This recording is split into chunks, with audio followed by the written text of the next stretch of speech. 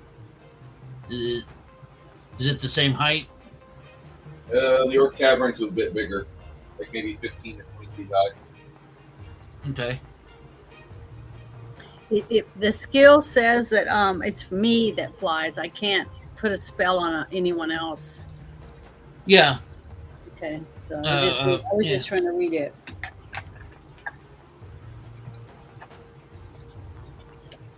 But yeah, you could cast fly on yourself and fly over the orc encampment, drop a couple of alchemist fire on the tent or whatever they got up. That looks like would be in the that looks like would hold the leader, and then you come back to us. That should cause enough. That should cause some confusion. Yeah.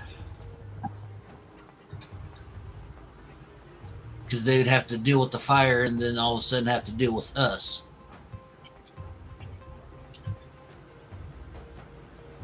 Keep the archers yeah, I'm willing to try to do that. I mean, I do have a belt so that I could put a couple of bottles under my belt or in my bag and then have one in each hand when I take off and be ready to chuck them when needed. And I guess I'd have to roll to see whether or not I hit the target or not.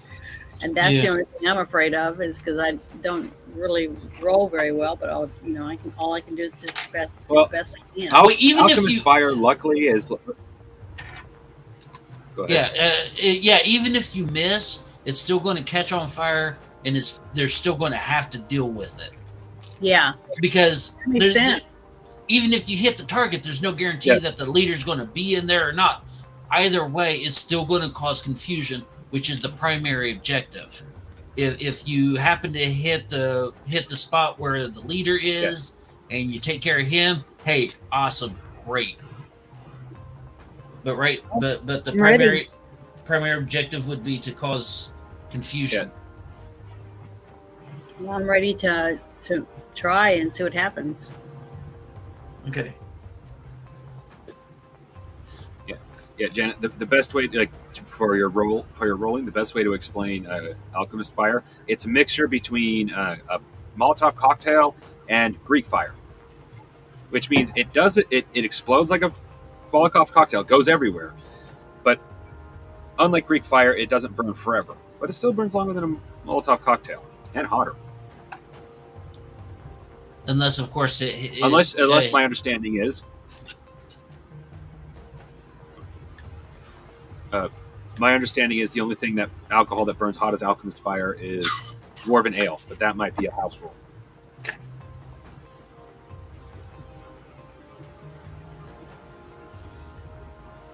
I was going to say, unless you hit something that's flammable, which will catch fire. Yeah, I'd have to wait until I see what's around there when I fly over. But I don't know how high up I can fly, because if the tunnel's only like 12 feet high, then if an orc would be able to reach me flying over him. See what I mean? That's what I'm worried about. Yeah. Well, Bruce said that the cavern is like 15 feet high. It's still pretty low. Yeah, it's pretty low, but I mean, an orc is not going to be able to jump 15 feet and grab you. Well, they wouldn't have to, okay? Because if the orc is 9 feet tall, that already takes 9 feet out of the 15. That's what I'm trying to say. Wait. I thought orcs were human-sized. Yeah, I don't know. I thought orcs were a little taller than humans. I mean, some humans can be 7 feet tall. 7 feet tall. How tall are the orcs? Between 5.5 to 7 feet tall. They're bigger than humans, I'll say that. So that leaves them a gap of 8 feet, and that means I'd have to fly really close to the ceiling to be able to do it. Let me see if I have spider crawl. Maybe you think that would be better? No, I think flying would be better because it would be quicker. because you're just going to fly over, like get to the center where the leader would be, drop a couple of alchemist fire, and then fly right back. Why Even are we? if Well, hold on. Lemmy says, why can't we use? We've got these abilities to throw, and the center area doesn't require her to put herself in danger in the center there. We could stand at the edge. We could sneak to the edge of their pit area where all the carousing's going on and the fires, and their eyes are going to be fucked up until they get so far away from the fires. But we can throw alchemist fire, and it'll be easier to get them towards the center because they're at a decreased altitude. Don't forget about that. That's okay. I just realized something that makes me feel real stupid. I have Hand of the Apprentice. Okay, what does that mean? That basically means I can throw with perfect aim. Well, now that just changes everything. Yeah. Yeah, I definitely don't have that. Okay, so we'll do what Lemmy suggests. We'll get to the edge, toss in a couple alchemist fire in the center, and then wait until they gather around to put out the fire, and then we toss in a few more. We get our archers to shoot in there.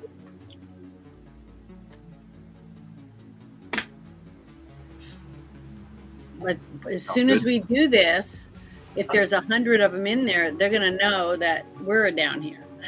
So we're no longer at that point, Janet. Yeah, we ran off this little side passageway right here. This is a fortification, not the main hall. Yeah. So you think maybe there's 30? I'd be surprised if there's more than 15. I mean, 20 would be like the absolute max I would expect here.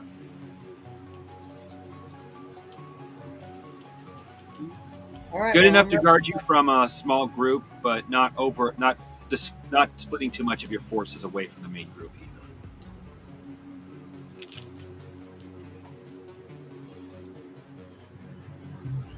So we pulling the trigger on this plan? Sounds good to me. Why don't we rest? Why don't me and Sylvia and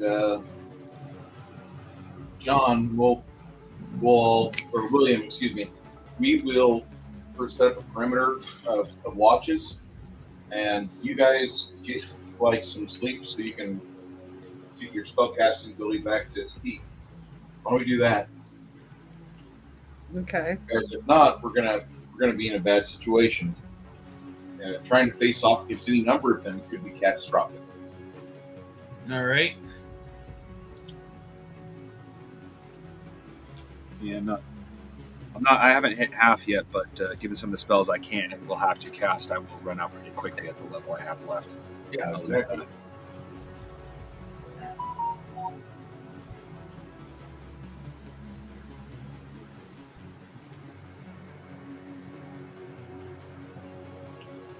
Okay, so I'm gonna sleep. And before you guys go to sleep, William looks at Isabeau and says, "Isabeau, can you channel our God's power and heal us up a little bit? Because not all of us are at our top." Yeah, I have. Let me see. Let me get my thing out real quick here. Sorry, I'm going through my thing. I have channel positive energy. Yeah, do that. If you have any more abilities to do that, that'd be great. And then after I sleep, then I'll get more. Uh-huh. So, hold on. Let me get to it again. I'm trying to find out what I do and how I do it again. Oh, it's on this page. Yeah, okay, so it's 3d6. Let me get them.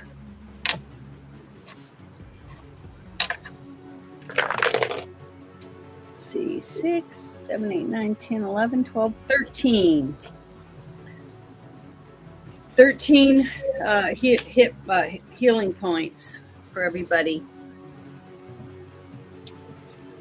You guys are hurt. 13 hit points. Okay, I'm looking at Shield. mine. Because I'm already healed up myself.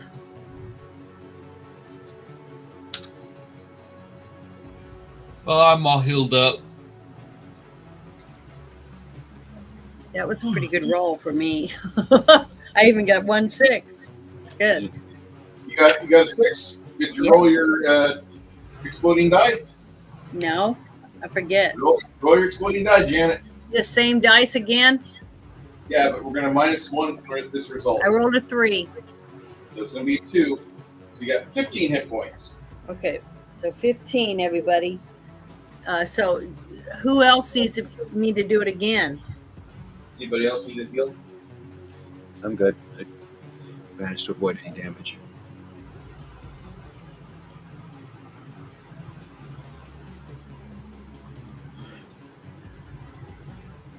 Okay, well, I guess I'm gonna go to sleep now. And so I can get back to my tip-top abilities with my spells. And my mana, let's see. Hold on.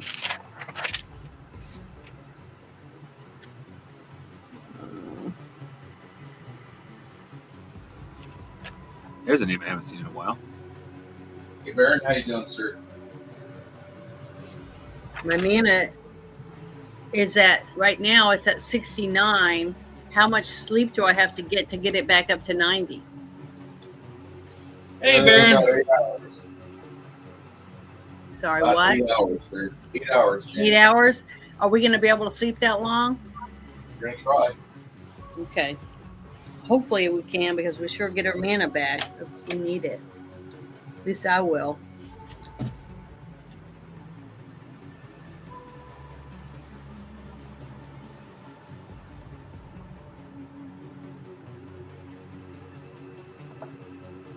Hello, Baron.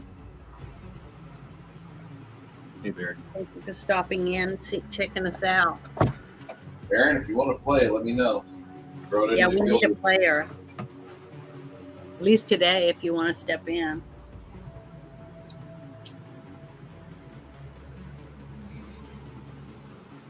Baron plays the paladin.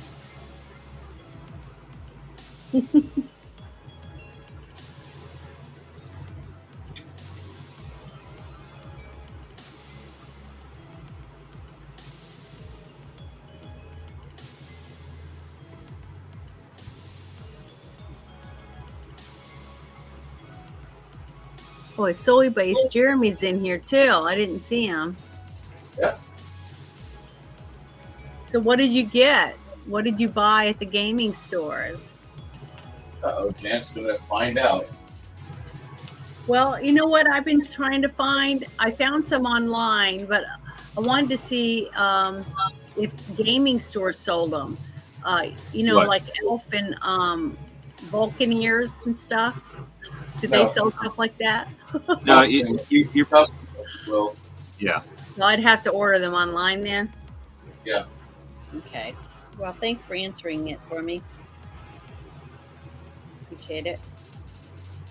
Yeah, like if you were in Hollywood or pretty much a lot of different places from California, you could easily find a special effects shop that would sell something like that, or even custom make them for you. But where you are, you're probably going to have to look online. Yeah, I will. Because I only have the 2 pair, and my elf ears are starting to just fall off because they're not tight anymore. So I need to buy some new ones. There's glue for that. Yeah, but I don't have any of that glue.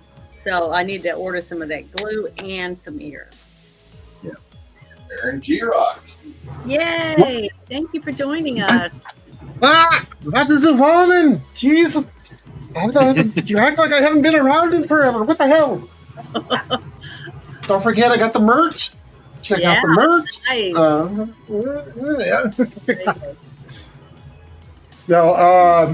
No, we were one of my roommate's kids, which are basically like my nephews. They one graduated 8th grade last night, so and he's a big Pokemon kid, so we went looking for Pokemon cards. So we finally found them at the last one we went to and got him some Pokemon cards and everything else, and getting him all like prepped for going to high school because he's going to be doing like D&D club in high school. So yeah, Nice. Yeah, the last time I went to Texas, I went to a real cool store. I can't remember the name of it. And they had the big giant dice like Bruce plays with. All kinds of awesome dice in these little containers that were like liquid inside with sparkles. Yep. I mean, everything you could think of. Oh, if I had a lot of money, I would have been spending some of it. I almost bought a full set. They're metal dies, but they're hollow core, and they are really freaking beautiful. I almost bought some. I was like, nope, gotta be good. Anybody know what those balls that you from Japan or China, they're oriental, the ones that make those weird sound when you roll them back and forth in your hands? Benoit balls? Yeah.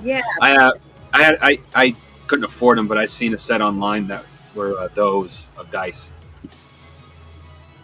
Like apparently they made the sound every time you rolled them. That would have been according to 2019, this is the #1 game store in the world from the GAMA, the Games Association, the Gamers and Manufacturers Association, GAMA people. They gave them the wood, the plaque. San Antonio's got Night Watch Games, which is on Blanco Road. I recommend everybody go there. Traveling through, stop. Seriously, it's a beautiful store. Yeah, I've been there a couple times. It is a good store. But I wanted to tell Bruce something. Remember the last time we played last week with the other thing, and I brought up that latex bodysuit? Remember when I did that? Okay, what happens when you look something up on the internet? Well, the worst comes out. Okay, well, it starts showing you more of those things, right? Well, the one I showed you guys was ones that fake guys would wear to pretend to be a woman with all the lady parts and stuff, right? Okay, so when Thursday night, when I opened some stuff for the show, the ads popped up and it had all those latex body parts and stuff. And people were making comments about, what have you been looking up on the internet? It was so embarrassing. So just gonna warn you guys, when you look up, so I'm blushing really bad, but when you look stuff up online, it's gonna follow you later.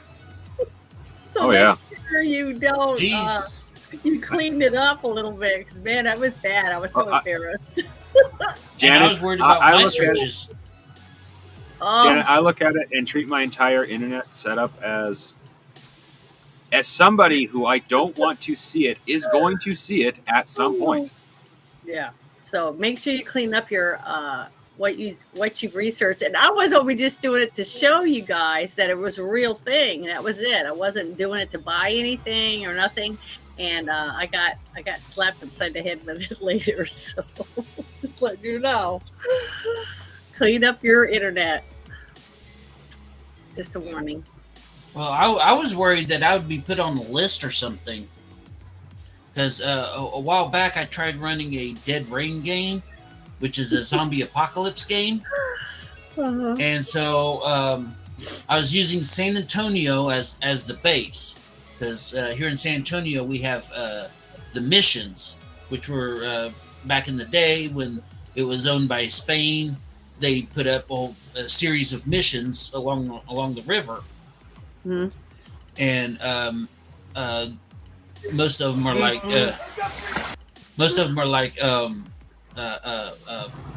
parks museum kind of thing now, and they're set up where, I mean, they're the place to go in the zombie apocalypse. So I looked those up. I was also looking up different types of weapons, Now, also, you need supplies and for runs. So I was also looking up like malls and Walmarts and things like that, and then there's other places and in the game it says schools were used. So I was looking up schools. So now I have on my search history military grade weapons, malls and shopping centers, and schools.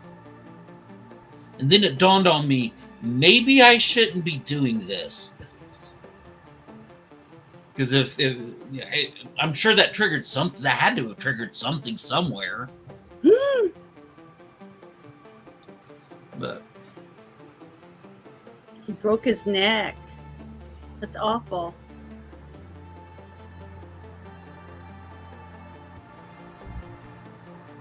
I just figured that while you guys are resting and chatting, having the worst human events possible.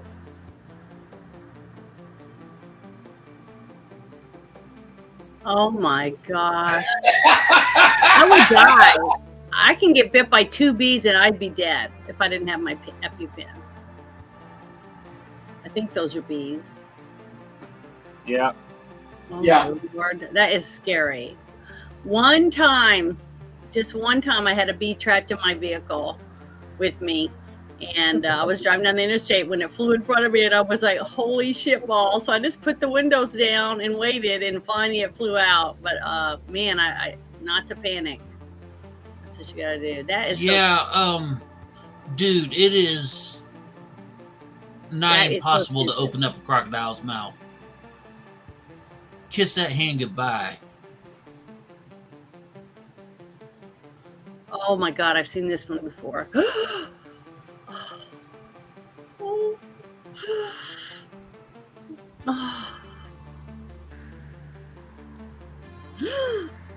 On her phone crossing the street.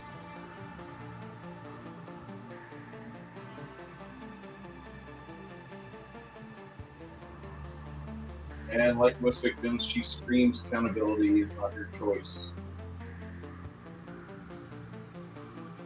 Well, what I've seen before is a person getting hit and their adrenaline kicks in. They get up and walk off and they say they're okay. And then after the other person leaves, they fall over and their neck was broken. They just didn't know it at the time.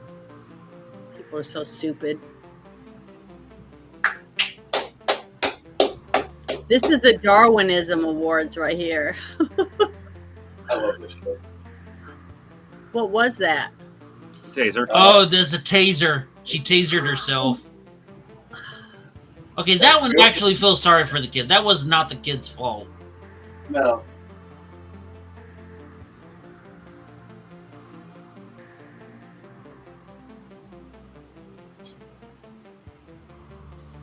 Poor seal, otter, whatever it is, I don't care. It was a seal. Oh, I remember that guy. And he cuts the whole top of his head open.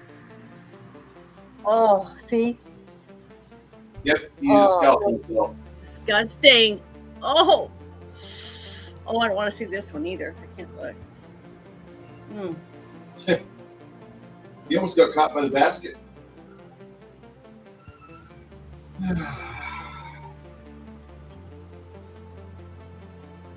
You okay? And nobody does anything. That's what's so sickening.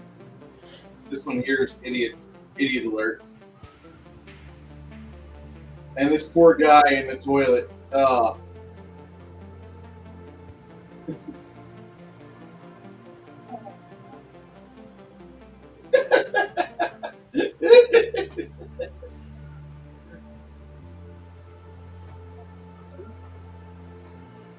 You know what happened in the 90s? We had extreme sports. Notice how that did not last? Good times.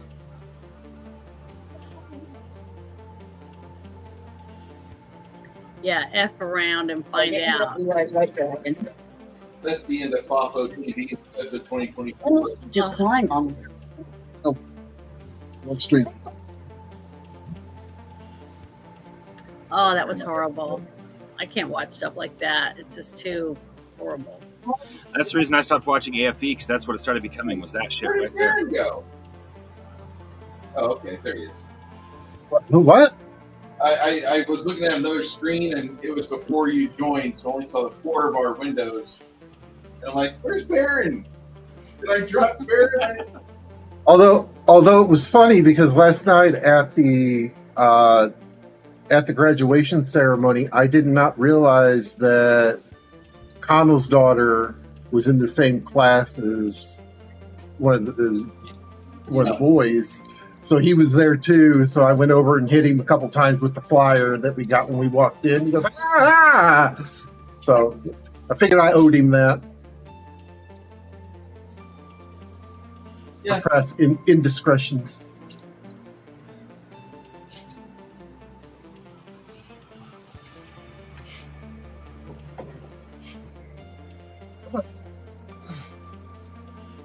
So you guys are gonna rest, and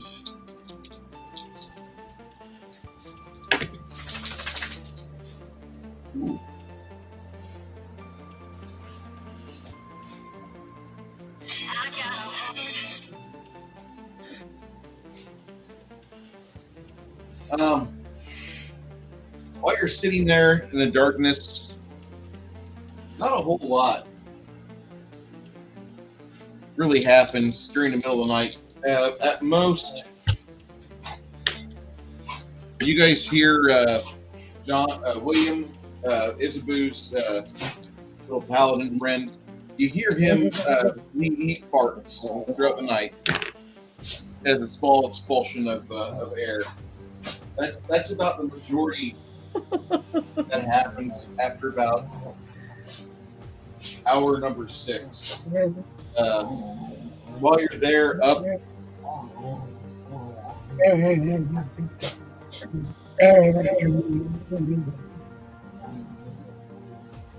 You hear, hey, is that a puppy? Uh-oh. Mm-hmm. Yes. Aww. Oh, Puppy cam. And then the other one's right there behind me.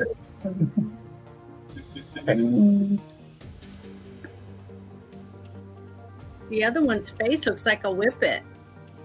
No, he's Asian Terrier and Jack Russell mix. It's pretty. Aw, yeah. You see the Now people. you know. You see the people? Jack Russell. You wave at the people. It's Uncle Tom. Oh, yeah, I can. Yeah, he's my laid back boy. Yeah, but usually a Jack Russell mixture is not laid back. That's what No, I. he when he's safe, he's fine. He just gets a little crazy sometimes. Little crazy. Well, that's not the type of dog I'll be breeding in the game. Have you ever walked him outside of a grain elevator? No. Okay. Don't take the other dog. Just take him alone. Walk him around a grain elevator. Watch his change in behavior as he smells the vermin. Oh yeah. His ancient dog spirit awakens, and he's like, He has already like 6 or 7 baby buddies to his kill streak. He'll grab them and literally just jerk his head and snap their neck. Yeah, my little Chihuahua used to just bite their neck and they just fall over. One little bite. Over. Yep.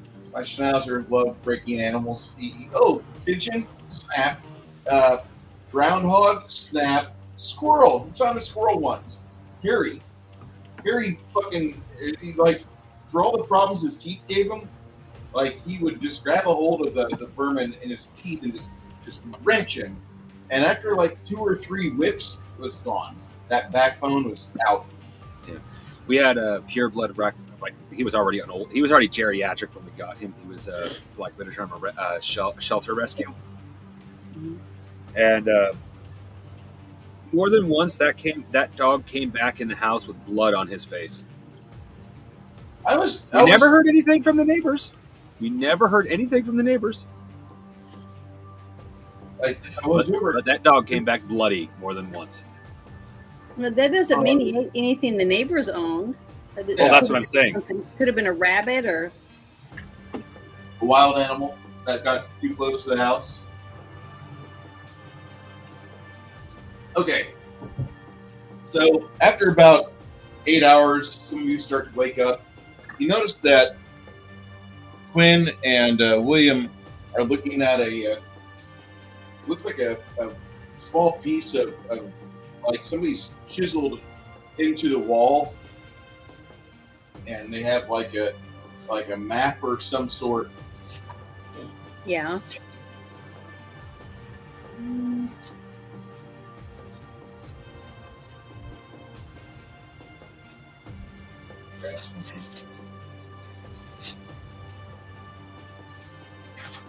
Hope you guys are having a good day today, by the way. Both those in my panel and those in the chat.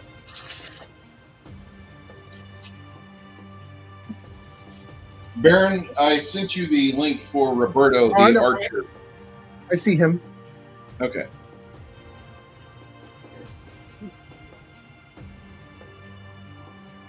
I don't know why he's got the knowledge he has, but okay.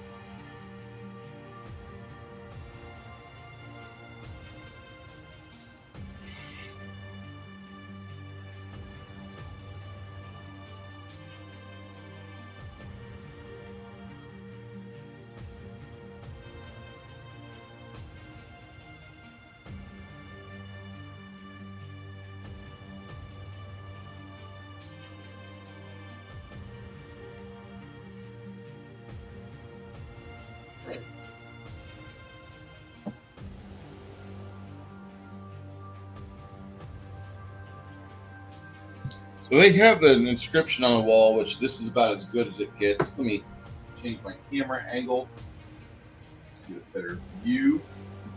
All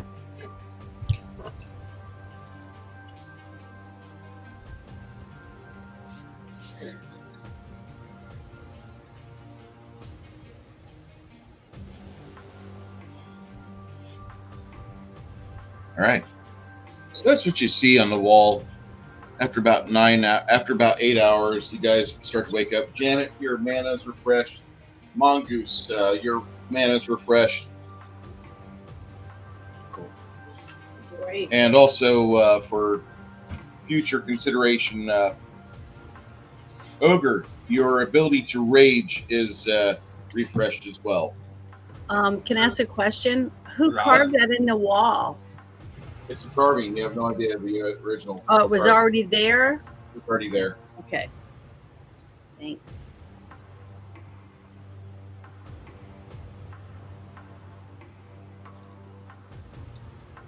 Yeah, I figured that Roberto's knowledge religion would probably be something just of a passing interest.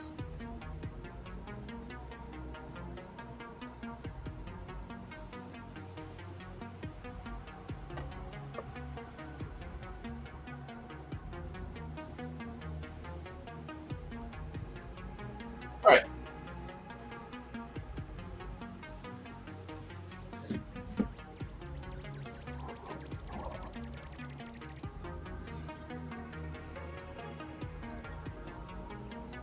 You guys are literally like right here.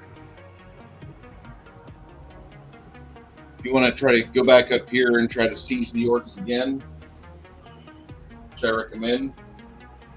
Hey, baby girl. I do recommend you try to do that. You guys are currently on task for that. You guys are currently on a quest to get rid of the orcs somehow, some way.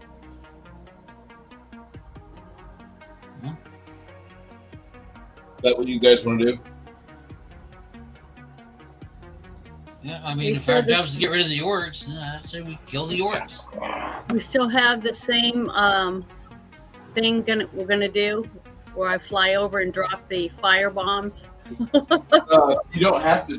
You don't have to. Remember, they're at a lower elevation. Okay, so he's gonna throw them because he has. You guys, And yeah. you guys could, if you guys can sneak up to the edge of the pit where the orcs are at, reading and having their campfires and doing whatever orcs do with their encampment, then literally you guys could throw like one or two of those before they even get a chance to marshal their forces, arm up, and come after you. Mm-hmm. Not even armor up, arm up. Yeah. Yeah, let's do it. All right. So we're going to sneak up around the edge, and who's tossing in the? I thought our wizard was going to because he has precision throwing or something. Anybody that wants to. Well, he can do it to anyone. The more fire that you guys throw on these orcs, the more that they're going to probably not be so inclined to come after you. And plus, fact, you could whittle them down, possibly. Well, is that a spell that he can put on all of us, to each of us to throw stuff, or Only not? him. Only he gets that spell. Oh, okay. It's True Strike. It's a personal spell. It's an ability, not even a spell. Oh, an technically. ability. Okay. Oh. Wait. What ability you got? What ability? It's Hand of the Apprentice. I get to use it 5 times a day without casting mana, so I can count it more as an ability than a spell. It might technically be a spell, but I count it as an ability. It's a We are special going ability. to use it. Fairly. Hey, Jackie Blue. I hope you're doing well. I hope Clark County's treating you nicely.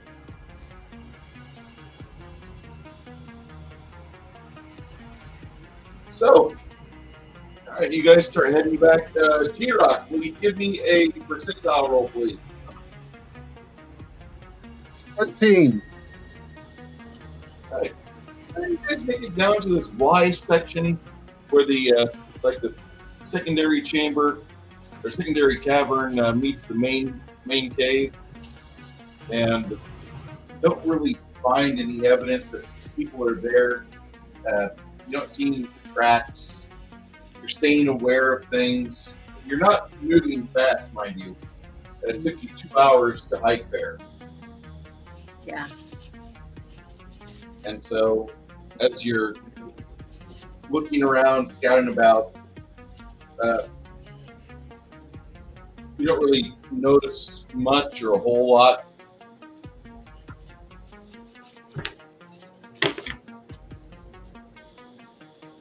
Four. Yeah, like I said, you guys make your left and start heading back up. I think it's northerly general direction. Headed back up this cavern, about 700 feet.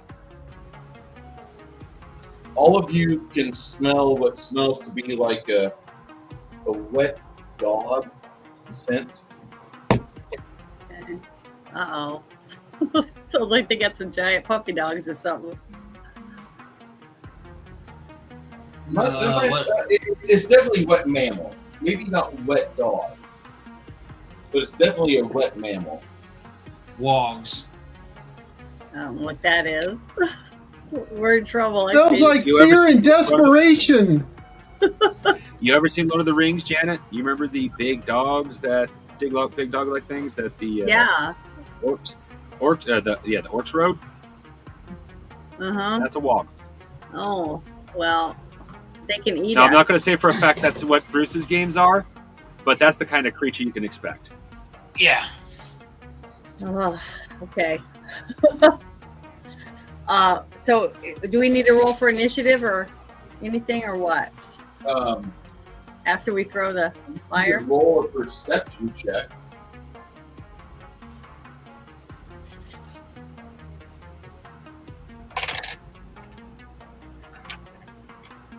Are we supposed to roll? or not?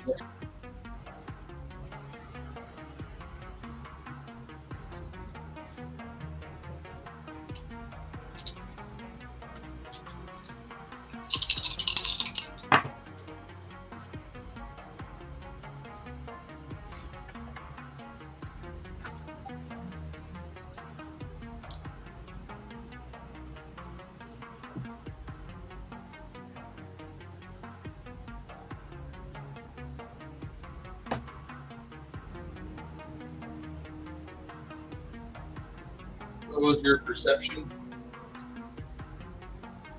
For me? Yeah, what'd you guys roll? If you rolled your perception, I'll give you Sorry, I didn't roll because I was waiting for you to say. I rolled a 57. I rolled a 9.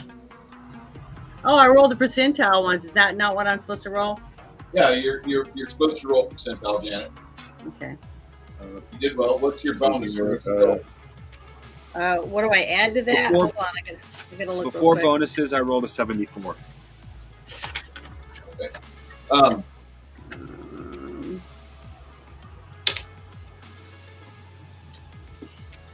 You guys hear some scurrying, like the majority of you hear scurrying up ahead, and you stop.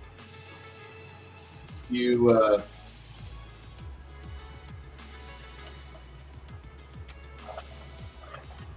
you note that Sylvia is trying. She gave her torch to William, and she starts sneaking in the shadows, trying to avoid whatever it is. But you guys can hear scurrying up ahead, and it sounds like something scratching on the limestone.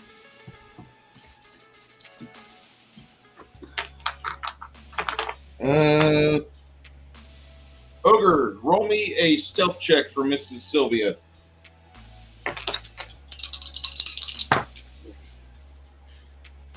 Rolled an 85. All right. I don't have her. 85. Jeez.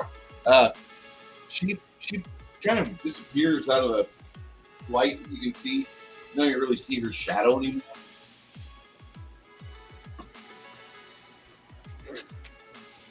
Go ahead and roll her to hit. If she zeroes in on something. 90. Roll her damage, including her precision. I didn't pull a sheet up. What do I roll for her damage? It's going to be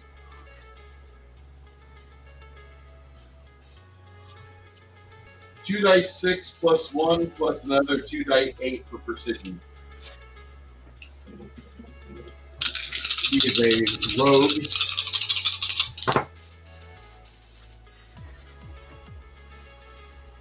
Let's see, that's 8. 13. 15. 20. Is that including any exploding dice? Yeah, 1 exploding die. All right. You hear a large squeal from the darkness, and lots of scurrying as Sylvia finishes off whatever it is. You hear something loping away from you down the corridor, trying to get away from this crazed killer in the darkness. Sylvia comes back into the torchlight, and you see that she's got she's dragging, got 2 daggers, one in the throat, one in the stomach cavity, and she's dragging back what appears to be a young man, and you see that his body is shifting out of some sort of lycanthropic state into a young human state. He's probably about 17 or 20 years old, but he was a were rat. He was a were rat? Yeah. Sylvia said, when I first got a hold of him, he tried to bite me, but my dagger put much space between us, and I got him, I think, in a vital spot. I took my other dagger and I got him in the throat, as you can see.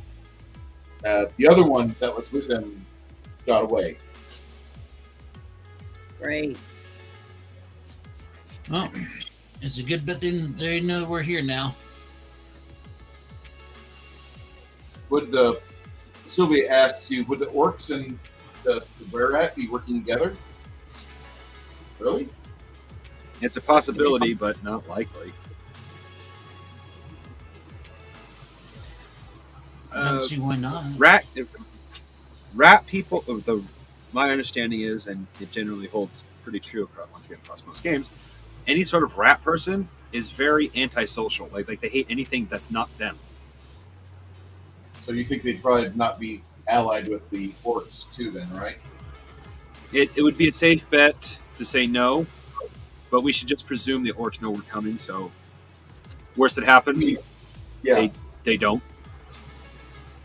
I mean, worst that happens, they do, and we're prepared for it. But that is interesting. If they aren't working together, what are the were-rats doing there? Surviving. Were-rats and ogres and orcs like the same space as dark underground areas. In fact, it's quite common to find, just like it's common to find an Otyug or maybe a gelatinous cube in a sewer, it's not that surprising to find a were-rat in a sewer. This is a cave, but same difference. Interesting.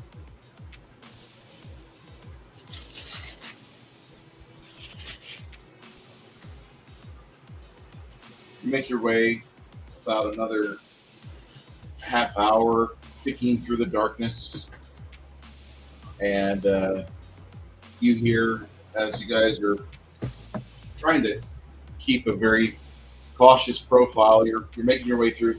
Sylvia and John have gone through about 4 torches so far.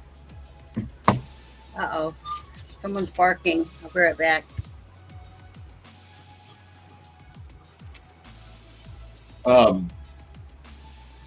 You guys, that's when you notice that there's a young girl at the edge of your torchlight, probably about 45 feet away. There's a woman that's up against the cavern wall, and she's crying, and she's like trying to stay out of view, but she notices that you see her, and she tries initially to kind of slink away.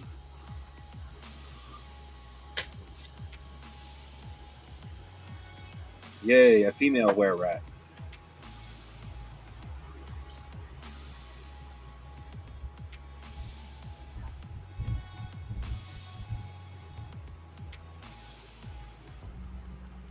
So we see her against the wall and she's trying to slink away?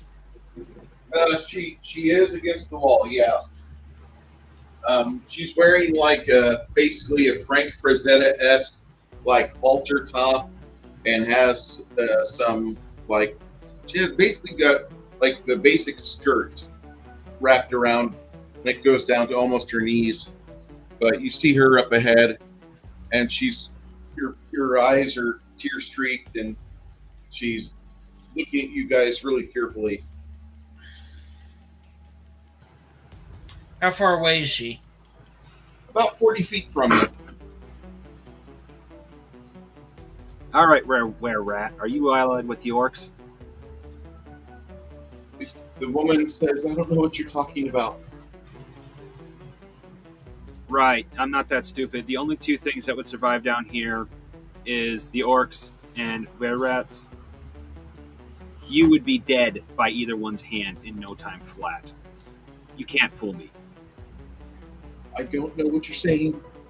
I don't know what you're talking about. Isabu, we need a zone of truth. Ooh. Isabu says, Zone of Truth?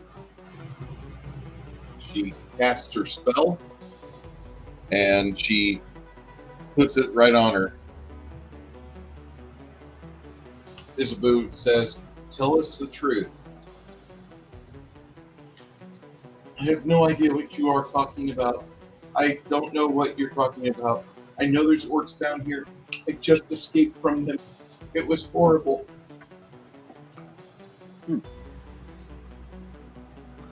Honestly, was not expecting that. The zone turns red, which means Isabu's like, she's left. you lying bitch. Okay, well, I'm back. Sorry, I'm not All right. used to dog barking yet. Isabu dropped 9 mana off your total because Okay. you cast Throne of Truth. Okay, I'll pick it off. It's gonna take me getting used to dog barking. Interesting. I just like with you with a dog. I'm happy now. If you need a dog, you need a dog. You needed a dog, Janet. It's just gonna take me some getting used to. But I let her out, and then back in. She's a very Can't leave her outside because I have chickens. Yeah. I would hurt her. About maybe 40 feet away, there's a woman that's like streaked with tears in her face, and she just told you that the orcs took her captive, and there were other captives, and it was horrible. She managed to escape. She has no idea what you're talking about, and all of a sudden, Janet, you know for a fact that Mitch is lying. Okay. She's lying, and the little Zone of Truth area goes off. The rest of the party is very much aware that this is not the result that this woman wants. I'll shot to the knee. All right, go ahead, Roberto, because you've been carrying an arrow at the ready, kind of relaxed. 12 shot at the knee, go for it. Oh. What'd you roll? 44 out of 55. All right, this woman kind of standing still. She takes an arrow. Roll me 3 die 8 or 3 die 6 and add 8.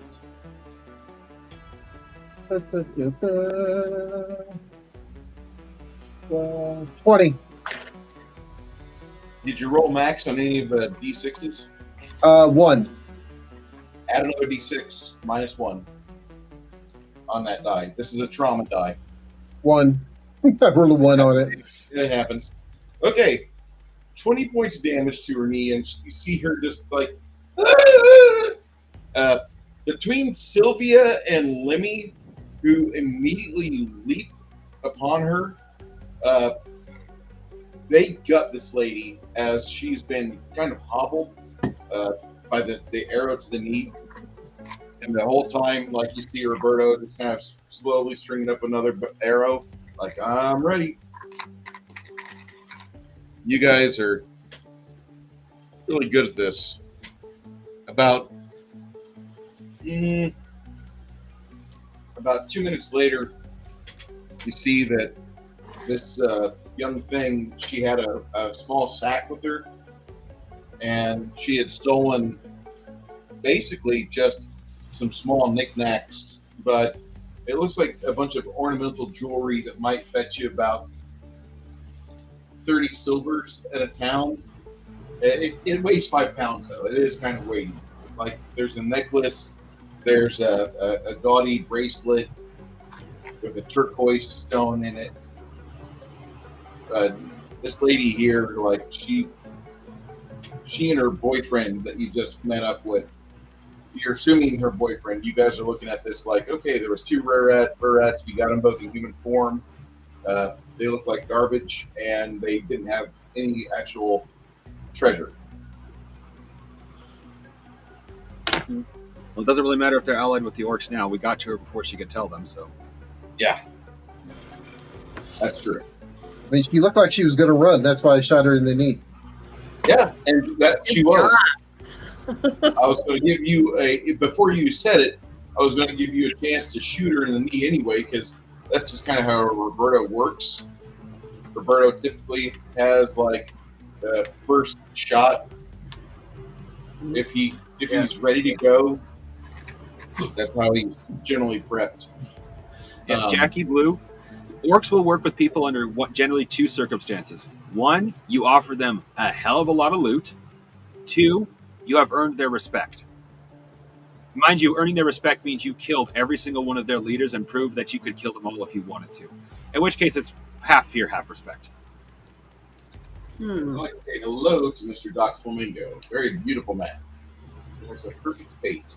And orcs are sometimes intimidated by magical bippity boppity boo stuff. So, So is she? You guys think she's one of those were-rat people? not anymore. I mean, but she was. Probably. Yeah, that's why we had you pass on a truth. Because my logic is, and it seems to hold sound, if the only two things that's really down here is were-rats and orcs, she would not have survived. At least not in such good condition. Yeah. She might have had some trauma happen to her, but she was still, when she was discovered, you notice that she's against the wall. She's trying to use the stalagmite to hide, and that just, it really wasn't helping her out. You guys kept pushing forward like, what the fuck is this? What the fuck is this? What the fuck is this? Yeah. Immediately, like, and it's just what I'm seeing, what I'm hearing in combat in my head.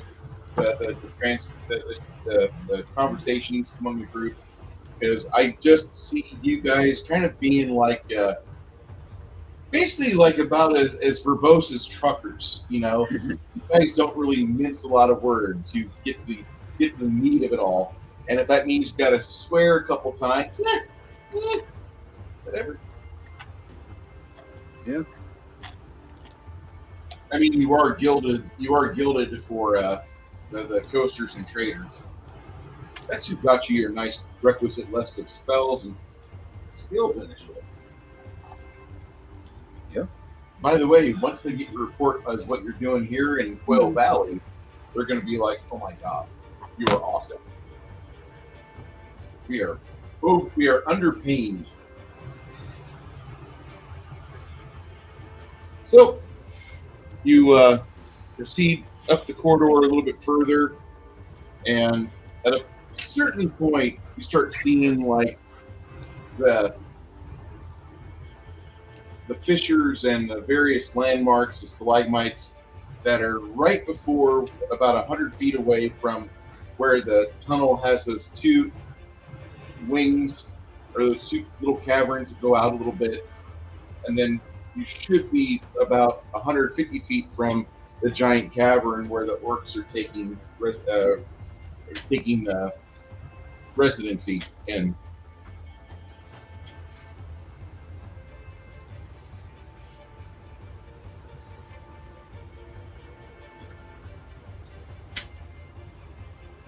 All right. I can throw up to 5 bottles back to back with Hand of the Apprentice to get them exactly where we want them. So that leaves 2 bottles for 2 bottles. Yeah, 2 bottles for anybody else who wants to throw. Give me one. Right. When he presents his collection of Alchemist Fire, he says, "I have 7 bottles of this nice flaming substance. Alchemist Fire, once it breaks, it explodes, or once the bottle breaks, it turns into a flaming concoction for about 12 seconds. However, it does seem to coat really well, so try to hit directly. I have 7 bottles of this. Who needs it?" I want Sylvia one. grabs 1. Or 2.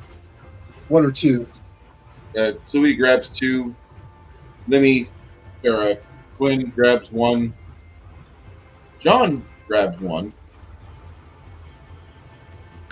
Your little angry terrier wags his tail. I wouldn't call him angry because he's angry at you, but he's a terrier, so it's like, "Arr, little dog." Arr. He also smells vermin, because that's what orcs are.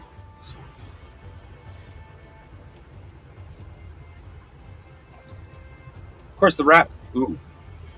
If a were-rat shows up, we have to keep him in check, because he might try to rip his throat out. The dog did not like the were-rat people. Okay. So, Bruce, what I'm doing is the ones that I have, I'm attaching them to arrows. That'll cut down your range about by half, but you can do that. Yeah. Well, it's close quarters down here, so I don't see that's a problem. Whatever you do, don't shoot into a melee. Oh, I've got precise shot. You're fine. Well, Oh, no, No, I'm Baron. worried about the splash effect. have you heard the shocking grasp story? I'm concerned about the splash effect. You're just worried about friendly fire? Yeah.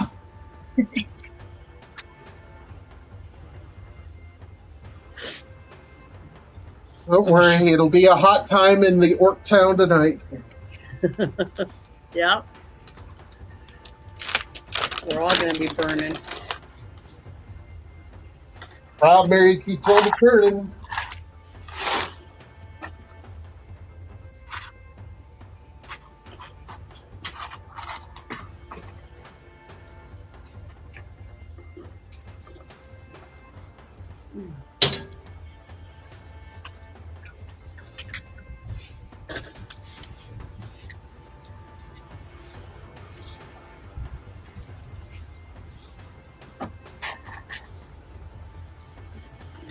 All right.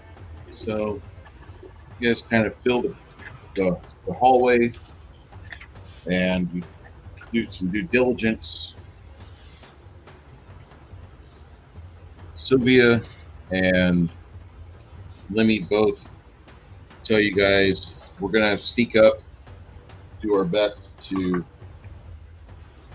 do some recon.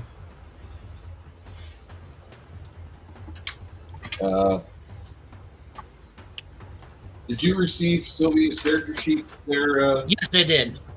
You did? Yes. Okay. All right.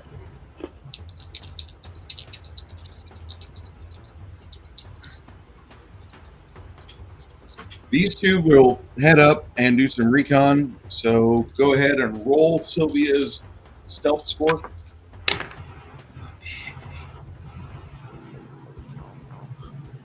Actually, you guys want to let's roll for Lemmy there, Janet. Roll me a percentile.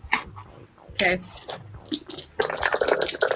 Oh, I rolled a 30 Where's and your- a 0. Right. What'd you roll? A 30. 30? Acrobatics, praise, bluff, climb. Low.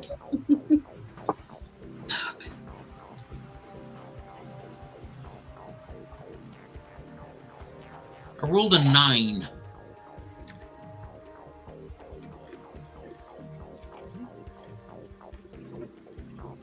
For Sylvia, Yeah.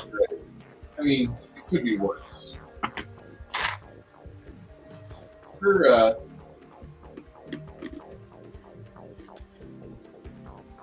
you serious? You don't have her down for stealth? Yeah, I was looking for it. I don't. Okay. Acrobatics, bluff, climb. Her stealth score should be a total of 50. So roll that, and I'll key that into her skills.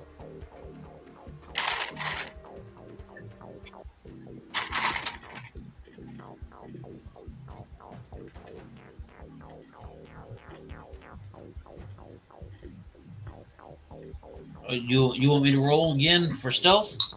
Yeah. No, I'm not using you.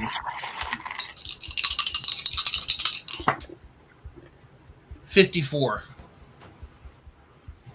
You roll a 54 plus her 45 stealth roll, 45 stealth skill for stealth, and I'll be 99. my bad, 35 skill for stealth. That's 89. That'll be And- 89.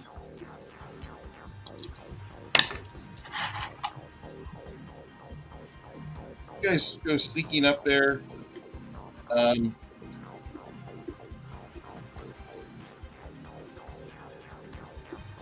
The rest of the party kind of fades away as the two of you make your way forward.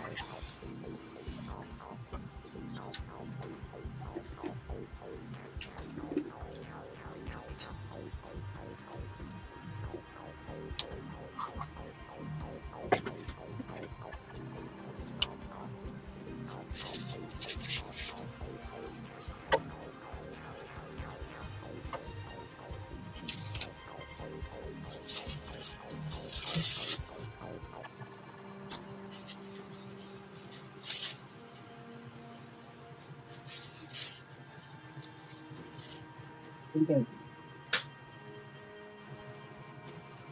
Lay down. I don't Sorry, want I thought I muted. Okay.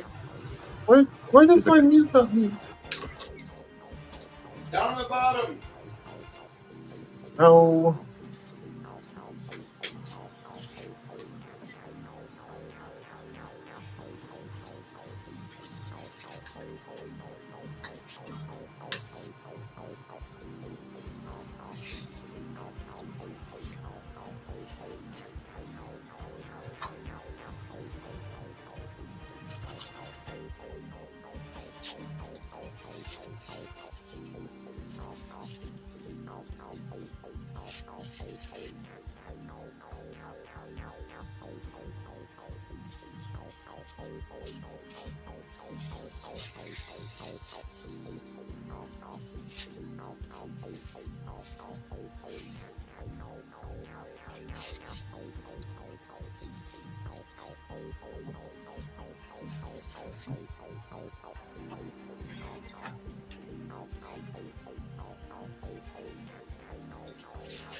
So.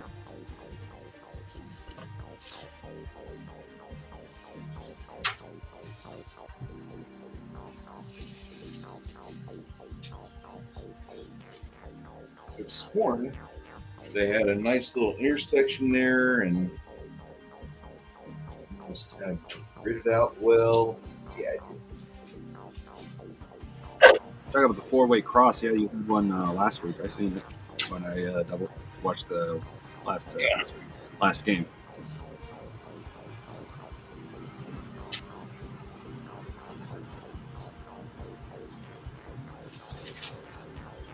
there you go.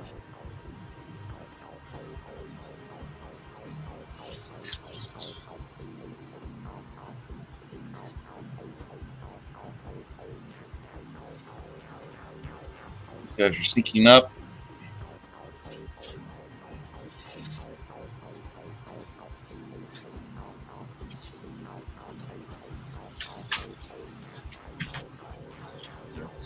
Got it? So those are like rocks. Yeah. Yeah.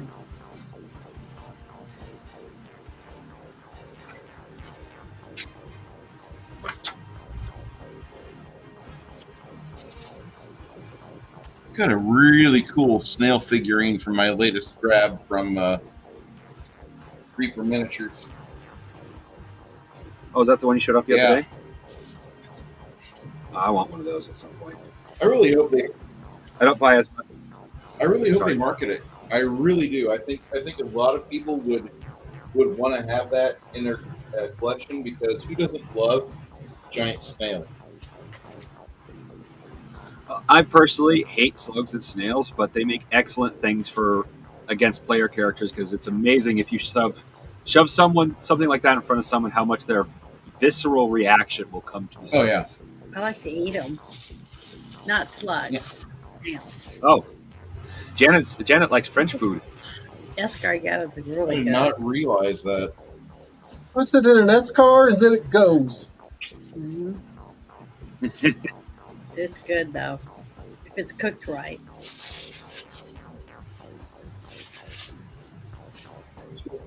I know. I've heard it's a lot like squid. It's very easy to ruin. Tastes like chicken. Mhm. You guys sneak forward. You guys hear some noises from over here. You can tell there's two orcs over here moving around.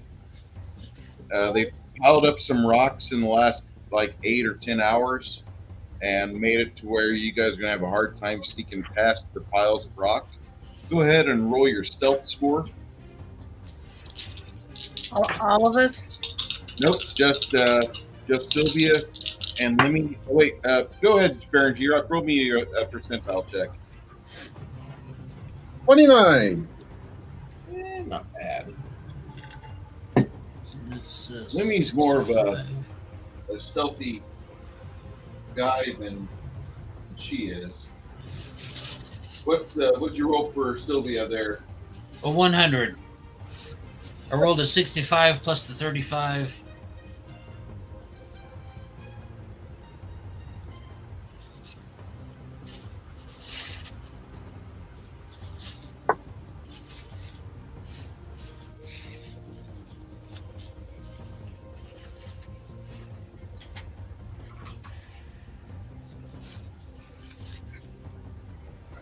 So,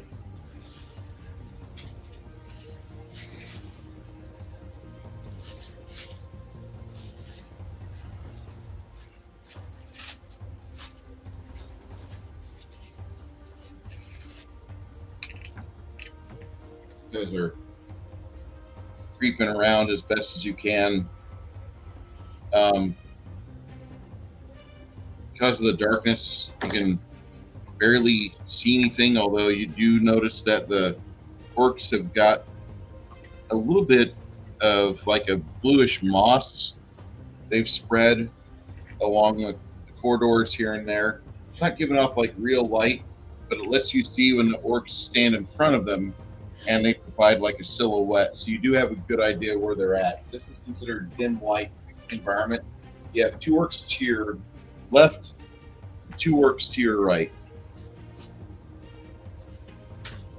And here I am, stuck in the middle with you. Oh, little silhouette of a man. Scaramouche, Scaramouche. Lemmy and Sylvia decide to stick together and not split up.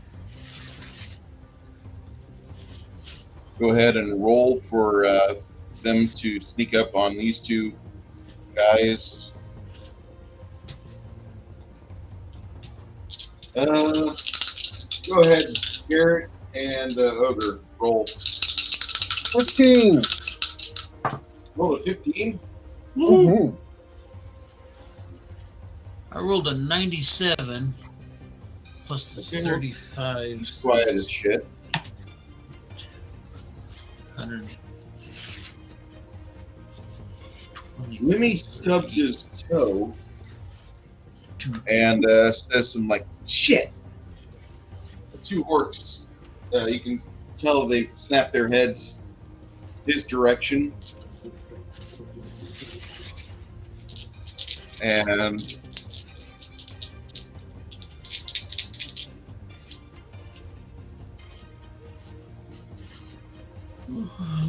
Where is?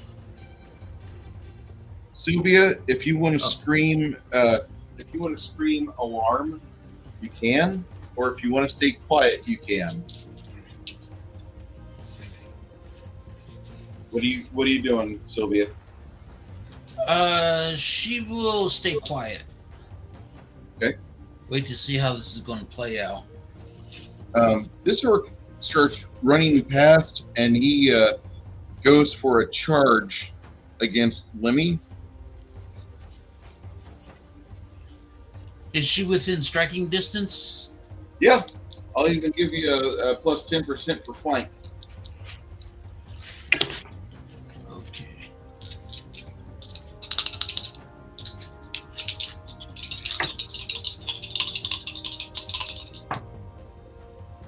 Okay, I rolled a 52.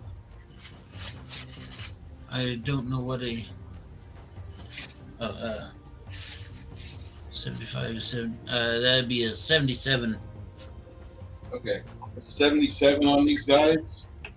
That's a definite hit. For her, you roll 2 dice 6 plus 1 and add 2 die 8 precision damage. Janet, roll me to hit for Lemmy.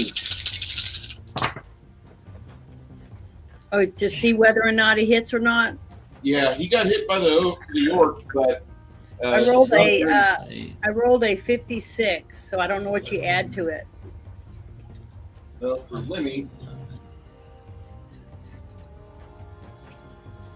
he connects, so he gets to 11, What do I roll for his 16, damage? 17. he rolls a die 6. Just one? Yes, ma'am. Okay, a 3. Actually, 2d6 and add 1 to it. I rolled the second one. I rolled is a 1, so that is a total of 5 for him. All right. Sorry. Because he's flanking with Miss Sylvia, go ahead and roll his 3d6 precision damage. You want me to roll it too? Yes. Okay, 6, 7, 8, 12, 13, 14. Did she roll the 3d6? Yeah, she did. Said 15. 14. Okay. Sylvia gets a 2d8 for her precision damage. She's a dagger master. Oh, okay. So she gets di8s instead of di6s. Her weapon damage is 2d6 though. And then whenever she actually has a flank or precision attack, she adds 2d8 to it. But how much did you roll for Sylvia?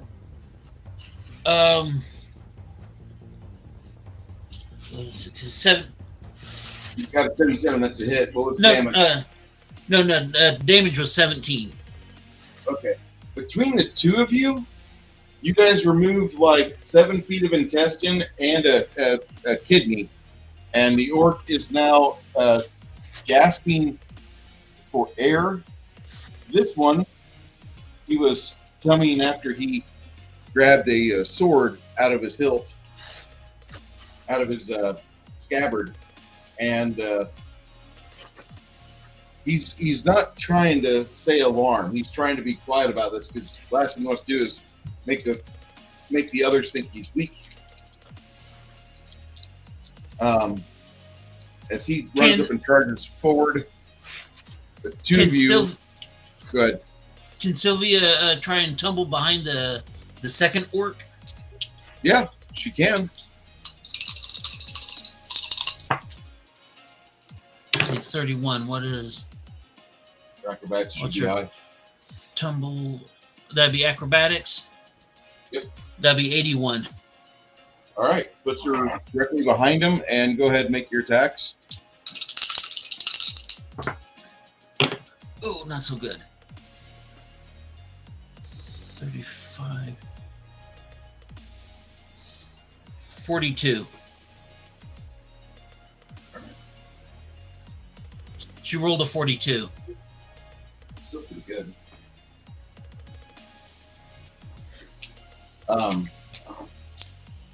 42 plus her to hit. What was her bonus on her to hit? No, that's with their bonus. Oh, Yeah. I apologize. Yeah. She did not. Here, give me damage for Lemmy. It's 2d6 plus 3d6.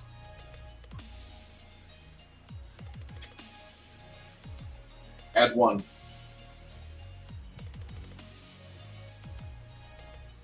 Total is 6. Yeah, it's going to be 5d6, add 1. Oh, 5 dice, 6 add 1. I'm sorry.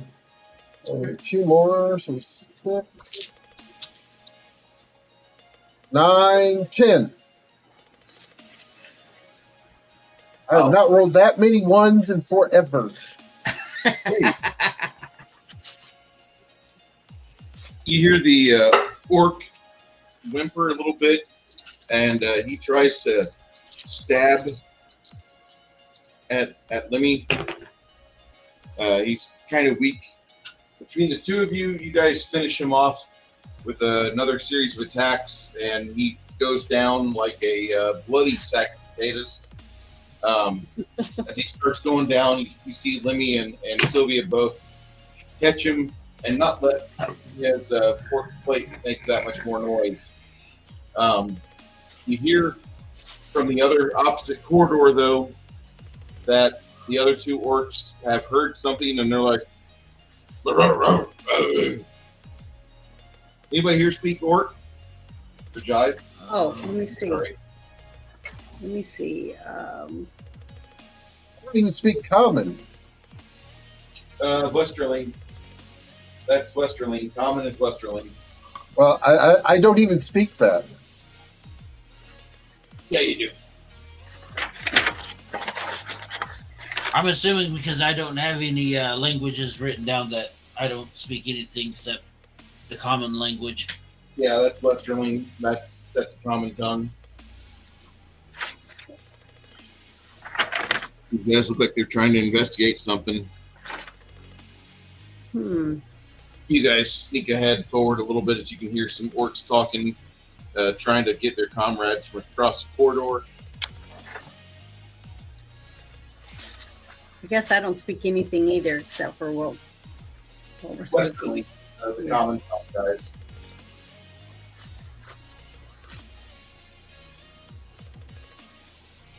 Baby girl, it's always good to see you. Hope you enjoy yourself. These guys start to have a little bit of a panic. One of them calls out again. You can hear the trepidation in his voice. This guy moves kind of in front of him, and they continue to make their presence known.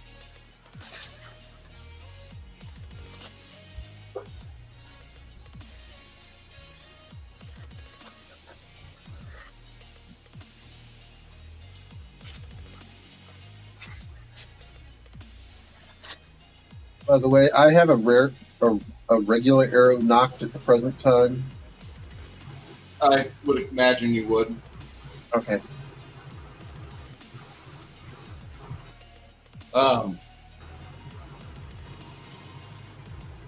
See Lemmy open up a bottle or a small vial of, looks like healing. He pours it on himself. While he's doing that, the rest of you guys try to sneak up and take a better position. He crosses into your view, Roberto. Oh. Okay, so I'm going to do a full-on draw power shot. That will be... So, okay, question. Yep. I've got a plus 45, so it's what I roll plus the 45, correct? Absolutely. That would be 100. Wow. I rolled a 55. You hit him in the gut. Roll me some damage. 6 plus 14. And because the range isn't that bad, make sure you roll an additional D8 for the alchemy fire. 28.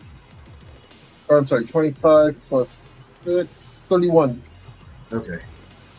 The alchemist fire explodes on his gut as he screams for a moment and then is silent. You see most of the arrows exited his backside. The other orc runs up to here and tries to jostle him, staying away from the flames. I'm gonna. I didn't shoot him with the alchemist fire. I thought you were using the alchemist fire one. I apologize. No, I said I had a regular arrow knock. Not... Oh, okay. My bad. How much without that D8? 6. You have 3 dice 6 plus 14 for the damage. Yeah. How much? 25 was the total on that. Yeah, that definitely kills him. This guy here runs up to him about the same time. The 4 of you pretty much pounce on him as he starts running towards the exit to try to notify everybody else. Go ahead. Ogre, go ahead and get your swing in. Okay. Already. You're Where'd they go? Fuck. 5. I rolled a freaking 5. Even with bonuses, that's not gonna. All right, you're right. Garrett. That'd be 50. No, wait. I'll have Janet roll. Janet, roll me a D percentile. We're going to add an additional 25 thanks to Lemmy. I rolled a 50. All right. Roll for Sylvia, Ogre. Rolling for Sylvia. Exceeds 70. That's all I need you to do is beat 70. You had to throw out a number there, didn't you? Yeah. Oh, we're in a No, rut. it's not. 39. Okay. All right. That's with bonuses. Okay. Mongoose, did you want to throw a magic missile his way? You have the reaction where you can do that.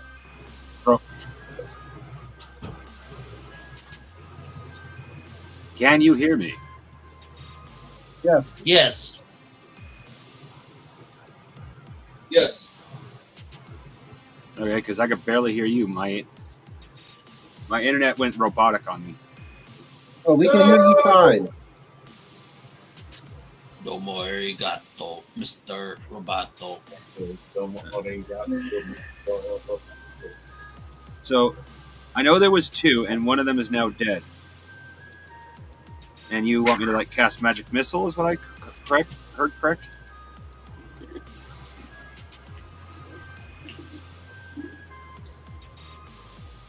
I think he's running to go get help. The orc is trying to run away to get close enough to yell for an alarm.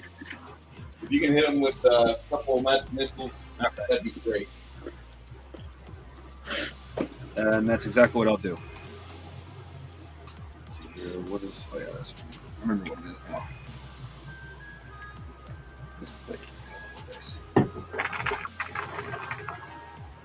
All right. 1, 4, and 3, 6.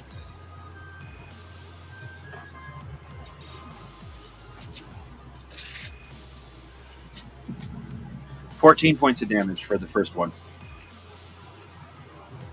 All right. You. Do I get a second one? Let me see.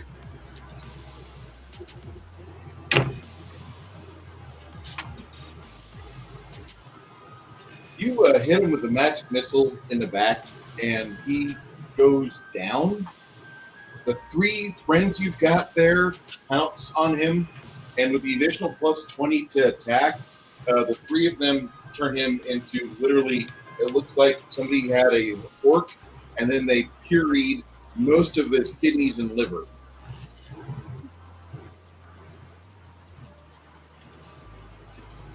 So is Someone put him through the blender. Orc, the other green meat. You drag these orcs off the Hey, side. and 40k orc flesh is edible. And if the orcs decide to do this, they literally will grow orcs off the fungus that sheds off their skin. Yeah. Yeah. So it's like green eggs and ham. Yeah, scrambled green eggs and ham. You guys, Lemmy goes to work for a little bit, and he tries making the orcs look like they got into a drunken brawl. Lemmy manages to finish off the last of his tequila, and he adds that to the scene. What do you guys want to do?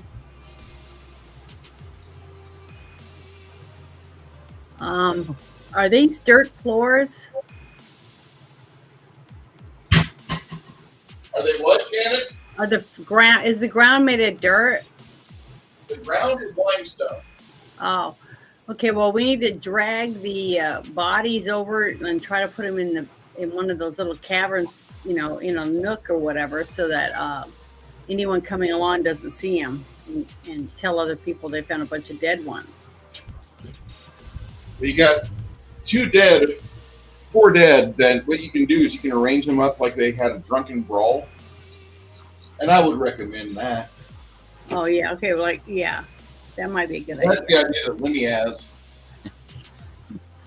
Yeah, the orcs will be like, oh, just another average day. Yeah. Anything we can do to give us as much time as we can possibly get. All right.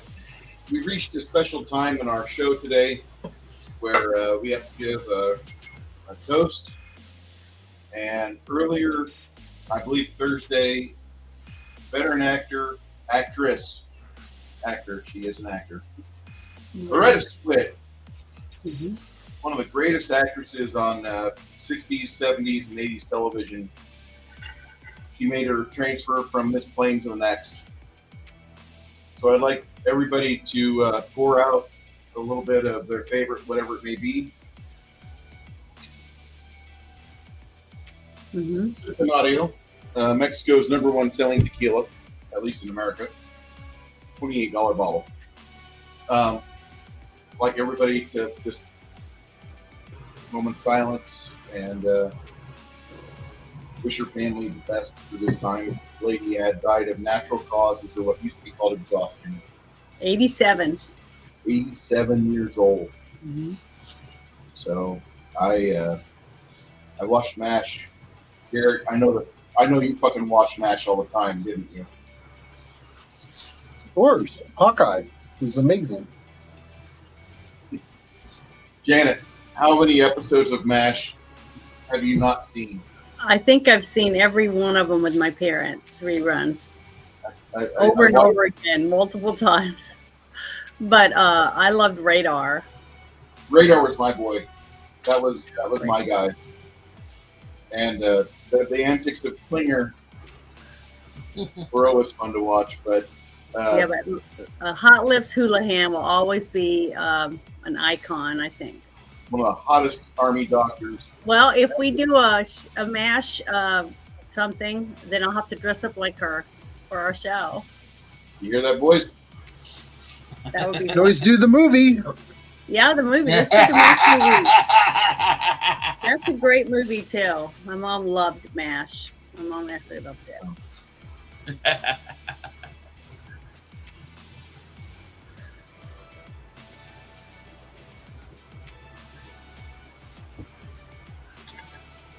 Rest in peace. Thank you, Loretta. She was also on a movie. I hope she likes energy drinks because that's what she got for me. Right. She was also on a movie in the 80s where there was some drilling going on up in the Arctic Circle. And Vince loved that movie. It was a TV movie, but the oil had to stop drilling at Site B because it kept affecting all the stuff going on at the North Pole. And the elves were about to lose their factory, and Santa's house was about to get caved in. She was involved with that show. That was a heck of a show to watch as a young kid, because Santa had a transporter. He had a literal teleporter. Cool. Yeah. Santa's got all the best stuff. Seriously, do you not expect Santa to not get the best toys? Of course. Local honey? You know, Bruce, you can add all the honey you want. You're not going to get any sweeter. This is just a Santa thing. Sorry. Actually, one of my eventual goals is to probably have to order it because I'll never be able to afford to do it, to actually physically do it. But see about sampling a batch of honey from every state. I would actually recommend, if you can get some of that Kelly's Local Honey delivered up to Idaho, you'll like it. It's not cheap per se, but it's a really good honey. Yeah. You need to turn around so everybody see the back of your shirt.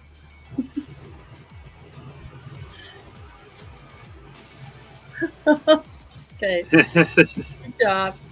Also, like crafting, you may want to drop Jade a message because his in-laws actually have a company where they make honey. Nice. The easy way to get some honey from Illinois. Actually, I think it's Missouri because I think she lives in Missouri. All right, Nerdy. Nerdy's going to be out for a second. Okay. So, you dress up the Orcs like they're having a usual Tuesday. They had a fight.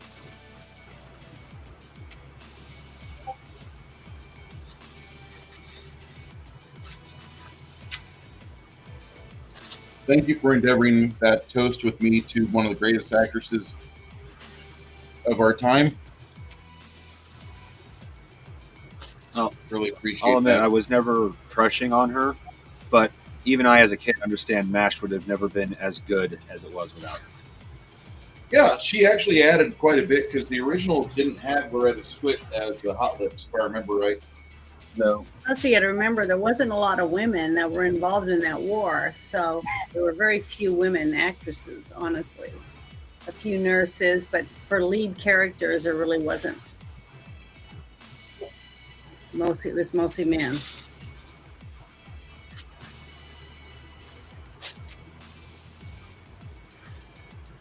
Yeah. Let me know if the music's too loud, guys. What? I could barely hear it. I almost forgot about it. And that's what you want for background music. Not exactly the quote the goal, but it's nice to have an option. Mm-hmm. Why does it have to be windy today? Is that what's causing your internet issues? I thought he had Yeah, when it gets windy, no matter what I have. I do. Here's the weird part. Weather affects my Wi-Fi. And somehow, magically, it's like wind actually affects the whatever waves the Wi-Fi produces and actually carries them away from my box. That's literally what it feels like.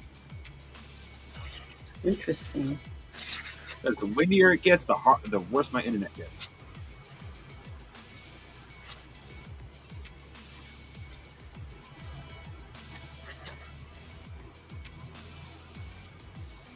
So for future reference, if the wizard needs to do something, Bruce, you are, as long as it isn't too stupid, you're welcome to make the call if I can't. Okay. I typically don't try to override people's actions, but like earlier when Janet had to go take care of the doggy outside, I yoinked her character just to cast Stone of Truth and further the story. I won't do anything that's against your characters per se, but I try to do things that are story focused. And that's really a bad excuse, I might add, because that sounds like, I'll just yoink your character and then claim it's for the story. It's not quite like that, but it is like that.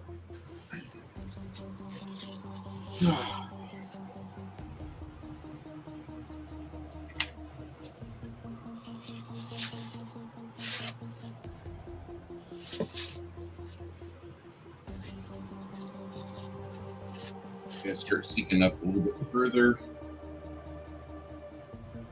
Looks like we're getting into a bigger cavern. Yeah, much bigger.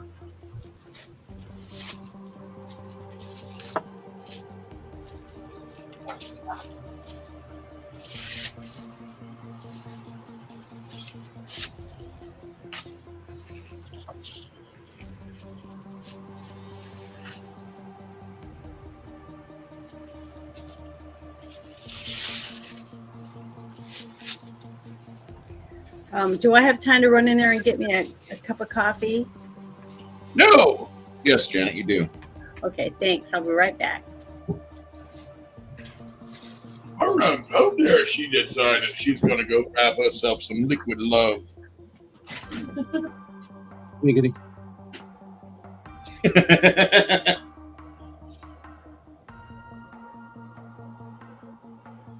I try not to be a pervert, Garrett, but you know how hard that is. I'm not a pervert. I'm a provert. I'm professional at what I do.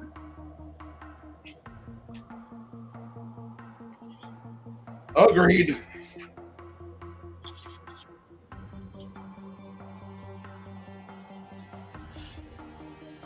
All right. Welcome back. I was trying to do my best Raul Julia. That's his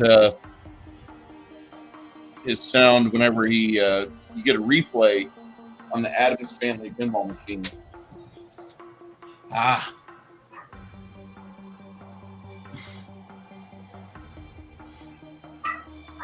What?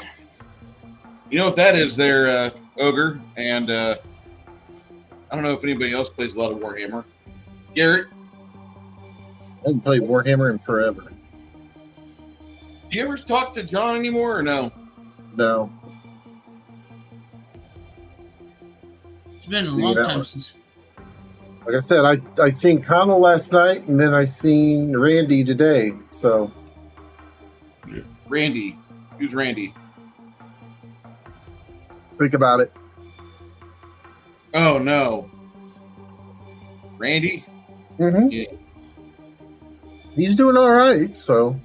I mean, as long as he's doing himself healthy, you know, that's all I can ask. He's...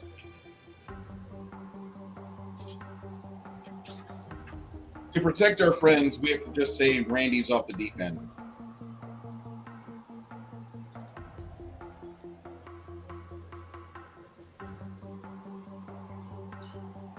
All right, you guys have snuffed out your fires. You are seeing a cavern that's mostly illuminated by stuff going on over here. I have to urinate. I apologize, but I'll be back. That is the tequila that says, I'm a steam train.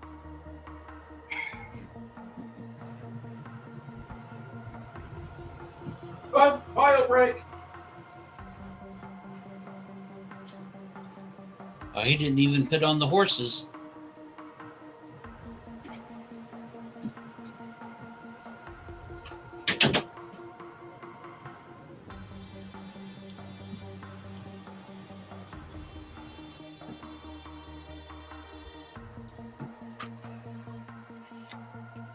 All right, I'm back. Hello. And I have some yummy coffee, and I put some Irish liqueur in it. And it is delicious. Oh my God. You are a rebel. I haven't had that in like 3 or 4 months. And I just looked at the bottle and went, why not? Oh, and it smells so good. Hey, during the cold snaps in the middle of winter up here, I buy liquor and put it in my coffee in the morning. Oh, it's good. It's got a little kick. Yummy. You know, when I was in Houston, working in this warehouse, and it was wintertime and it was cold, and there's a guy standing next to me drinking a cup of coffee. All of a sudden, I'm like taking, you know, I could smell something. I'm like, well, you got that cup. He puts his hand over it like that's going to cover it. I mean, it was coffee. I'm like, yeah, right. Irish coffee, maybe. Did he admit? Mm. Yeah, you can definitely. He laughed. That was close to admitting to what it was that I got. Well, And it was a slow day and didn't really care. Well, I'm at home. I have the right to drink some of this stuff. And it is pretty good.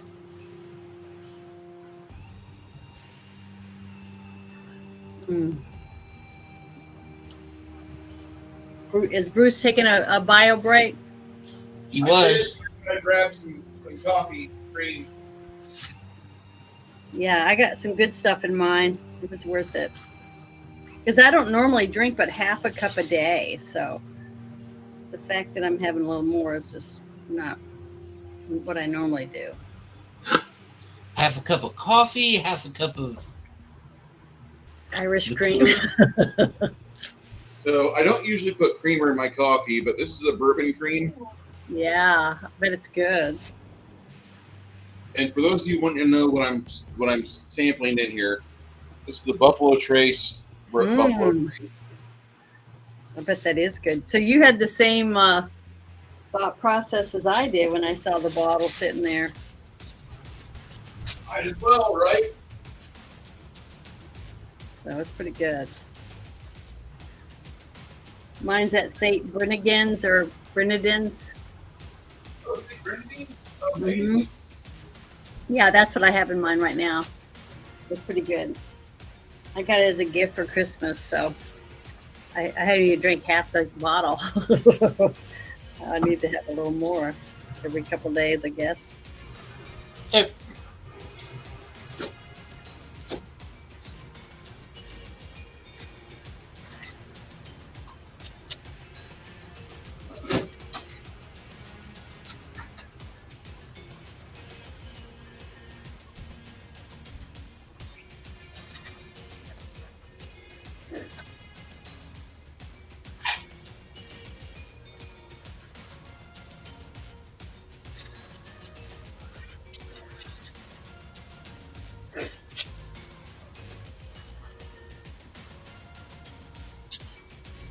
I'm not trying to get rippingly drunk today, but it might happen. Ziggy Zucky, Ziggy Zucky, hoy, hoy, hoy. Are you a happy drunk? I mean, do you get like jolly when you drink, or do you get really like cynical and angry? He falls asleep. Yeah. Well, before he falls asleep. No, he just straight falls asleep. I've seen it. Yeah, Garrett's been around me so many times that he pretty much knows. Shit. Yeah, I put my foot in my mouth a lot when I drink, so I try not to do it really. For those of you that are... Okay, let me answer this question here real quick.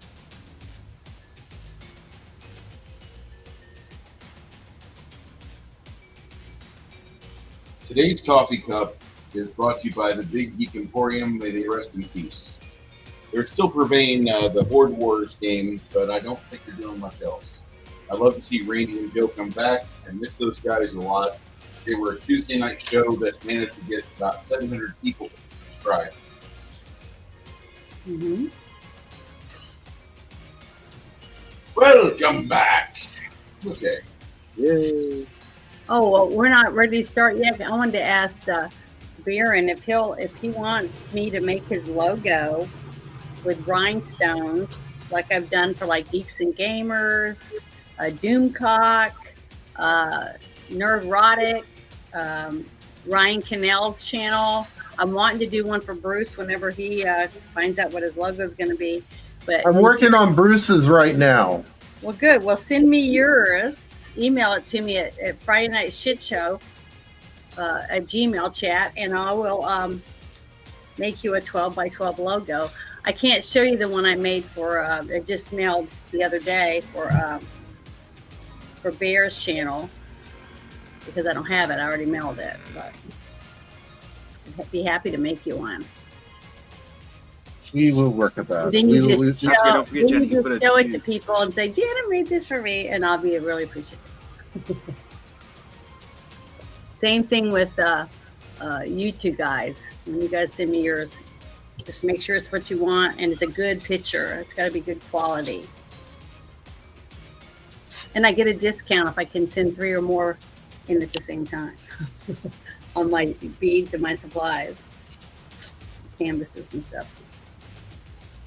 I mean that I have to start singing I'm a rhinestone cowboy or anything like that. I'm a rhinestone cowboy. I didn't think about that, but that's funny. I already sent you an email with mine, Janet. Yeah, I know, but if I can get 2 more when I send that in, it's going to be cheaper. Yeah. I'll save money. I need to come up with a logo.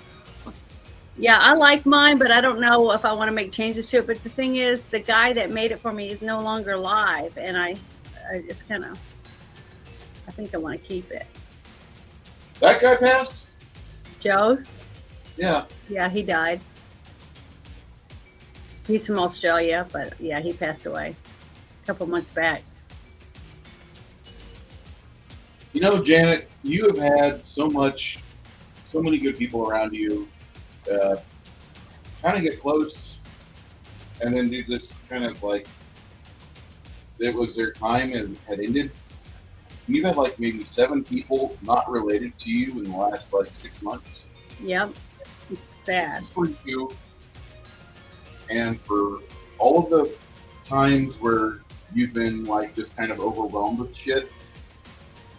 As a friend, I'm sure every one of our chatters here, all of our panelists here, we're going to tell you, like, no matter what, yes, it will suck, but you still have friends that care about you, and we don't want you to get disheartened with all the shit going on.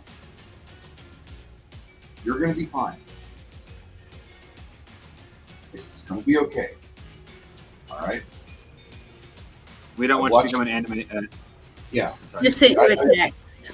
I can count 5 people that were close to her that she's talked to me about in the last 6 months since December that have passed, and it just kind of breaks your heart because you're like, fuck, this person's like watching all of her, affiliates and associates die.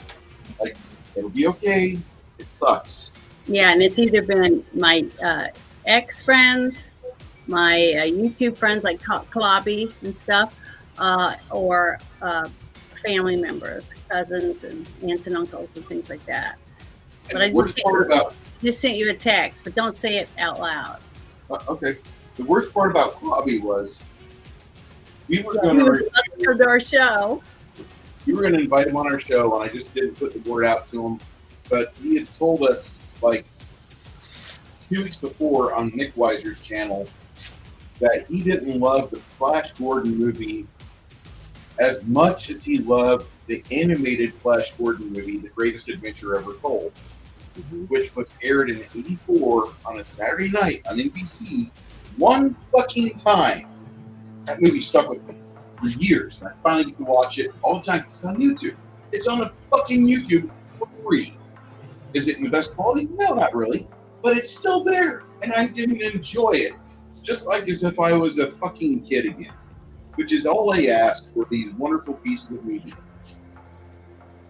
And we watched this movie, and I should have invited Klobby. And throughout the whole fucking time we're there talking, I should have invited Klobby because he would have enjoyed the shit out of this movie. Yeah. And then, like, later on, like, within, like, 5 days or less, Klobby was walking through the grocery parking lot. He fell, hit his head, and he was passed within, like, 48. Yeah, a nurse in the parking lot. She resuscitated him until the ambulance came. Yeah. It was at Roush's grocery store. I used to shop all the time. He lived right down. He lived a week, not even miles away from me, and I never got to meet him in person when I lived there. So it was just rough. But I loved his show on Saturday night. Watched it every week for a long time. Well, because that show is still going on, thanks to Mark UC and Nick Weiser and Loki, three really close friends, thanks to YouTube. Mm-hmm. Those 3 guys are trying to keep that show alive and keep the love for comics available, and just the love for old physical media must not perish with our generation. We literally have to give that to our kids, and our grandkids have to be given that opportunity to enjoy these things. Because if not, stories will be lost. Dreams will be lost. Okay. I'm off my soapbox. I'm setting on. Back to the game. You guys see that there's a couple orcs here. You see a couple orcs down here. I need everybody to roll their perception or roll their stealth skills.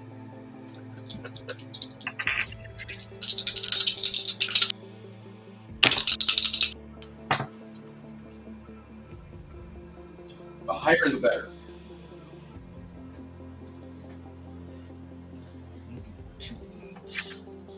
Oh, wait, are we all rolling? I'm sorry. Everybody roll your stealth. 100. 110. I don't have anything in stealth. Well, Sylvia got 107. I didn't. I You were got about to hear a very 67. Go ahead, Crafty. Sorry. God damn it! Baron, you are about to hear a sentence you never hear. Bruce, I rolled a critical success. I am absolutely fucking terrified now.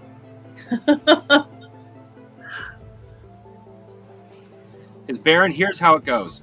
I roll a critical success. I fail about half to 3/4 of all my rolls following that. Everybody here can attest to that. Oh, I know. I've seen you. I've played with you before. I've seen you roll. The only person that rolls, the only person that rolls worse than you, is Jade. I got good news and bad news. Which do you want? Yes. Good news first. Good news is Sylvia rolled 107. Yay. That's with bonuses and everything. Yeah, she always rolls good, pretty much. The bad news, I rolled a 3. I have no bonuses. That's it. A flat 3. What's your dexterity? Good question. 13.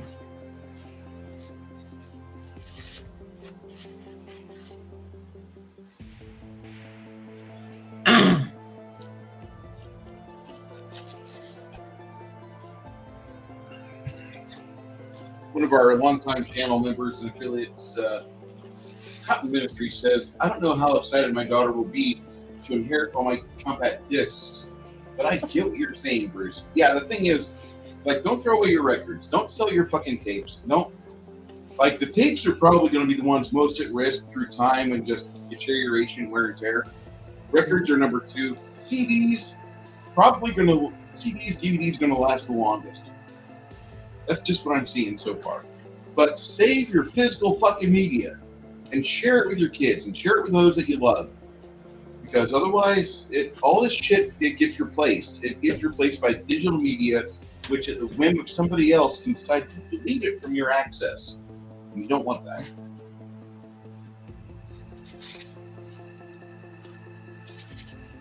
Yeah, I inherited a record player. You're supposed to own nothing and be happy about it.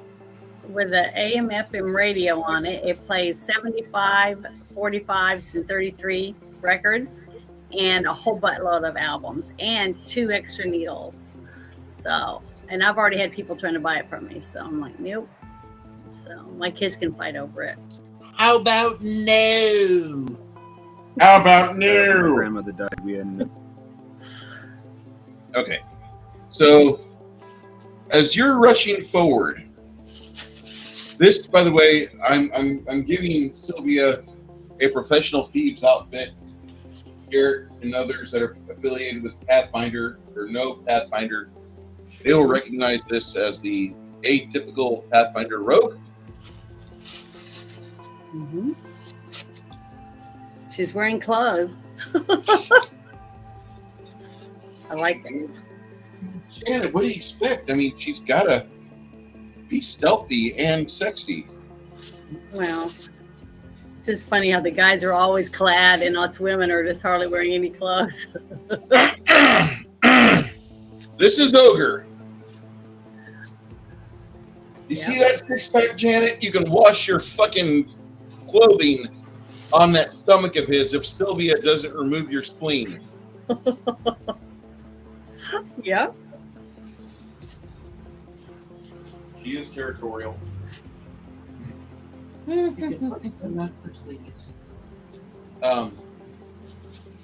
when Sylvia's literally the meme character. Whenever she's with her man, she looks sweet. She looks calm. The moment any woman walks by, she instantly turns into a demon. She'll stab him in the back with a knife. Yes, we've established she's a woman. yeah, I mean that's kind of standard. I mean, I'm from South Texas. Dirty Ogre knows what I'm talking about. Have you ever fucking survived a girlfriend that was Latina when you looked at another woman? No, you got stabbed in the kidney and died.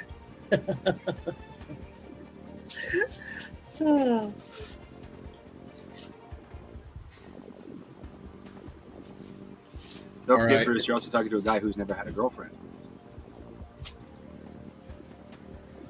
Where's the lie? I have a German-esque girlfriend now because of the fact that the Latinas scared me out of the demographic. Well, you got to think about it. You know the stories of the tias and abuelas with their chanclas? They had to start somewhere. I mean, they didn't just come out old and...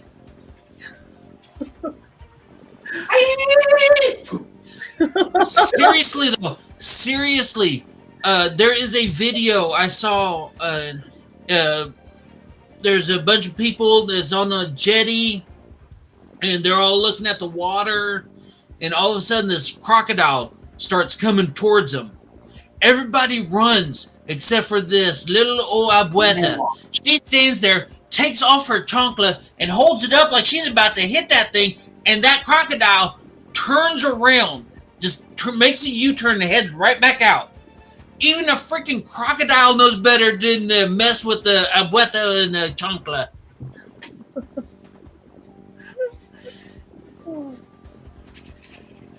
Yeah, you guys are funny. We're not funny, Janet. This is exactly how it went down.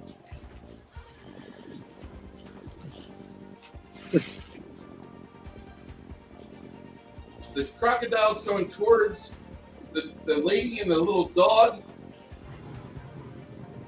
And the crocodile's scared off by the woman with the chocolate. Yes! With the woman with the Well, chocolate. all I can tell you is that crocodile had to have been hit on the snout before for him to see her do that and know that she was going to hit him. I mean, granted, there's... Because that one guy was in Florida where that croc came out and grabbed his pup he was out there with, and he jumped on top of the crocodile and pried his mouth open and took his puppy out, saved his life. Yeah. It was a little dog like that one. So. The crocodile was like, hell no! I'm not a fan of alligators and crocodiles. Like, I'm not a... And it wasn't even one, it was two. There's another one up in there. And Yeah, two of them together saying they ain't even messing with no abuela. They know her. They know that she won't back off and she'll hurt them. So they've had exactly. That's what we're saying. I know, but crocodiles are smarter than people realize too. Especially if they go to the same areas to eat and stuff.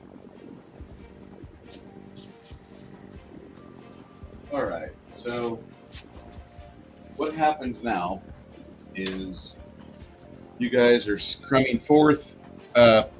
Ogre, you kind of surprise this orc that's kind of on duty, but he's not really paying attention. And he kind of whips his head this way. I'm going to give you the initiative to go ahead and swing your mighty fucking war axe.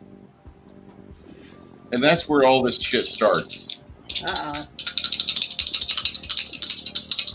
This is on fucking 0. This is, or actually on 1. So I'm just standing out there out in the open. Where'd everybody go?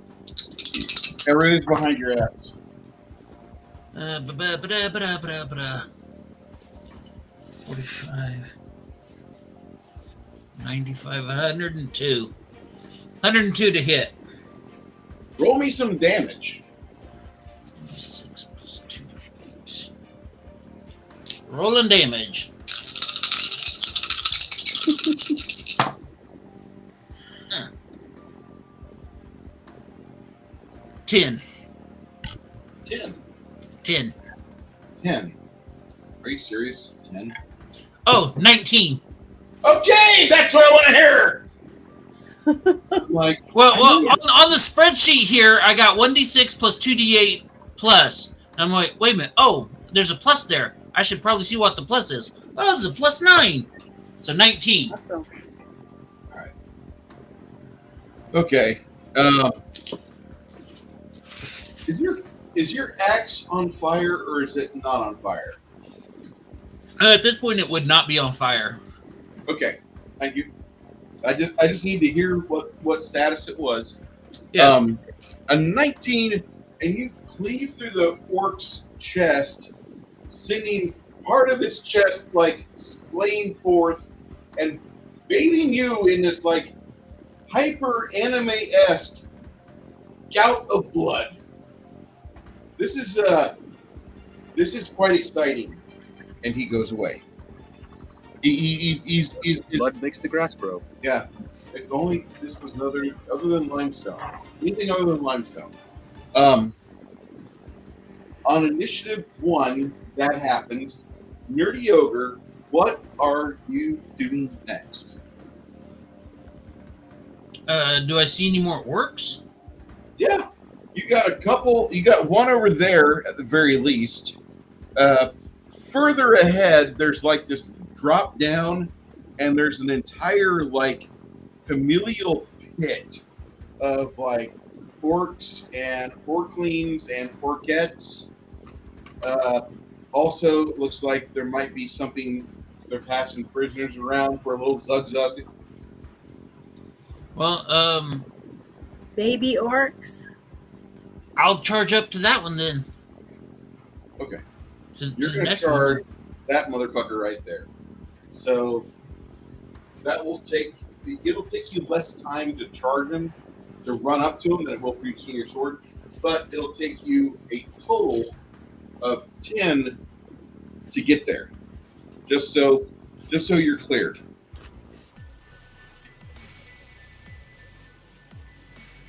Going down the list, Lemmy is going to probably trail behind you, and so will Sylvia.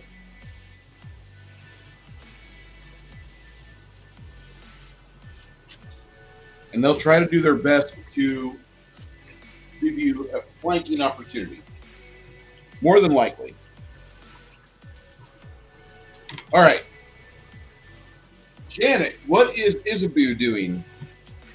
Well, I guess I will. Let me see if I got that or not. I do have bless, right? Or is it prayer that's better for everyone?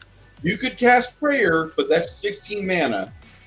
That'll add +5 to everything they try that's a die roll for. Yeah, I want to do that. I'm going to cast prayer, but I'm allowed to walk too, right?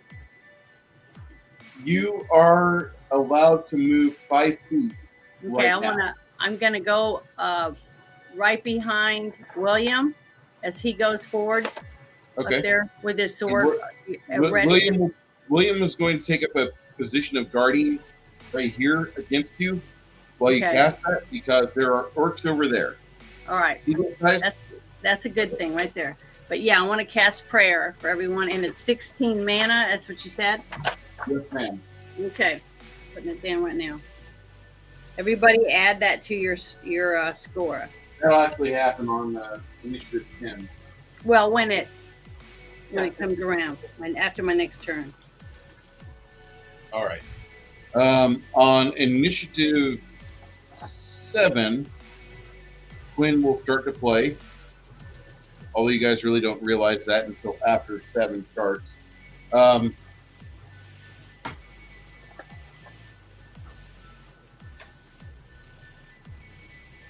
So are we actually in where their little village is set up, or are we still on the outskirts? You're kind of on the outskirts. Like, here's like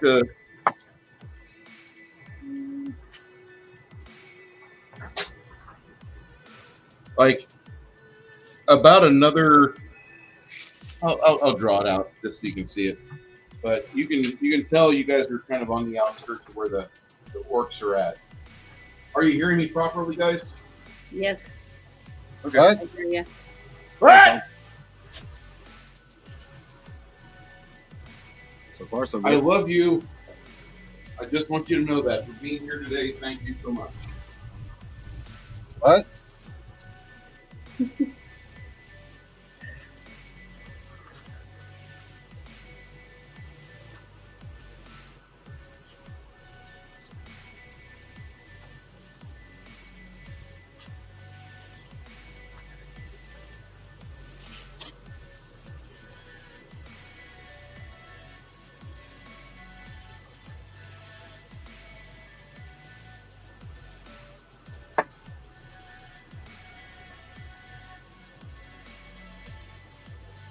Just Bruce, step away for a second. Hey, Baron, do you paint miniatures?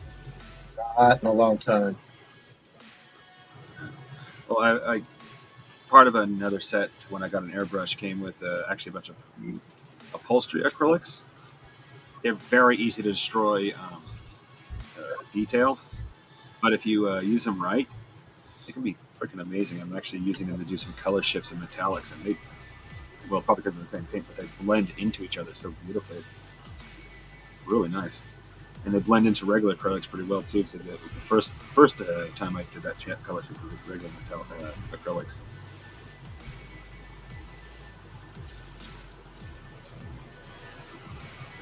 Guys, I hope I didn't come off as too melodramatic just talking about the red split, but I do think it's important that we recognize people that kind of contributed to our lives, and we saved something nice. We're not going to be there at the wake. We're not there at the reception. We're not there at the visitation or the funeral.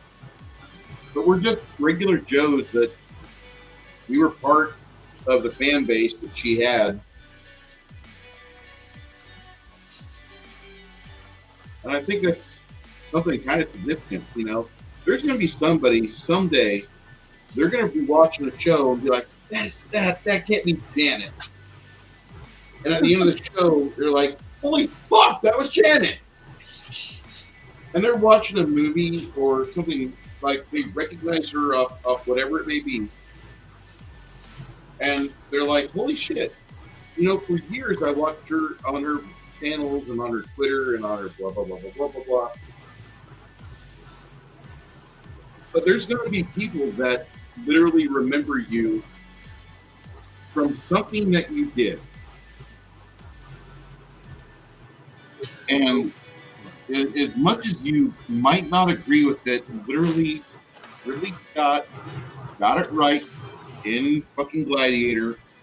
What you do in life will echo in eternity. Mm-hmm. It sounds gay or retarded or preposterous or bombastic now, but it's going to happen.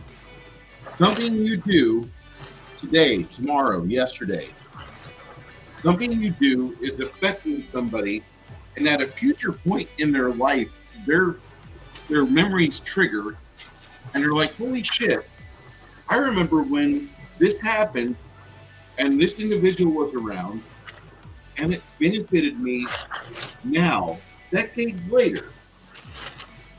It sounds crazy, but that's a day-to-day event.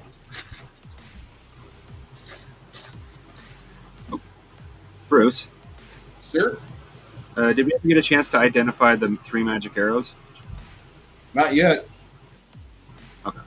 I didn't hear you say anything about, I checked out these arrows with the identify spell. I haven't heard you say that yet.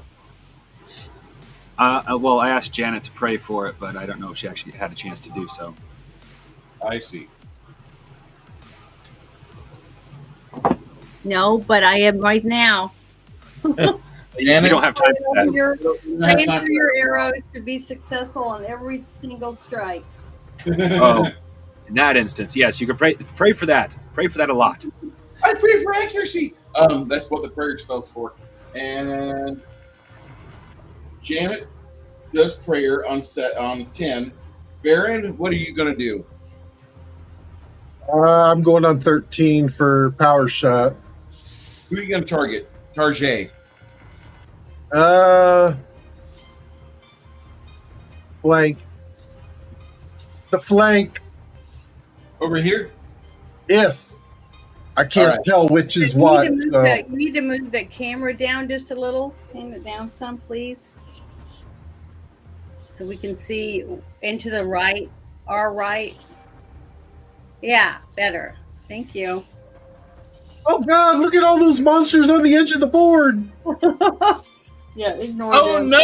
It's Bigby's crushing fist! Ah!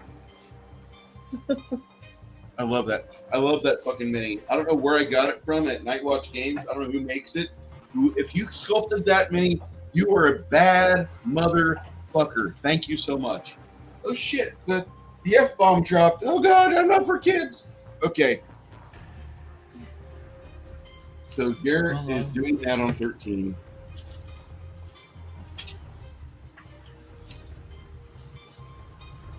Crafting, what are you going to do?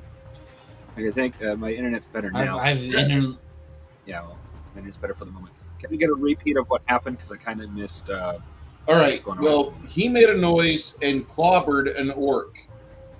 At this point, I need to know what you're doing next, sir, crafting, because now you realize, like, shit, it's time to get busy. Is there any large groups You got within 2 over visual here. range? You got 1 guy over here.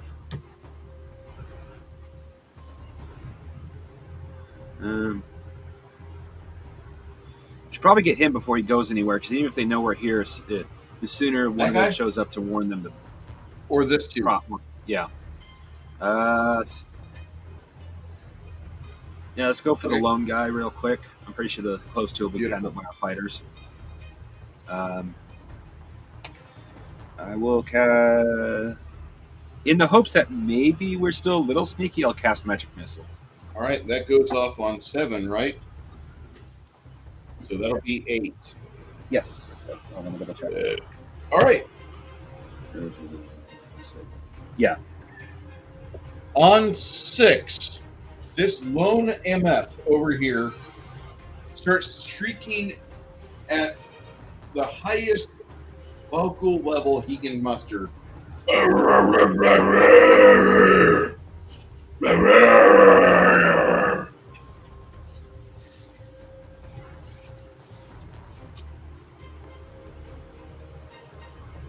Quinn starts to play a song, and this is where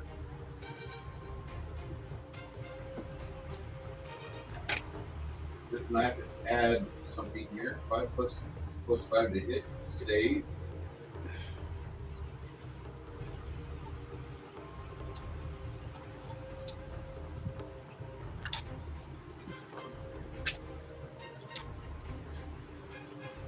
Right.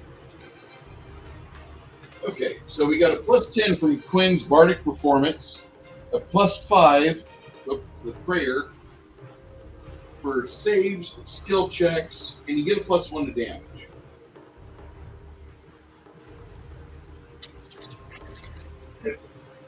Does that include magic damage? This is a sacred damage. This will stack with magic. It's sacred. Oh, okay. So it's a separate damage bonus. Got it. Okay, that goes off on 7. On 8, you hear an answer. There's about maybe 10 orcs way over there in the pit that answer back. You don't know what they say, though, because nobody here speaks orc. Why, yes, I speak jive. Oh, did you say a racist statement, Bruce? We don't give a shit. Okay. You're casting Magic Missile on him on 8. Go for it there, Mr. Mongoose.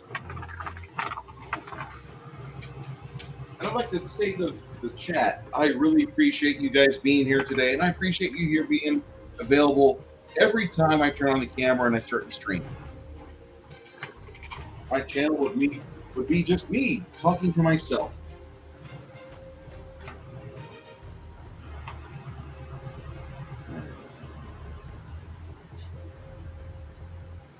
What's your roll there, Matt, for the Magic Missile there, Mongoose? Magic Missile. 16 with the extra damage from the sacred damage. As you pepper that lone orc there, he takes a 16 damage and gets knocked flat. In fact, he sounds like Gowron after somebody has impressed him with like some sort of Romulan whiskey. Hey, Garrett. Yo. I just ordered my dad a 1994 Hallmark Bird of Prey Christmas ornament. Dude. Nice. They still have them on YouTube's or on the eBays. Yeah. Well, that's like my buddy over in the UK. He's actually got into buying Commodore 64s and repairing them and then reselling them. Oh God, that's fucking smart. Oh my. That is a cool. I'll have to. So yes, You have to get me in contact with that guy at some point because I would love to have a Viking 64 again. Wait, did you say Commodore 64 again? Yes. Okay. You realize, like, I bought one of those for myself at the age of 12 with the 1541C E drive. I know that it sounds really weird. They sold you the keyboard and the computer first, but you have a disk drive that's sold separately. It wasn't all one unit. They were the same price at Hill's department store for like $178 each. So I spent 3 months mowing lawns, buying those two components. My mom and dad bought me a solder desk. Solder, remember the pressboard desks? The pressboard?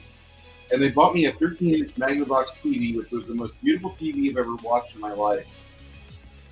And I ruined it with that 16-color Commodore. It was the most hilarious thing I've ever seen.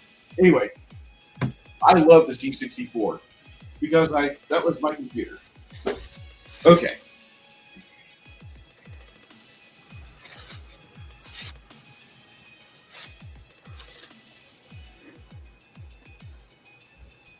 So, as you guys are,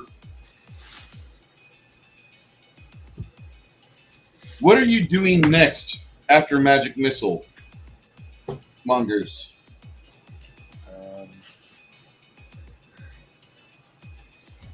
There are.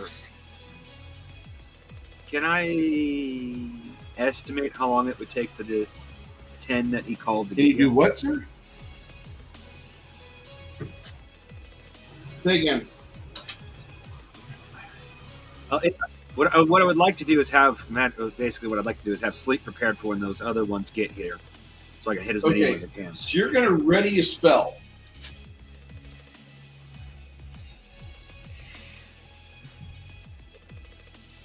Yes.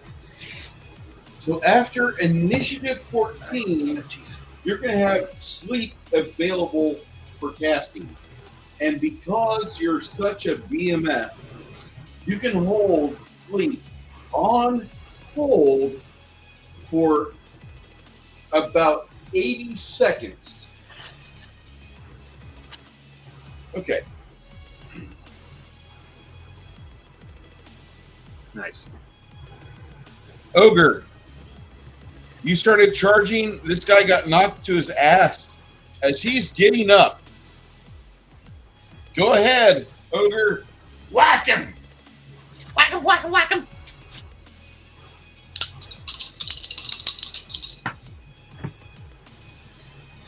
Fucker. 11.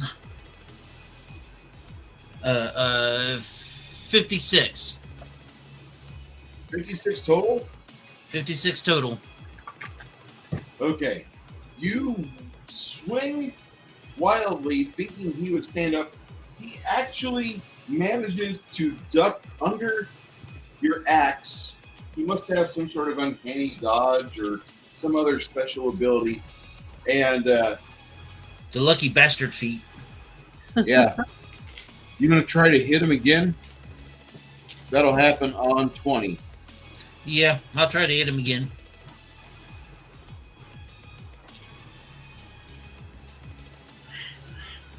Okay. Yes, Bruce, crafting.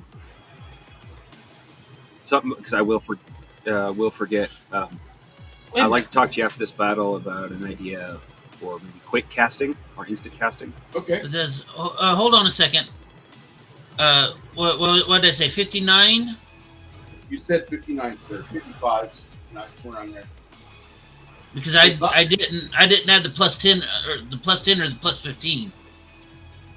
You got a plus 10 for charge, and then you got another plus 10 for the performance from Quinn, another plus 5 from Prayer, so that's plus 25. So if you roll a 55, that's an actual 80. I need you, as I do my walk-in, I need you to do your damage. Roll your damage. That was 26, 2d8. Chimerian stating he's not heard the name of Commodore 64 in a long time. Sorry, Chimerian. I'm a huge fan of the C64. So 8, 9, Rotorbund was my company of choice. 16, 17. 17, 18. Is it Rotorbund or Borderbund? Terrible. 27 Yeah, damage. color coding. Red, pink, or sorry.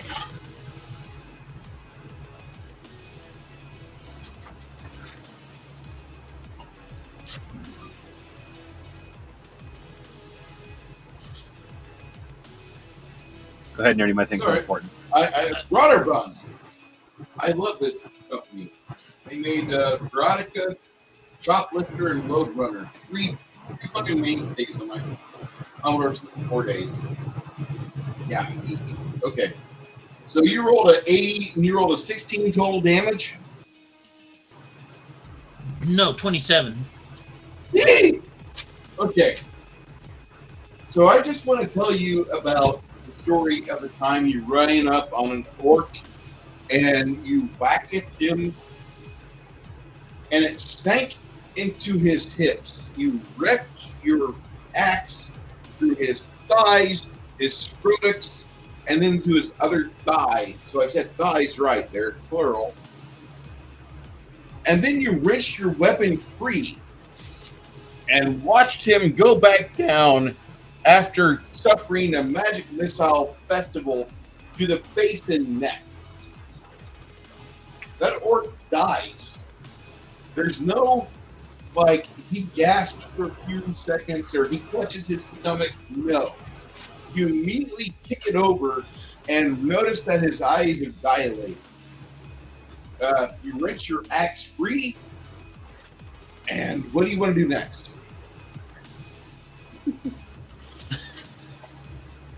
Well, if there aren't any more around, I assume we're going to stick with the plan until the plan goes to shit. You know, this is where you need Chris Pine as your guard. As I love Vince, I would love Chris Pine to be the guard for just a second. I have a plan. Until that plan goes away, then I have another plan. And I know I'm making reference to a really bad movie, but the Dungeons and Dragons movie is about the best we're going to get to the mainstream audience. There's a better movie. It's called The Gamers Part 2, Jorkus Rising. If you've not seen it, just Google and enjoy. It's free! Okay. All right, yeah. What do you do? There's more orcs not too far away. They're just down there. They're way over there, like over 60 foot away. Mind you, the orc warriors are grabbing their weapons after hearing the one orc say something in the orcese bullshit that he talked about.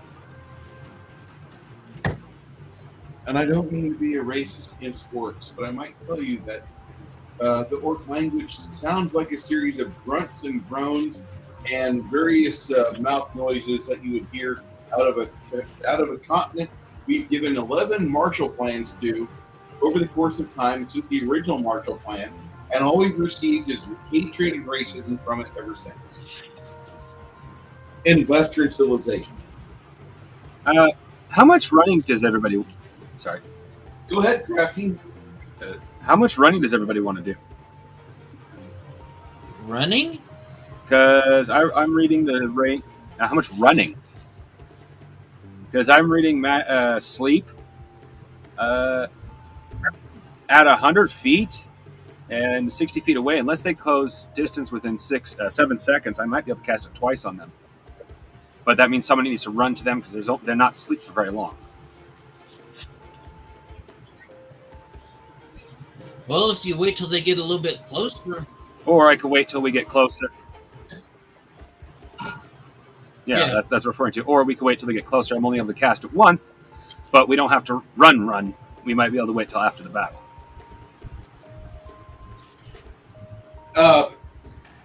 Mongoose, there is a feat tree that is available. It starts with combat expertise, and I know that sounds like a waste. However, combat expertise leads you into dodge, which gives you a 5% chance to avoid being hit whenever you have your feet underneath you. Then you have mobility, which means you get a plus 20% chance to avoid being smacked whenever you're moving around. And then you have cast on the run, which means that you can move and cast at the same time. It's a 4-feet tree. You're going to be minimum of 5th level if you're a human. If you take that tree, don't recommend it, but it is available. Is it optimal? No. But will it help you? Absolutely. Admittedly, that does actually sound pretty good because it hasn't come up too much, but like the Minotaur, I would have preferred to have ran and cast the spell at the same time instead of having to cast the spell when he's basically in my face. But on the same hand, that depends on what's available. There might be other things that I feel fit how I want the character to go better. I don't base my decisions off what is optimal. I based off of what feels appropriate. And I can't say that doesn't feel appropriate. It feels at least somewhat appropriate. Mm-hmm. Anyway, and I misread it. I could actually cast sleep at the distance they are now and hit them just fine. I thought it was seconds, like 10 seconds per level. No, it's 1 minute per level. So they'd be asleep for a good little while at 6th level.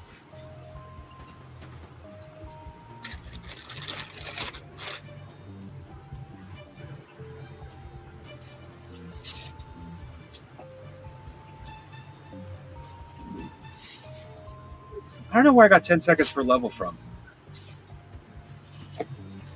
Brain fart? Maybe in the sleep.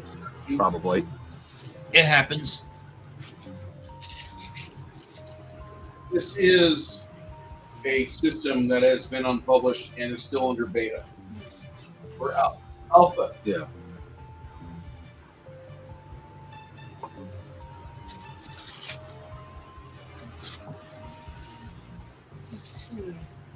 Okay, well, in that case, I will cast sleep while I can. Hopefully, I'll still have time to cast a second one before they're in our face. You're right here. Until that point, you can move like 5 feet.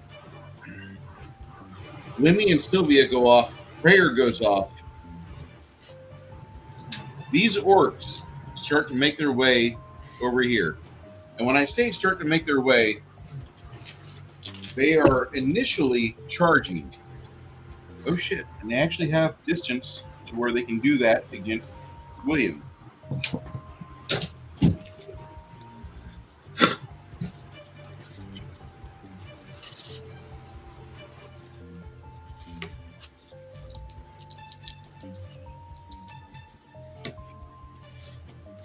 All right. One of them comes across William and cuts hide with his arming sword. The other one tries to spear him and misses. Both attacks miss.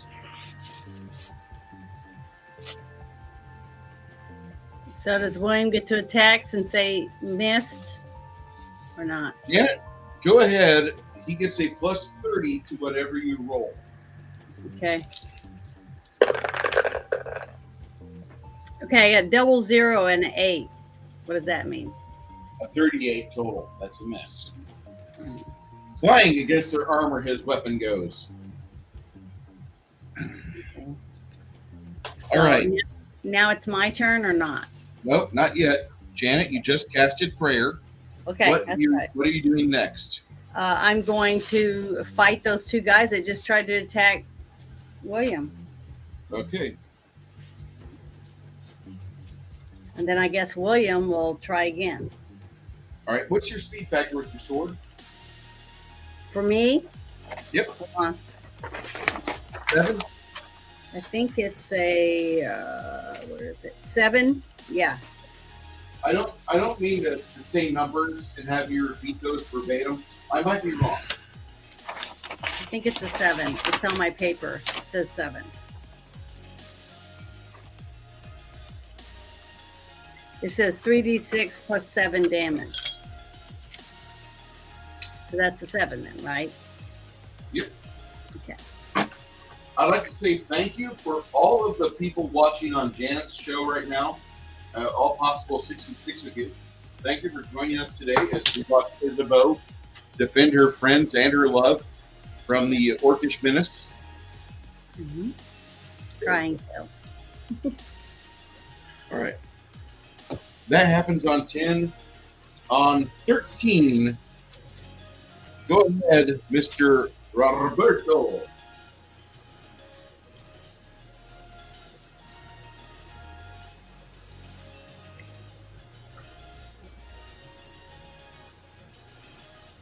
Paging Baron G-Rock, go ahead and unmute.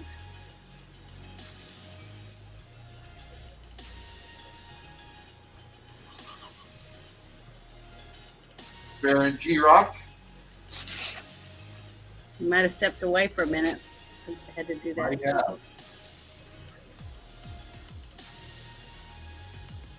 He says he's not muted. We can't hear him. Can't hear you, bud. Did you unplug your mic? He said, I rolled a 92 plus 45. Okay. You shoot this guy right here. Roll me your power shot damage there, Baron G-Rock.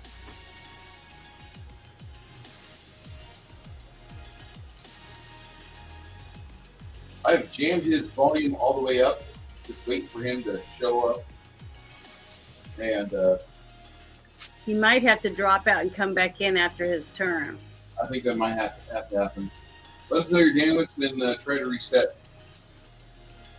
That's a frequent issue with Restream. Yeah. Stream is not perfect. StreamYard is not perfect. None of these are perfect. Nope. 16 plus 2 6s over is 9. Total of 25. All right. He completely sends his arrow through one of the orcs and downs it. No, he said 29 plus 14. Oh, Sorry. God. Whatever that means. Let's Just reading what he said. 3. A 40 fucking 3. All right. Out the exit of his back goes the heart and right lung, left lung of the orc. Baron G-Rock will be back. Happens, dude. Don't worry about it. That's a good one. He did good. Yeah. Okay.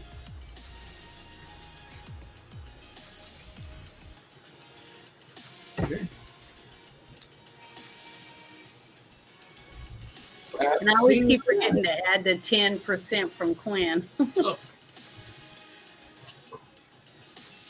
it's not the 10%. It's the extra 1 from prayer, and it's his bonus damage from that shot. Mm-hmm.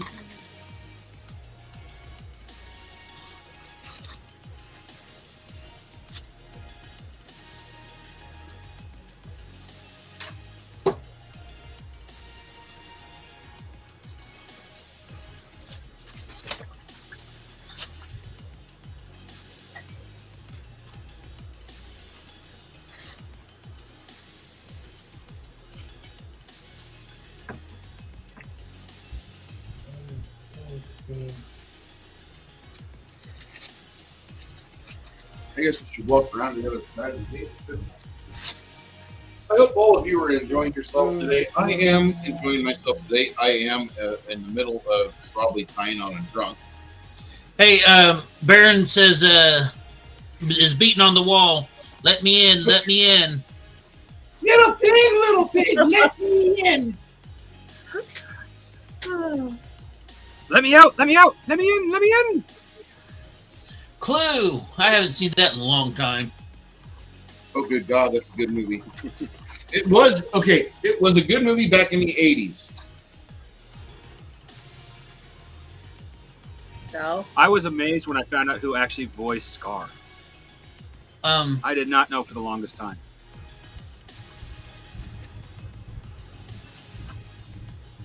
we still haven't done the Secret of Nim. But as soon as I found out who it was, it's like, that makes sense. All right, Garrett, here we go. He was in The Secret of Nim? I want to do the Secret of Nim. I said we haven't. Oh, you wanted- Hurrah! We hear you! Hear you. Yay! After you power shoot one guy for 43 fucking points damage and send his kidneys and heart and lung out the ass. No, What do you do no. next? That's not what happened. I shot him, and he went, and he became that mist. Oh, baloney man. Well, let's see. More than likely, that guy's going to be dead before I get to him. So I'm going to assume I can probably hit about 120 feet out in that area. So you have every one of these guys within 120 feet. Yep. I will take a pot shot at whoever's standing. Power attack, by the way, so another plus 13. That puts you at 26. Yeah, I don't know what happened to my You can instantly tell who's audio. the veteran of this type of system. Who? Oh, Me? Janet. Janet. Janet. Nerdy and I are literally like, let's do this. Bruce is like, you also have this. Okay. Barry, I do this, and this. No. Because I am a one-trick pony. I either have it's the bow or a sword. I'm basically a one-trick pony. I have two choices, A or B. No, I'm referring more along the lines of we're sitting here going indifferent because we don't know what to do, and you're just like, oh yeah, this is it, this and this does this. Beat that. And for my next trick, I'm not trying to make it out as a bad thing. And Garrett, if you want to be in a game every 2 weeks, you can be in this game. We can have you play Roberto. I'll let you know. I know. Any chance that you just want to stop in, that would be great. We'd appreciate it. The more the merrier. Garrett, how do you like the initiative? As long as you're calling it out, that's fine. But it once you start getting into second and third rounds, when you're saying, okay, you go on 26 and you start like what you were doing before, where you were just calling out numbers. That's where it gets a little. It's better if you call it out. Let's just put it that way. That was down 13. Your power. I would actually suggest having like. Sorry. What would you suggest? Oh, one of those little counter clickers that you click and a number flips, kind of like a old slot machine. I need to figure out how to do that because Jade Jade programmed that within like what, a half minute during the game. Yeah. Okay, we're on initiative 13 right now. On 14, now you have the option of a 20-foot radius sleep spell. You want to put it right here? As long as it doesn't hit any of my friends, yes. Yeah, that's not going to hit any of your friends. Sounds good then. Okay. We'll say that it's very nice that I am not the healer. It's a very refreshing thing. What's wrong, Garrett? You don't like being the healer? You didn't have a fucking whole campaign where you were the goddamn healer? I had 5 campaigns where I was the goddamn healer. Okay. You cast sleep, and these 2 jackbags fall down right there. That's what happens on your sleep. What are you going to do next, Mr. Mongoose?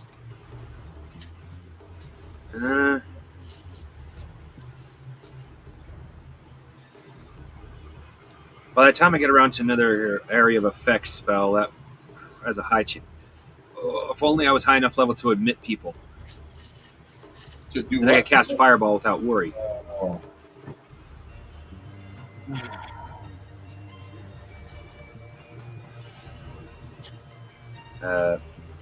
Shit. A little fire between friends. It's okay. It'll be a hot time, I'm telling you. We're healed. We got a healer. We're fine. Must be covered with blisters. It'll be hot. Yeah. All right. Yeah.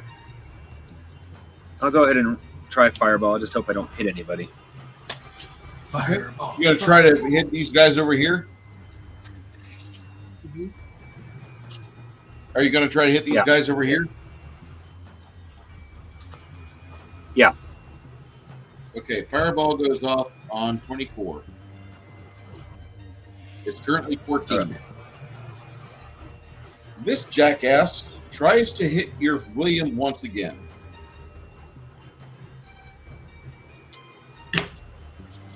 Oh god, he rolled a 95. Hits him. Oh God. Yeah, he rolled high. Oh god, he rolled really high. Well, it happens. Okay, well, you see Sir William take a blow to his stomach. 2 more hits like that, and that boy will fall down. He's not looking good. I mean, he's looking okay, but he ain't. Like another hit, he looks like fucking Gary Busey. And after that, he looks like Nick Nolte on fucking St. Patrick's Day weekend. That's not good. Okay. Nick Nolte's mugshot.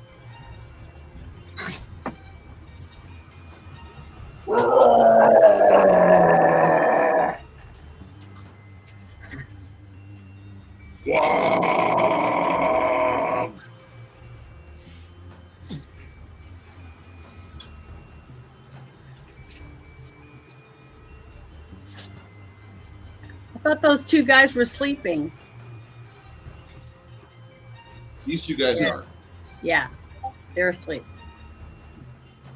Yeah, he only can affect 4 hit dice of monsters there, Janet. That is a problem. All right. Okay. Just trying to cut down how many he's going to try to kill Yeah, us. I'm hoping I can research a way of making sleep more powerful. Yeah, because it's a good spell.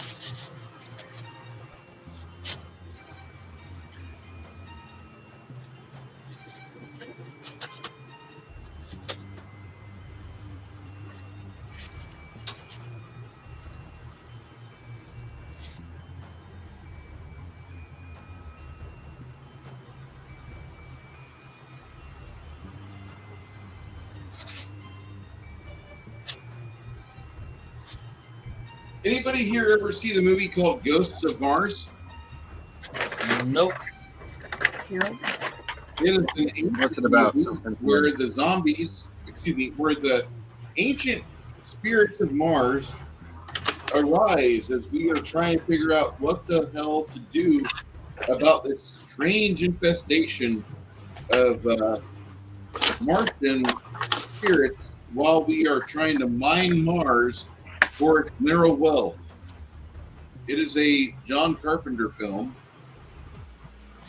If you've never seen it. Oh, and by the way, they are basically, since they are souls, you can't actually kill them. You can kill their hosts, in which case they just take over another host.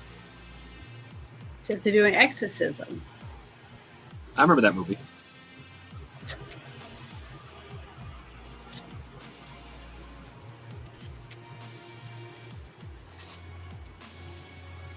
Oh, shit. I was right when I said 100.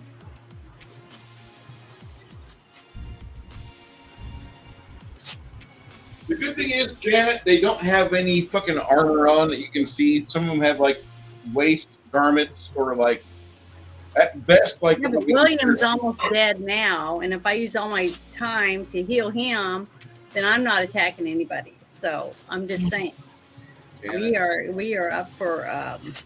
We're gonna be. A bunch of us are gonna die. That's what I'm saying. I as a GM, whenever I have players say things like that, I wish for you to understand I'm here with you in the trenches. But at the same time, it's not my position to be empathetic, but I'm here to at least tell you, like, it's a game. But at the same time, I'm also trying to elicit an emotional response like what you just did. And I hope that what we're doing causes you something to jostle free in your brain to where, like, you come up with an idea or your eureka moment or whatever it may be. But to see that board appear on the edge of the rim, yeah, you should be scared. I'm not going to lie, you should be. Yeah, I'm scared. So from now on, we're going to have to adopt an old adage from one of my other gaming groups as our battle cry. Okay, you We're ready? all All gonna die. Yep. Fucking Kopech. I love that man. I was yelling, but I wasn't saying that. I was just saying, fuck, we're dead. No, I'm kidding. Such language. I can't be a lady all the time. This is for grown-ups. No, I mind no children. Do you kiss your puppy with that mouth? Gee. No. Okay. Okay. So I'm just wanting to tell you guys I salute you. And Isabeau, on 17, it's your initiative. So it's my turn? Yep. Okay. I'm going to cast... You were going to actually attack this guy that was attacking you. Oh, okay. Yeah, I am. I got to do that first. Whack so I have him. to roll. Let's roll. And what do I get to add to it real quick before I say that? You get your plus 15. Plus 10. So plus 15. All right, here we go. Please be decent. Oh. I failed. You are allowed to clip that emotional rolled an response 18. first. You rolled an 18 total. Yeah, and I'm adding 15 to it. That's not enough. So I fail, just like I thought You I got a would. plus 25 to hit with your bastard sword, by the way. Oh well. And my next turn, I'm gonna do a channel positive energy. So. Okay. If I'm Are alive. you If I'm still alive. okay?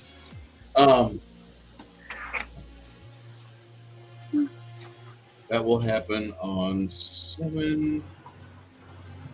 Or so that happens on 23. 23. All right, 18, 19. Mr. Ogre, you may make.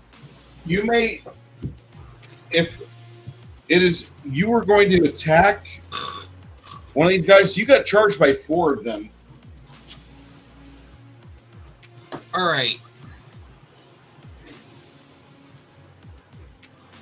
Which one are you going to hit? Eeny, meeny, miny, and moe. All right. Power attack. I see a minus 10 plus 6, but I don't know what my power attack subtracts from To hit. subtracts 10 from to hit and adds 6 to damage. You get a. If you wish to power attack, your war axe is not on fire, so you'll be rolling a plus 35. Ah, I forgot about that. Dang it. And you'll be adding a 35 to your power or to your attack roll, and you get plus 60 damage. Is it an action to fire up the my axe? It is a move action to fire up your axe. You don't have that right now. You can war axe or fire. You'll get a plus 35 to hit and a 3d8 plus 10 to damage.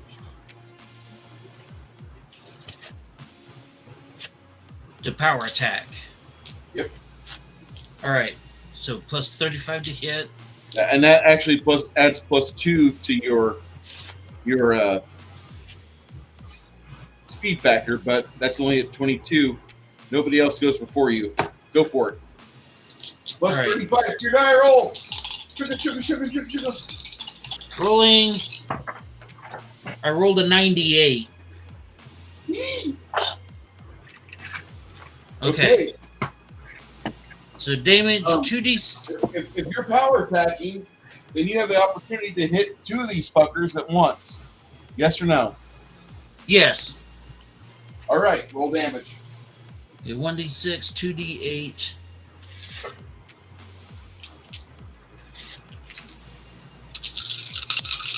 You get it.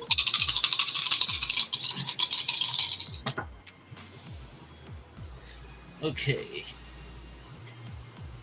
It's 12, 14, 15, 16. That'll be 31.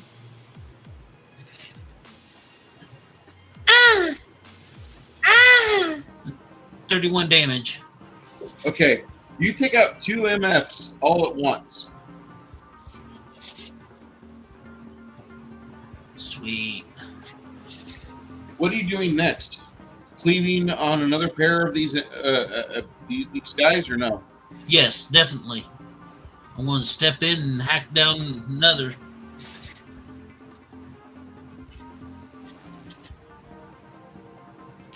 That'll be on 32.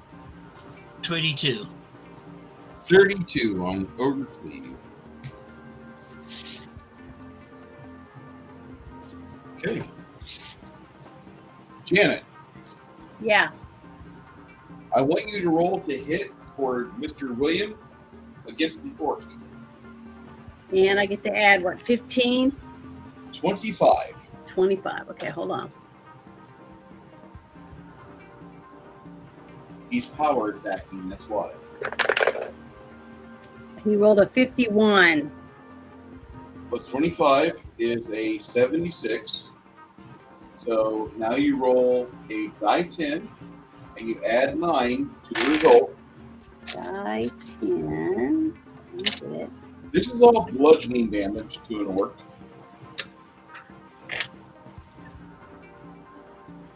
Okay, and I add what to it? 9?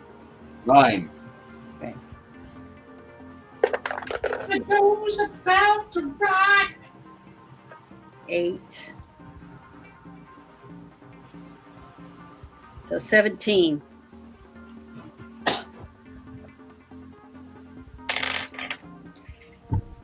Okay. He rolled You nearly club that guy to pieces. What are you doing as a cleric? You said you were going to channel positive energy. You want to do that? Yes. All right. Okay. Roll your channel positive energy. My 3 die 6. Let's see, 6, 12, 13. 13 for everybody. All right. So what's William's health to add 13 to it? You doing that? It looks like you've pimped him out at his max there, sweetheart. Oh, good. Thank God. Okay. Awesomeness. So on his next turn, he's going to do the same thing with his sword, I guess. He uses a flail. He uses a flail because of the bone-breaking ability that a flail has. Okay. A flail's different than a sword? Yep, he does a D10 bludgeoning damage. Okay. Well, that's what he's going to use.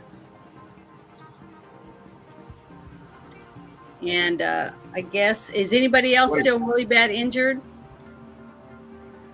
Anybody else in our group? Anybody else over here really hurt? Nope, looks like nobody. Okay, well then my next thing, if the other guy is still alive, I'm going to try to attack him with my sword, my bastard sword. Okay. You'll be doing that on another 7, so that happens on 30. 30? Yep, on 30. You're on 23 right now. Okay. Mr. Mongoose, make me a knowledge arcane check. Knowledge arcane.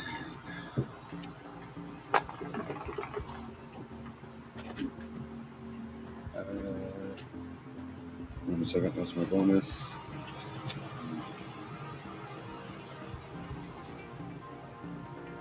There it is. 82 total. You think you can throw this spell right here, which is a grand total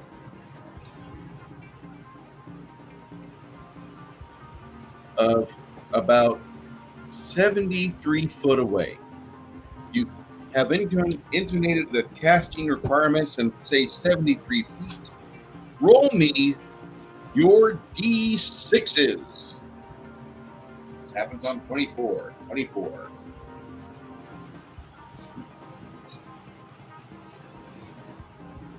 I will roll the saving throws for all these bad guys. Okay.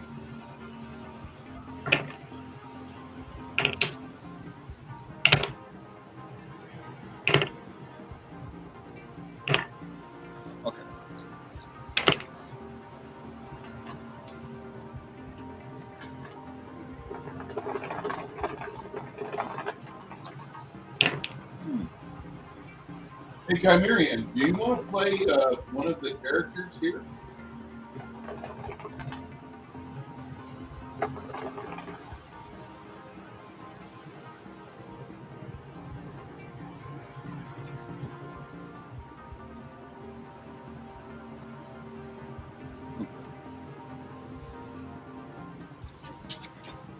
Maybe tonight's just my lucky night. I actually got a bunch of 6s.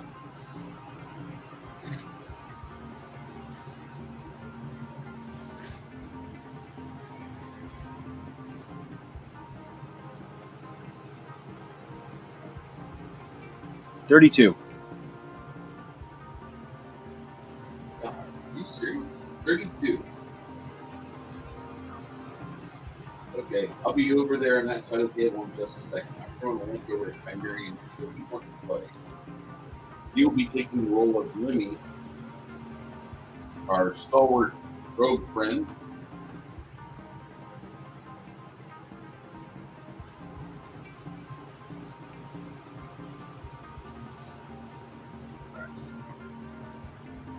"32," he says.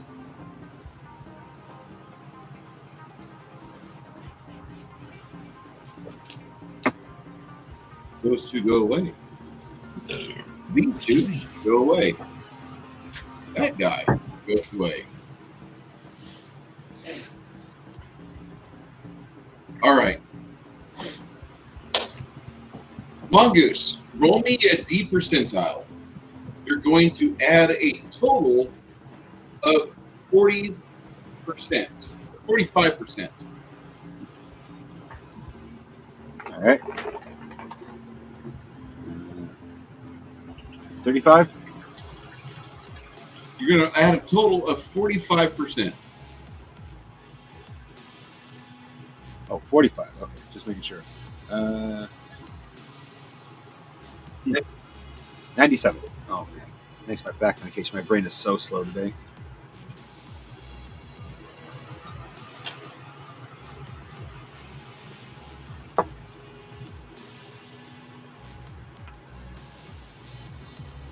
You knock a bunch of orcs to the ground, and they have at least first and second degree burns. I threw a link to Chimerian. I know he's busy. Chimerian says, "I'm kind of in the middle of making meat taste good, right? Dude, I'm not going to get in the way of you and the grill." Sacred land. Janet, have you ever successfully gotten between a man and a grill? It's BRB right now. Okay. So Janet says no, she hasn't. That is the coffee that's answered Janet. Like, oh, you had to have me an hour ago, and now I got to go. Okay. After you cast Fireball, Mongoose, what would you like to do? Let's see here. How much mana do I got left? If I can place it right, I could potentially cast Fireball again. Though it would probably be the last time I'd want to cast it because I'm starting to get to the lower end of things.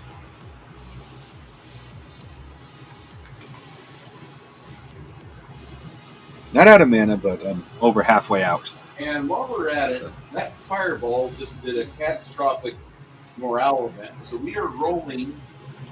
If I get a 68 or over, the orcs will probably press the attack.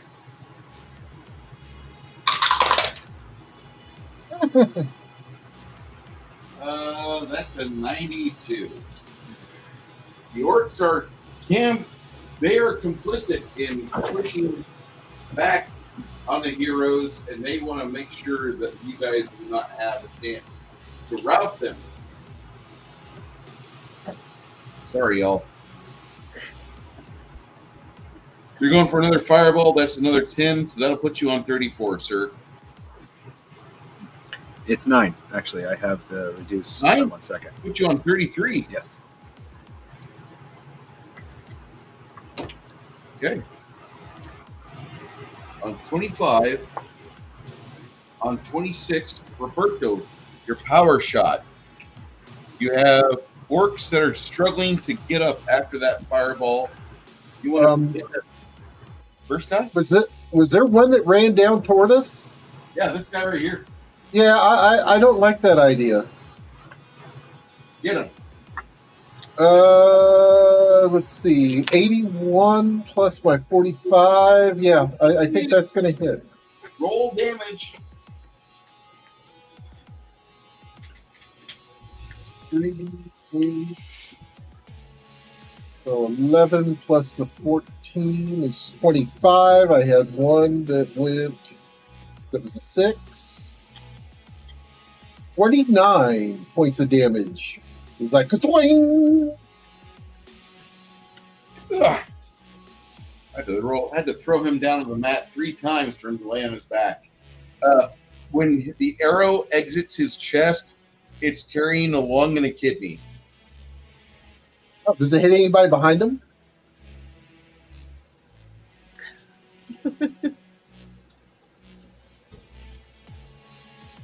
That's a power shot, so that's a possibility. Yeah. Roll me a negative 25 cure to hit. Well, I rolled an 80 plus 45. That So the shaman is warded. Well, that would be 105. He's warded. He's a douchebag. He is. You're right. Absolutely right, my friend. Well, his ward will get splattered with gut and goo.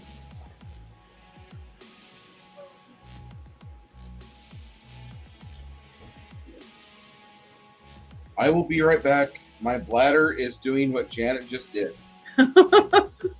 Yep. I couldn't hold it in after coffee. I just couldn't do it. I'm not holding any longer, Captain. But I also stopped by the kitchen and grabbed this. It's a little tin with a little plastic cup with caramel dip in it and an apple. Delicious.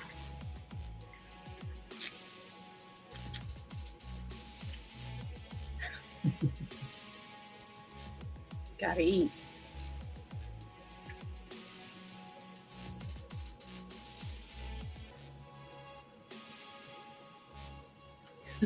Yeah, everybody's Look got. what you did. Look what you did. I know everyone can't help it. We gotta eat, right?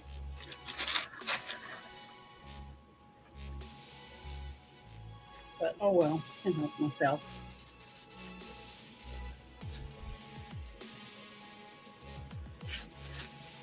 Plus, I'm making balls of Flarn. I'm sitting here playing this game. All right. Mr. Roberto, what would you like to do next? What would you want to do? It was so nice. I'm going to do it a third time. Oh, somewhere downrange. So that happens on 39.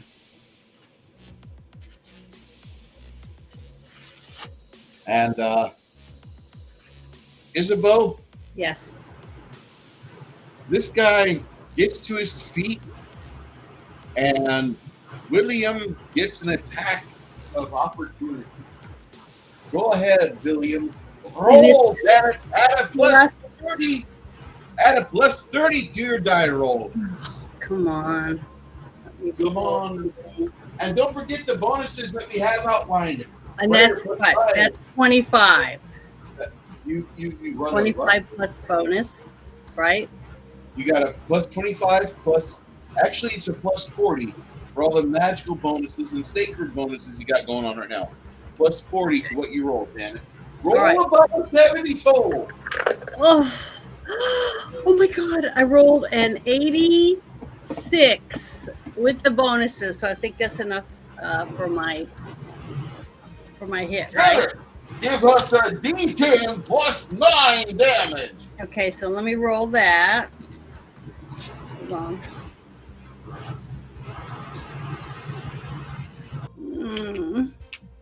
Okay. Come on, be a good. Don't be a 1. Oh, I rolled an 8. Yes, awesome. That's good. That's a 17 total. Yep. And then Isabu comes from behind and off to the side to cut into him. Roll your attack there, Isabu. Oh, come on. Let me be decent.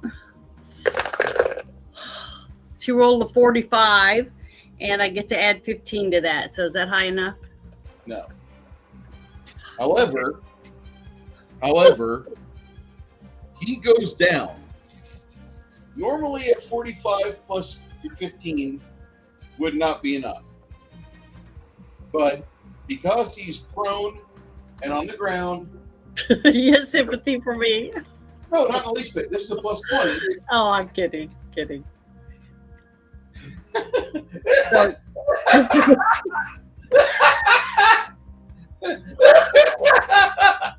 all I've seen is AC or AEW.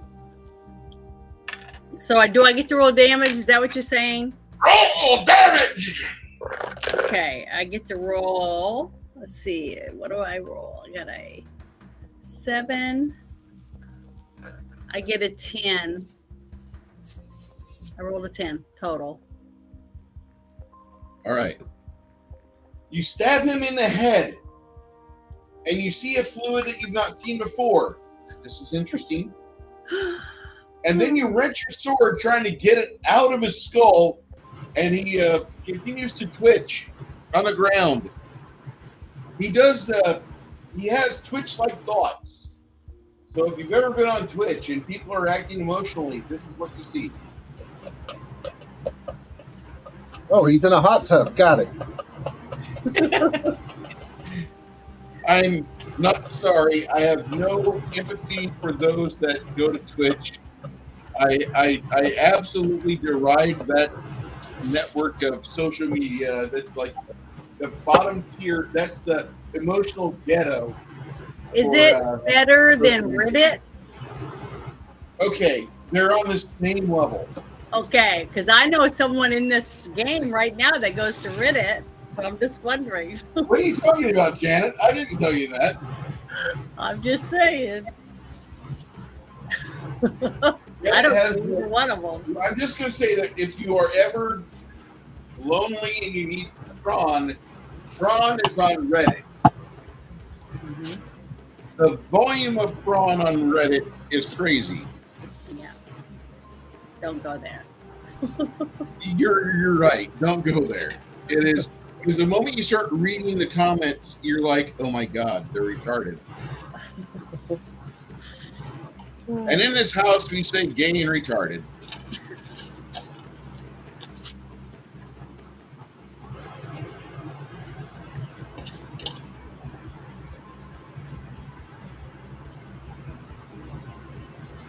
Janet, what are you going to do next?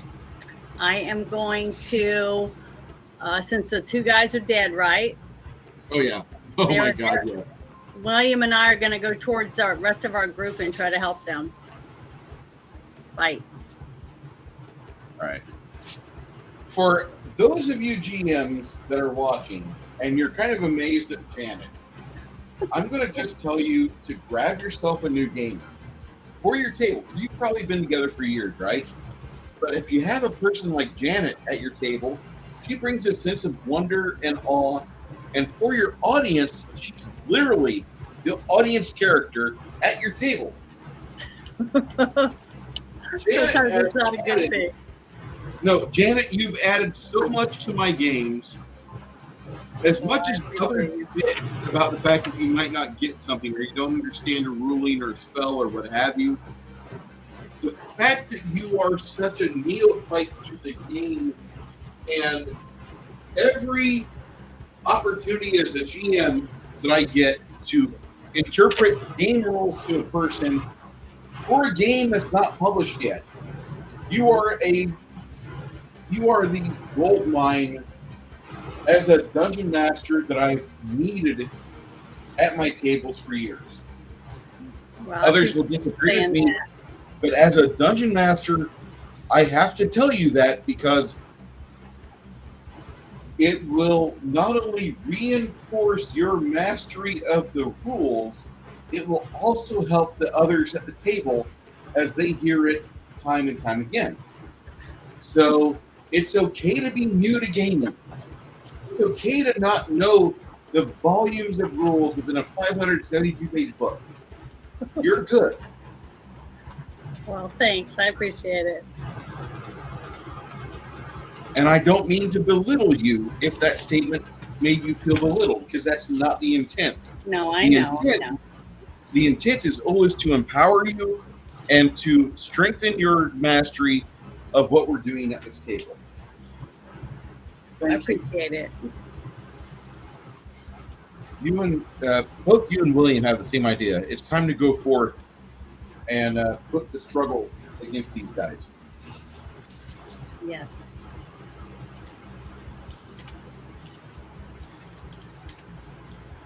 All right. Ogre, with just a simple 5-foot step, you can cleave on either downed opponents, or you can cleave on one guy that's on his feet and the other guy which is trying to get up. What would you like to do, sir? The one guy that's on his feet and the one guy that's trying to get up. Beautiful. Let's go. Alrighty. Here we go. Let's see. Power stacking. Roll! 66. Roll damage! Rolling damage.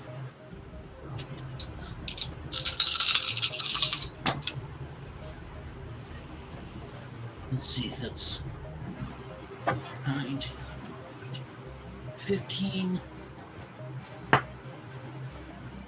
19, 20, 26, 27, 28, 28 damage. Okay. The guy that was standing, he takes a downward hack attack on his kidneys and abdomen. One of the kidneys is now, it's just the kidney that's left. The guy that's on the ground was already burned severely by said fireball. And if you had great cleave, you could actually get the other two guys adjacent to you that are already grounded. If you had great cleave, that's fine.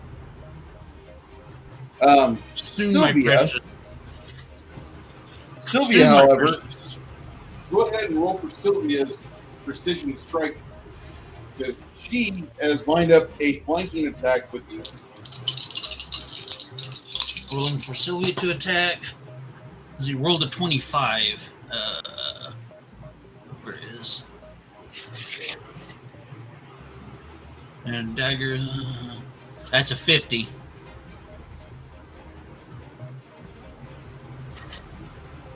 Does a 50 hit? Oh, wait. Hold on. Plus the 50, 60, 65. All right. Not to include the plus 20% for attacking a downed opponent. Yes, that hits. So roll me 2 dice 6 and 2 die 8 and add 1 to the damage. 2d6, 2d8.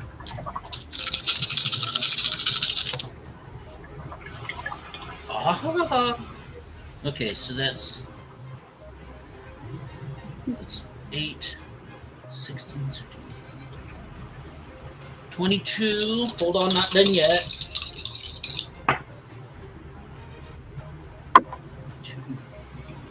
32, 33.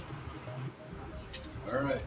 What happens is that you grab a hold of the guy with your dagger and you take out part of his singed kidney, and then you also insert the other metal dagger into his spine, and then you finish cutting through his abdomen and take his appendix as well.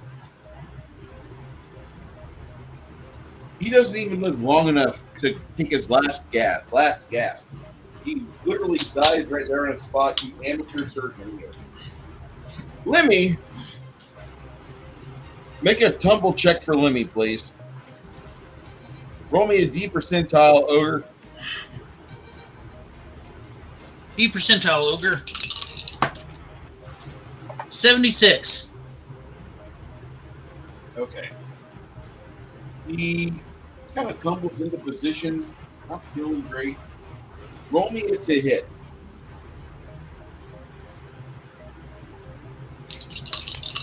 You get a plus 35 to attack, not including the prone modifier, but plus 20. So plus 55. Well, I rolled a 99 before any sort of bonuses, so I'm assuming that'll hit. You're going to receive 5 dice sticks, add 1 for strength. 5 dice sticks plus 1 for strength. It's 9. 9! Hold on. 14, 20, 24. Okay. You take the burned body of this orc and you remove the hip and one of the shoulders. That's Lemmy. That's Lemmy for you. Lemmy is just a PMF. He rips out that guy's shoulder and hip, and afterwards you see him kind of wiping his blades on the fallen. Him and Sylvia look like they're going to go after some of these guys who have been attacked with a fireball spell.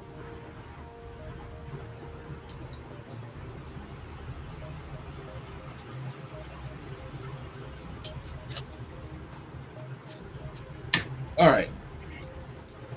We are up to our friend. And if you want to go for another charge cleave, that'll be on 45, Ogre. 45 it is.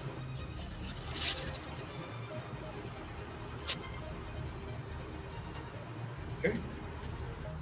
Roberto. No, not Roberto. Oh, It is 33 for Mongoose. And your target richness is right here, buddy. All See right. that? Do I need to adjust camera? No, I can see it. Roll me some damage, sir. Okay.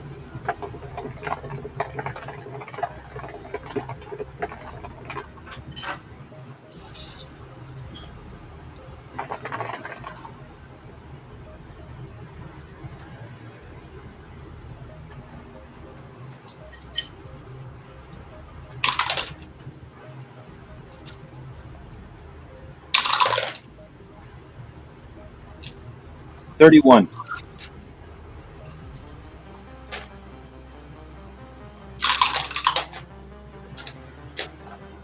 What made it?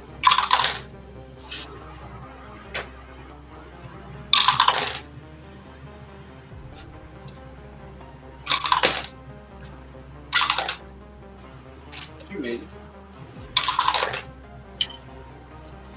3 made it. All right. 31, you say? Yes.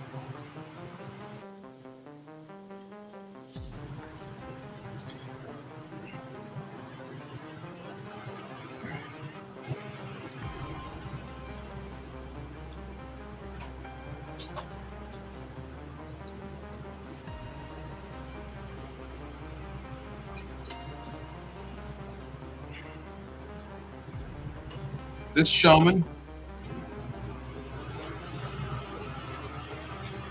Okay.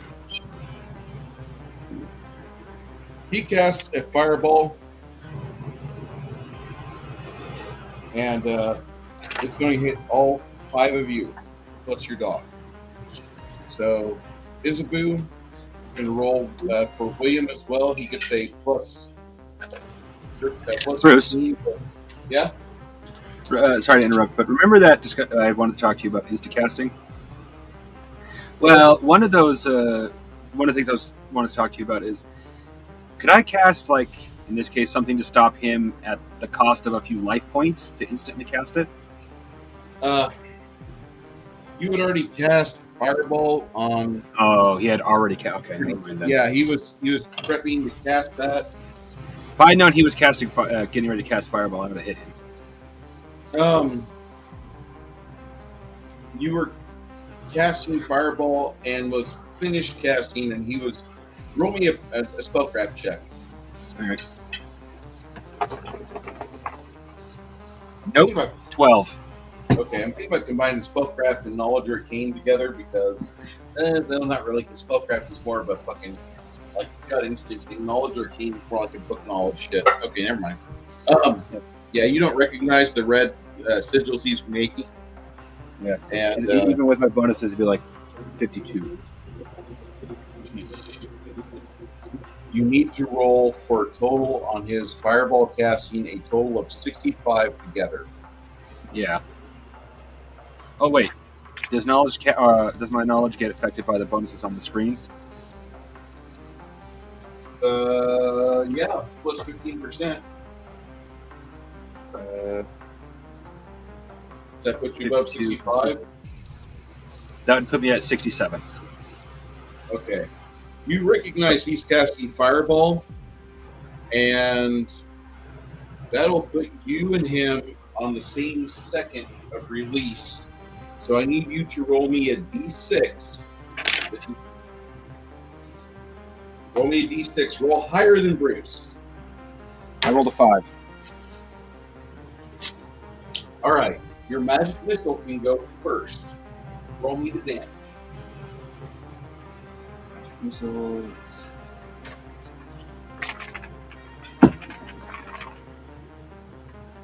No 4s. That's not the aim of this one. 10 total. Oh wait, 11 with the bonus damage.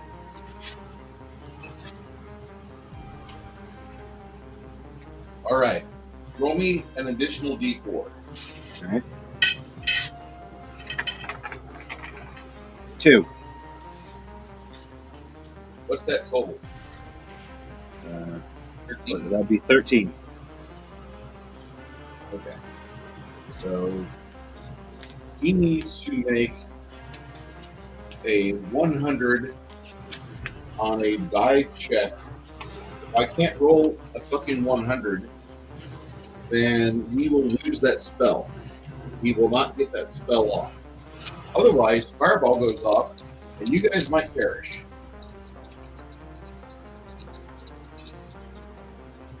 Which is what I'm trying to avoid.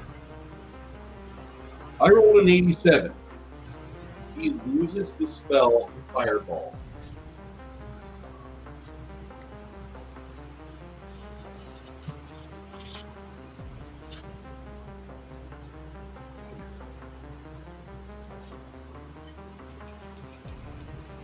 You can't hear it, but the little gamer inside me is raging with excitement right now. The music isn't helping my nervous stomach. Yeah. I'm like waiting. Okay.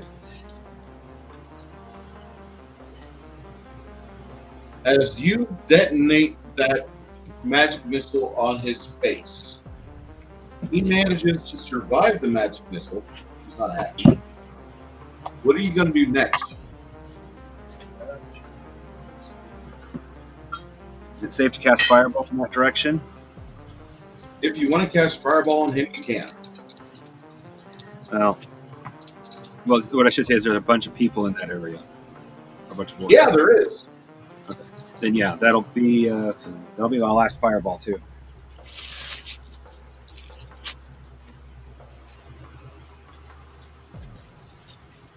Okay. That was on 38. Roberto, on 39, it's your initiative. All right. So what I'm doing is I am walking up to get within 60 feet of the edge of the village. Ooh. While I'm doing that, I'm swapping out my arrow I have for one that I've tied the alchemical fire. You're going to actually do a double move over there. Will I You still can be do that able to within shoot? 5 seconds. You can do that within What? Will I still be able to shoot? You'll be doing 5 feet, so you can move there. If you're trying to make a move action of 30 foot, you don't have cast or shoot on the run yet. Yeah, but can't I move and then shoot? You can move, and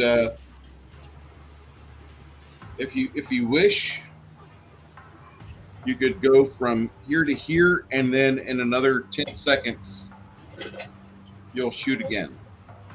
All right. You want to do that? Yep. That puts you on 44, Roberto.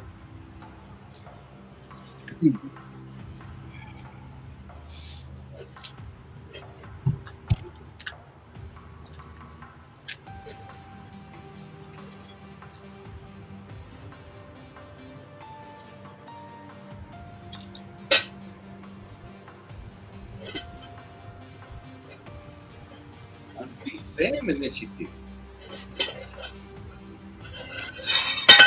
These guys are climbing up. These guys are standing up. Climbing up.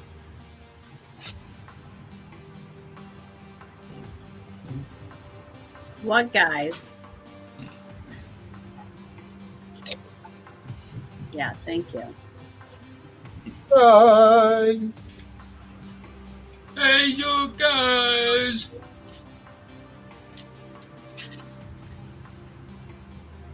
I just have to say that the Goonies is high art. I don't care who you are, the Goonies is high art. Baby roof. I heard rumors that they're doing a second one. Yeah, I heard that too. It's supposed to be the sequel. With All the children. original people. Rest in peace, Corey Haim. Well, except for Corey. You know, I'm surprised that the other Corey didn't die yet. I'm not sorry about that. Well, Isabu, bad stuff about You- that. you want to make a double move forward to help your friends? Yeah, if I can. Okay. Of course. And William, make your movements up there.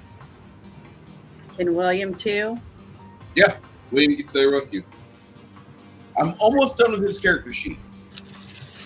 Once I do, I'll be passing that responsibility on to you. Okay. And at the end of today, we'll be doing a special thing. Special. At the end of today, we have a special event. Okay. So, that's Isabu. Isabu, what are you going to do next? What's your next movement there? What are you going to do next? I guess I'm going to keep going forward and try to attack some of the orcs. Okay. Orcs or whatever they're called. Along with William. William is not. He's not deterred. Good. Neither am I. I'll protect him. That'll happen on 51. Before then, 51.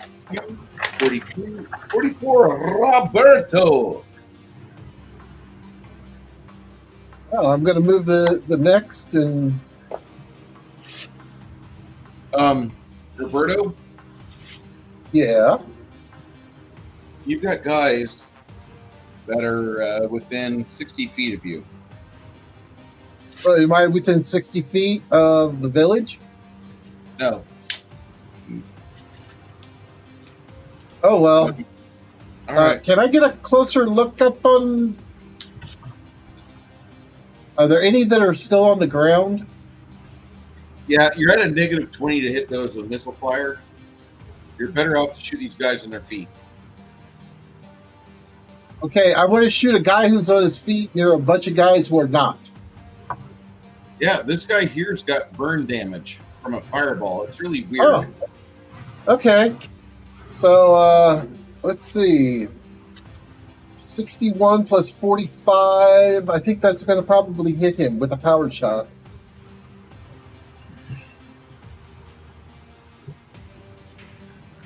Correct? Okay. Damn it. Okay, so it's going to be 6 points of regular damage and 6 points of fire damage as the alchemist fire explodes on his wherever I hit him, and then splashes.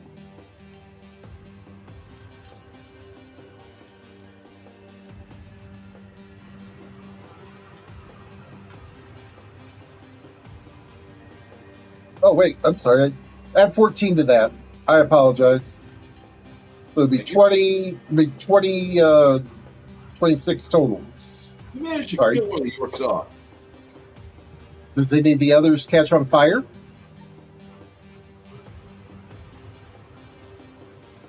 Well, I shot him with the alchemist fire arrow.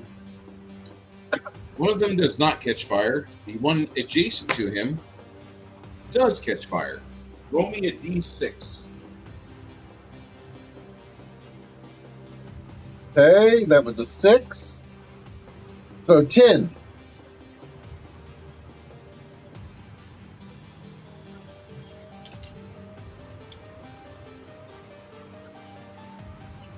And I'm assuming he's screaming. Yeah.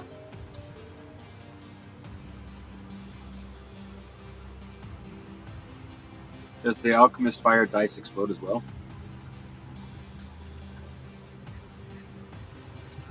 I assumed it did. That's why I rolled it a second time.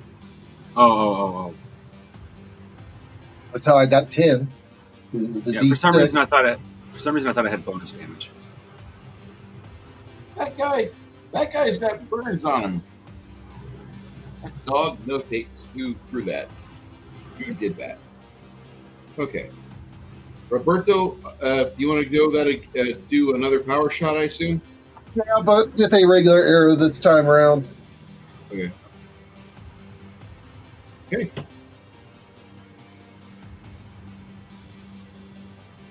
That's just a bad idea.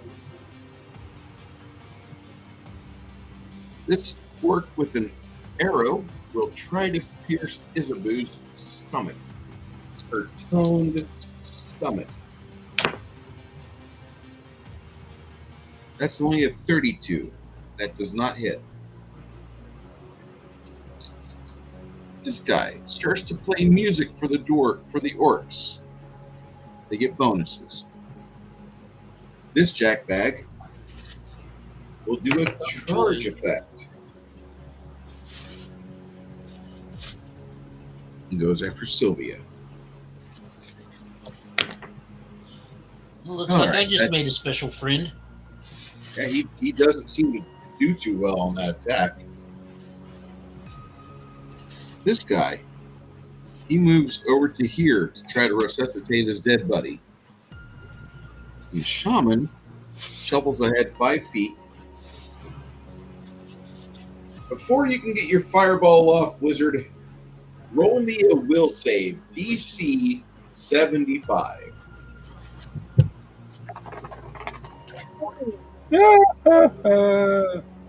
Okay, I spoke too soon about tonight being my lucky night. Top 5. You experience the wonders of sleep. Of course. It had to be that spell.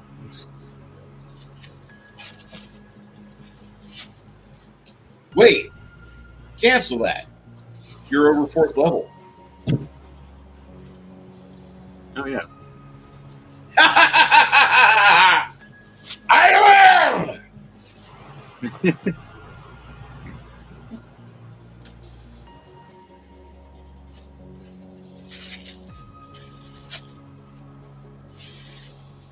So you can't go to sleep if you're over 4? If you have 5 or more hit die, you do not get sleep. Yeah, I'm So Sylvia does not get a precision strike, but she does get an attack on this orc that charged her bare-fisted. He is a monk. Go for it. Sylvia. Let me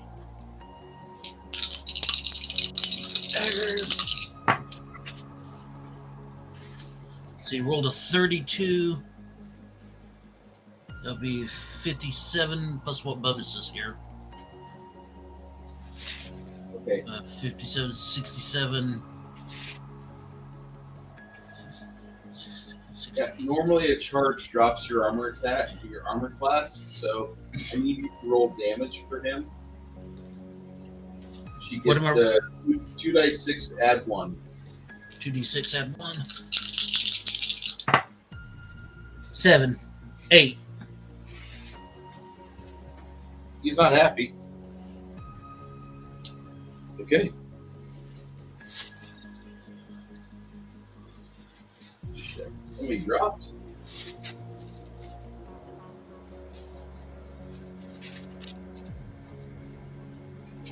Welcome back. Thank you. Welcome back, honored guests. Okay. So, as he's doing that, or as he cast you sleep, you were casting fireball, and it is now fireball time at 45. 45. What do you want to do there, Mr. Mongoose? You want to throw him a fireball party? Fireball. Yeah. All right, roll me some damage. I roll some saving throws.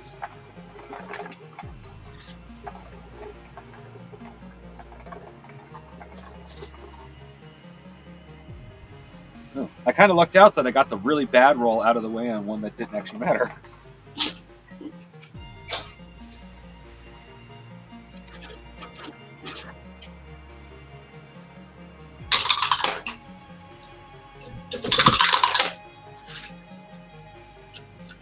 Roll that.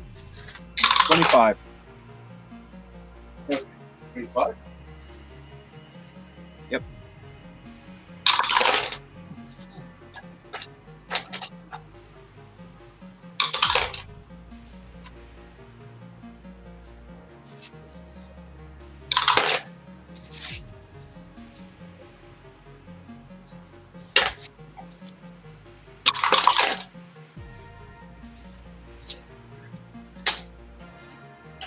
Back in the days of the Commodore 64, there was a couple games that were really overtly violent just to thumb the eye of people like Senator Joseph Lieberman.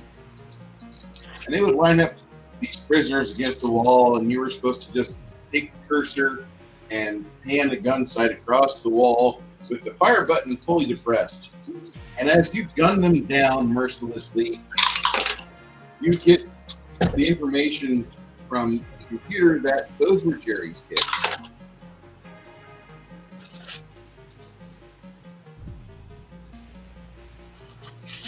Games like that did not further the cause of what we were doing, but I will say that they were fun.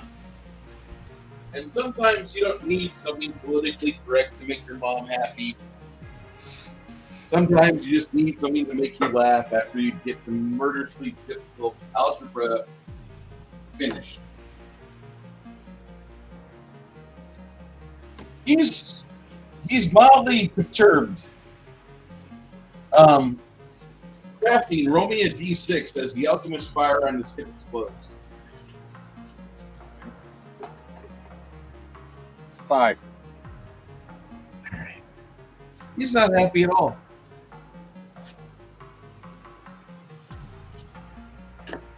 Ogre, you are here. The closest enemy to you is here. You can make a charge attack if you roll an acrobatics of a 40% or better. 40% plus on your acrobatics check. I'll give you a charge. What? Yes, I do. Okay.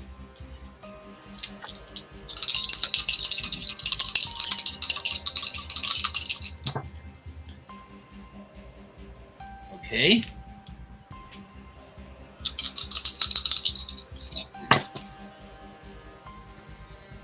+61 plus 45, so that's 60.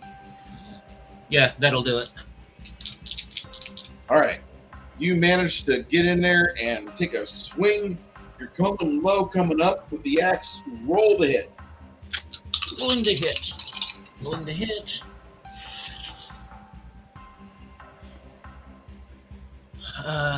30, 75. All right. 85, 90. Yeah. Roll me damage. Okay.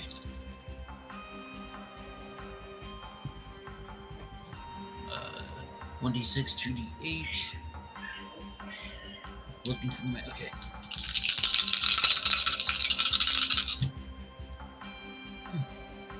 Hmm.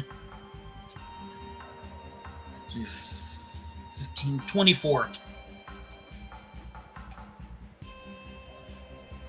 24.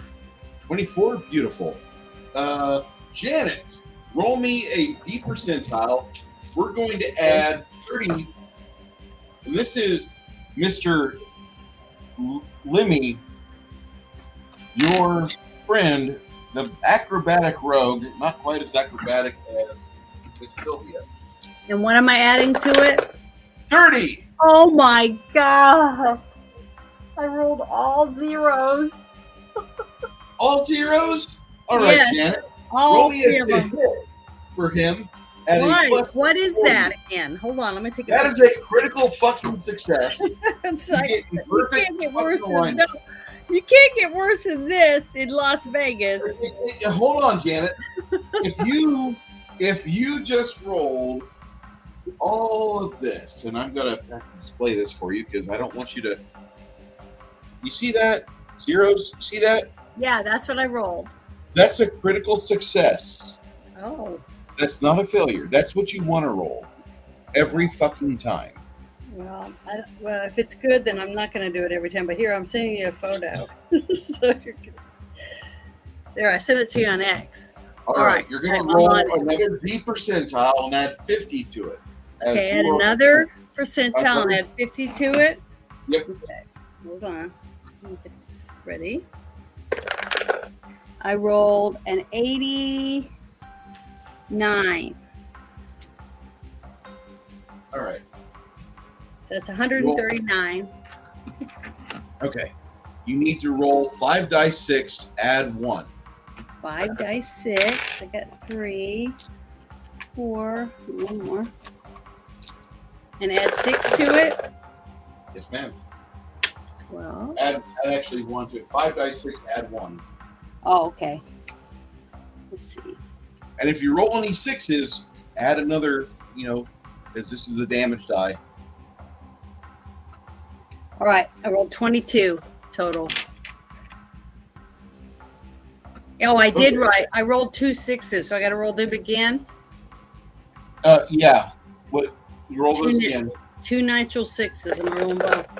And I rolled another 6 and a 4. All right. You take out the liver. Roll me another d6. I know. I said 6 again. That's impossible. You got a kidney. One more roll another time? 6. Yeah. And a 1. You hit the spleen. You didn't take it out. You got the spleen and you got the liver and the kidney, and that guy dies. That guy dies with a look of shock on his face. He was not expecting this. That was quite interesting. Wow, that was amazing. That was. Yeah, Bruce can share the picture with everyone if he wants. I sent it to him. I'm surprised. It's just the thing is, I don't have Discord on my, not Discord, Gilded on my phone. So I can't share it on my phone. So I have to share it to X, and he has to share it. Because he doesn't have Discord anymore.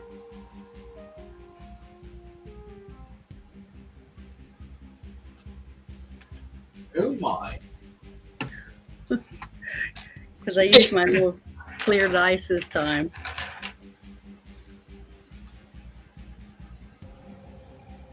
Yay. Yeah, I was surprised. That's what you want every roll.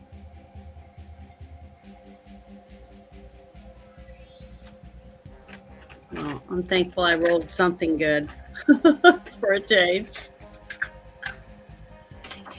Okay, so now whose turn was that? And was that mine or Williams?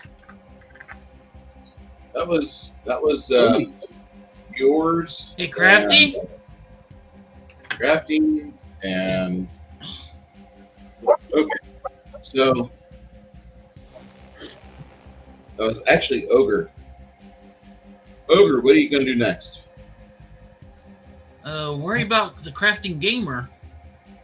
Oh, he's gone. Yeah, and he left a message in the private chat. What the fuck? Yeah. His internet must have complete. Something happened. So either somebody was walking on his keyboard or a stroke or something.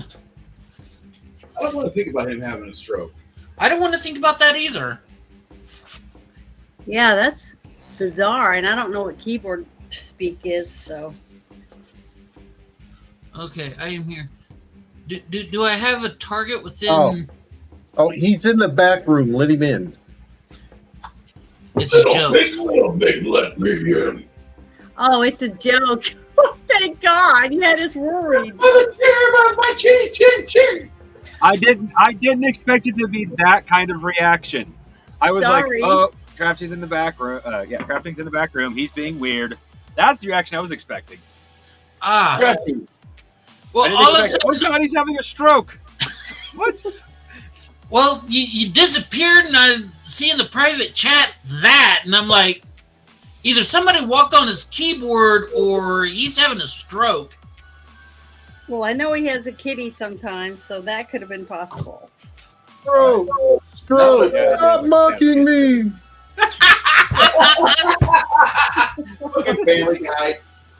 Yeah. Oh, Right. that almost got my mother-in-law in trouble. She actually had a stroke, and we got her to the emergency room. And my wife was in there with her to, kind of help translate and help, and everybody was talking about a stroke. She's having a stroke.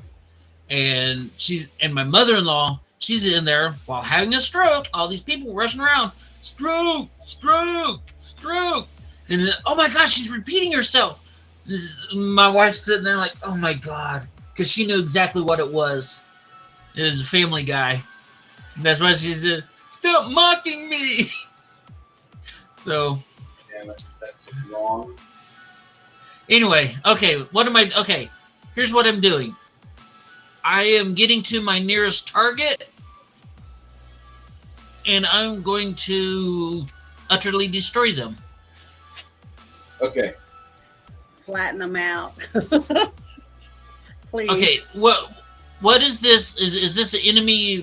Is this an enemy right here on the left side? That was the monk. He's dead now. The one that's standing. That's Lemmy. That's your friend. Friend. Okay. Friend over. Friend. Go attacking. Okay. Well, it's hard to tell from the bird's eye view. So. Yeah. No splitty. Okay. So yeah, then I will go to this one here. That's in between. I'll go to this one here. That's in between these two friends. Yes. I don't know which one that is. It's kind of hard to tell. Okay. That thing's gone. Here at the top is Sylvia. Yes. Say again. This is up here at the top of Sylvia. Yes. You have no enemies in this group here. No enemies. Okay. What didn't? No enemies. However, Okay. if you're getting ready to attack, you see that the dog is getting ready to do a lunge attack, a charge. Crafting is gone again. All right. Well, then I'll step around. I'll step around this friend and get between him and the dog type creature. Yeah, get ready for the dog charges. Actually, move Yeah. right there. And it'll put you at 55. 55. 55 All right. doggy You do died. that. At the same time, I need to know about Mr. You Mongoose. You had a sleep attack thrown on you and it didn't work. What are you gonna do? You talking to Crafting Gamer? I am, and I don't mean Not to. there. You move forward. Also, if you ever see this line, I hate you doing the thing. You're doing it already. If you ever see that, that's probably not a good thing. I just want to say that. Why? Because that's just ritualistic. You don't ever want to see it. No see that in chat. You don't want to see that. That's not a good thing. That's kind of like that's kind of cute. It's a cultish as shit. Fuck. Okay. I've never seen it before till today. That's funny. You don't look cultish. That's funny. She doesn't smell Jewish either. Did I say that aloud? Yes. Crafty, you just took a sleep spell. What are you going to do next? Crafty? There we go. I'm going... this motherfucker's pissed me off. I'm going to hit the shaman with lightning bolt and with toppling. This will put me right on the edge of being out of mana. So I will literally be able to cast nothing after this. 16 mana expended.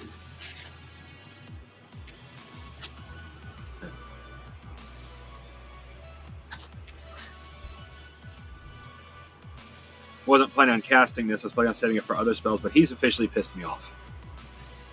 Okay.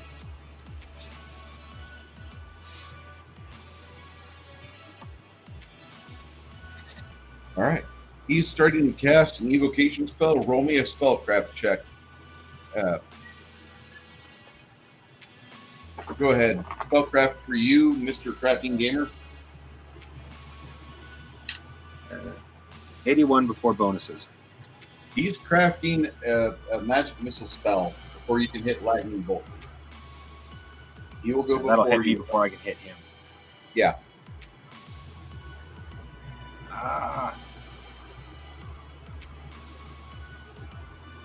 I was supposed to like fortify myself. Not really.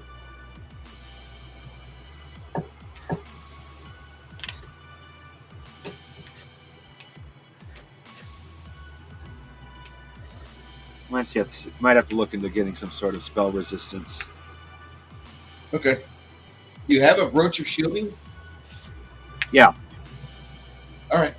Let me know whenever I cast that spell. He won't know it, but you're going to subtract the magic missile damage from that first before it goes into your hit points. Oh, okay. Okay. Okay. What happens on 46? The dog charges the ogre. The ogre does not get a reaction shot yet. The dog charges ogre. Ogre, do you have an AC of 78 or better? Yes, I do. The dog misses. On 47,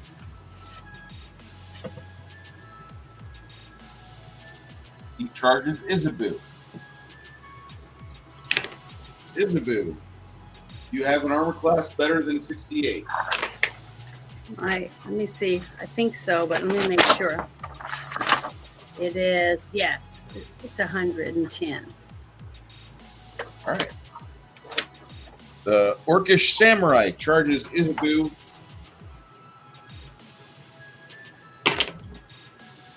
And he misses. The Orcish Shaman steps forward and starts to cast a spell. Anybody with spellcraft, you may make your die roll now to see what he's casting. Okay. He charges Isabu. I rolled a 68.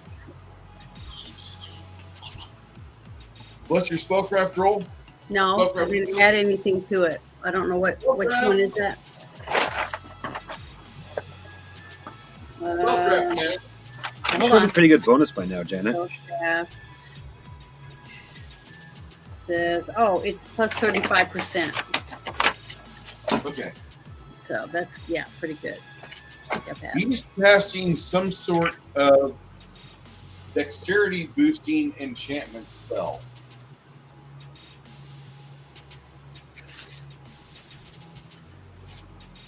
And then these guys stand up as they're ready to charge.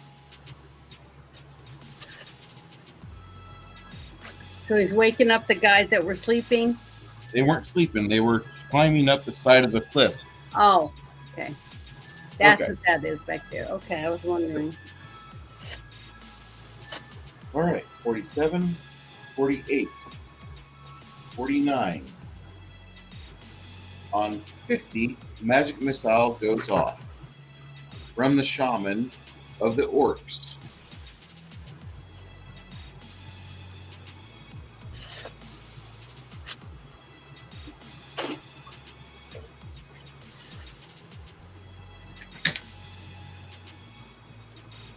All right, the orc rolls, and you'll take 15 damage off your magic missile brooch of shielding. You do So not plus need a 5. roll. Yep. You don't need a roll. All right. On 49.50, your lightning bolt goes off. Roll me your die sixes.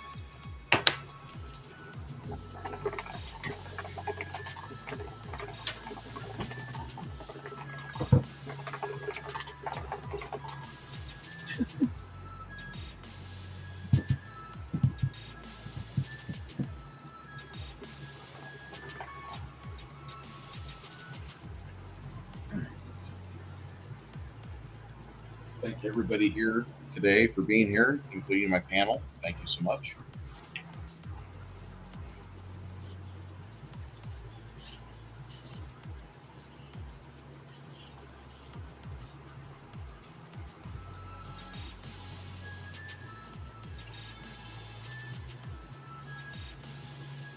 $23, and I added toppling. I'm not totally sure what toppling does, but I know it does something.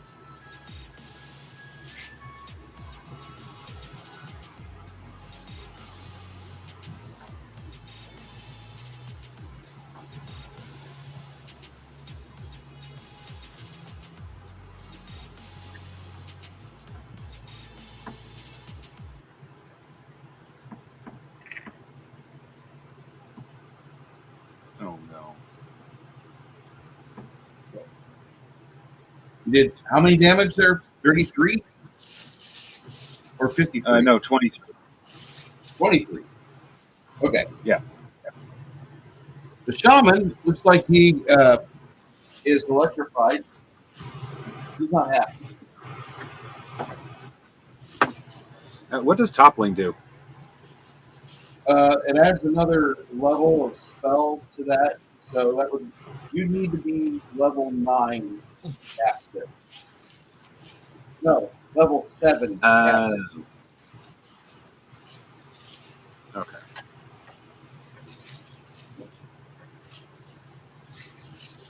All I know is toppling is one of my feats.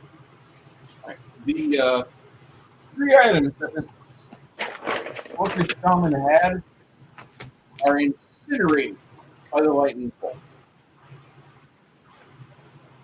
This guy falls over.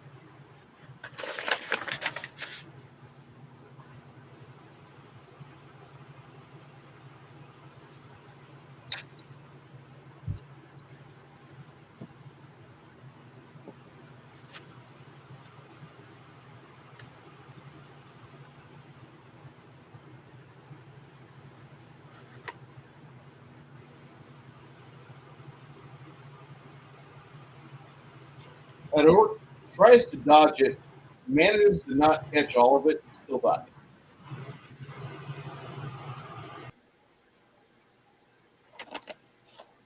What are you doing next? Mongoose.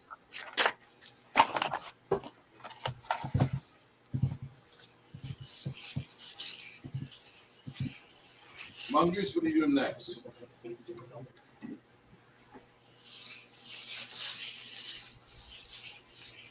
Mongoose, what are you doing next?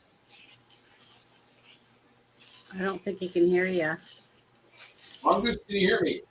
Mongoose, are you muted?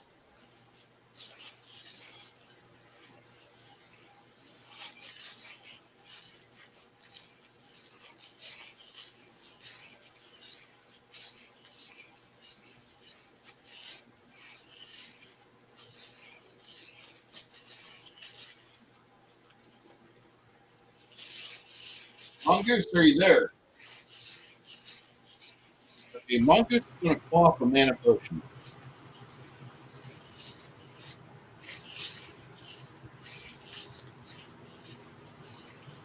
At 159. Isabu, it is your initiative. Is there You're any? going to attack this Yeah. one here. One, Which two, one's or closest to me? all of them are up against you, trying to batter you to death. Okay, well, I guess I'll go to the one to the right of me, right there. Okay.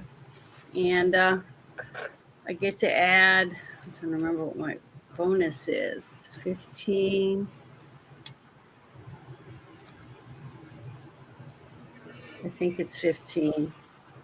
Yeah, plus 15. Okay, here I go. Please let me write this down. Nope. I barely rolled a 35 with my bonus. So she misses. So now it's William's turn, I guess. Yes, ma'am. You get your bonus to hit. Well, I added my bonus. You get a plus 15 for the prayer and the. Yeah, I rolled an 18. All right, that's fair. Okay, William so steps up and he tries to batter her as well. You get a plus 30 to damage, a plus 30 to hit for that. okay, so I get a plus 30. This is for William, right? Yep. Okay, plus. Let me write this down. All right, so now I'm gonna roll for him, and he rolled a 90, a 98. And that's without the bonus, so he did good. Die 10 plus 9, Janet. Die 10. So let me get it. Okay, and plus 9. So come on. And he rolled a 6. So he gets 15. 15 is my hit for him. Okay. I didn't hear you, so on 59, I thought you'd throw a mana potion down. Yep, that's actually exactly what I was going to say, because I need to remember I have some. Yeah. Okay. That's an Isabu on 52. We do the same thing again. Roberto on 53 is your initiative. You were going to do power shot? I am. Nope. Shaman. Ah, the shaman. Yes. Base 97 plus 45. You. Damage. And on your damage multiplier, you're going to add 2 damage values. So roll everything and times it by 3. You essentially caught a plus 50 more than what you needed on the die roll and bonuses, so you get a critical hit. All right, well, that's 11 plus 14. That's 25 plus another d6.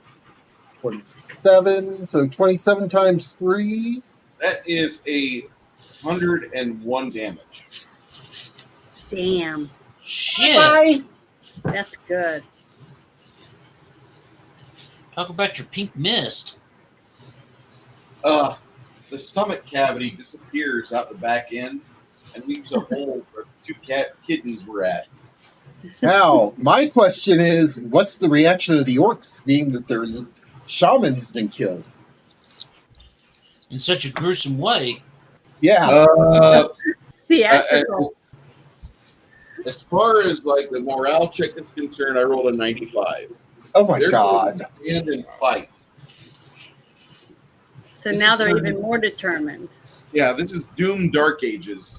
Yeah. Like, I've killed everything on the battlefield except for You're you kicked 4 off. imps. Except for And you they're gonna 4 imps. kick us Everything else off. is dead. The Hell Knights are dead. The fucking Barons of Hell are dead. But you imps are alive. What do you wish to do? We attack. Fling fireballs. Really? Really, motherfucker? Okay, stand and fight it is. I get the experience points. They're gonna attack there. Roberto. Plus 13. Give me a 13. All right, that's For on speed. 60.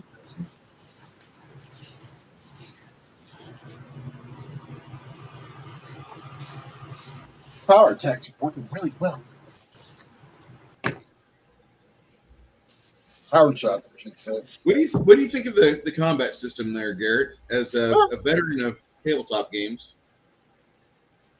Well, I mean, I'm assuming that the damage is coming out of. I don't know where the +8's coming out of, but we can explain that later. That's fine. Okay. Do you like the way the rotation of the casting time and weapon speed time is?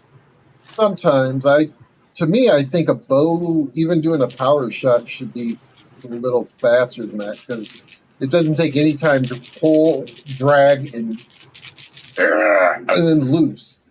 Okay. Adding a couple to it, but I think the bow time's a little inflated. Okay. That'll take into consideration.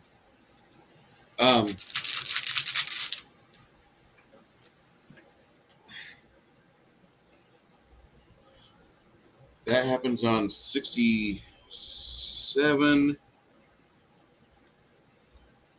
Booger, on 55, it's your initiative, sir.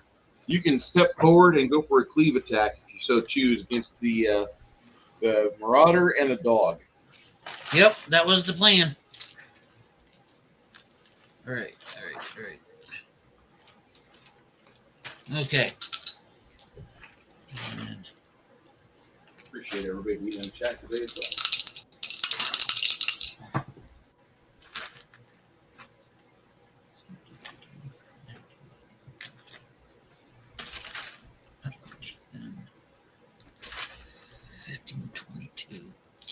Yeah, okay, 122. Ah! 112, sorry. Carried Okay. too much. Go ahead. Carried that one a little too far. It's okay. Go ahead and roll Okay. me the damage value that you got there. 1d6, 2d8.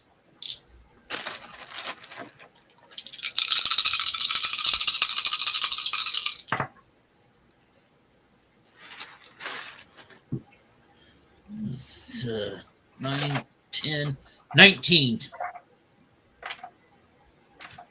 All right. The dog gets split in half. The Orcish Marauder stays intact. Waiting for you to finish your swing. Stian, or not Stian, but damn it, Stian. Okay. Your friend, played by the absent Six Nations 31 Kings, steps forward to attack. Go ahead and Janet, roll me to hit with that guy.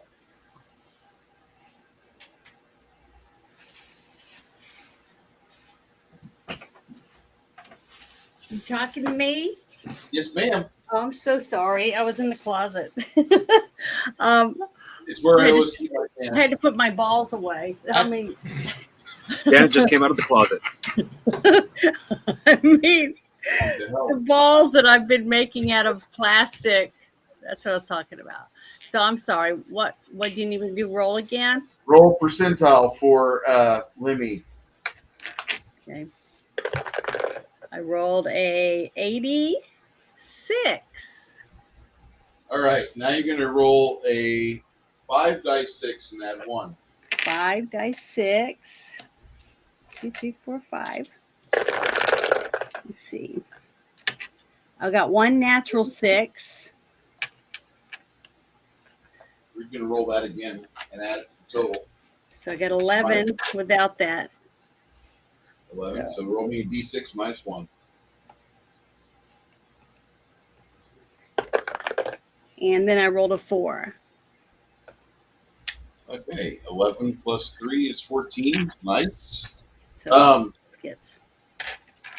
Then Ogre, roll me the acrobatics check for this young lady.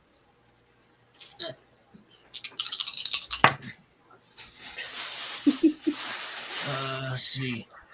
Rolled a 40, 70. Are there any additional? Oh wait, no. 90. Damage time. Don't forget 2 die 6 plus 2 die 8 plus 1. Do I need to roll to hit? Yeah. Okay. My bad. That was your successful acrobatics. And yes, roll to hit. My bad. Okay. Oh. 45, 55. You get the plus 25 from flanking, bardic performance, and prayer. 5. Yeah, well, what was that? 25 you said? So that'd be it. 25. Yes. Yeah, okay. 25, 50. So that would be 70. On 70. the dot, give me the 2 die 6 and 2 die 8, add 1.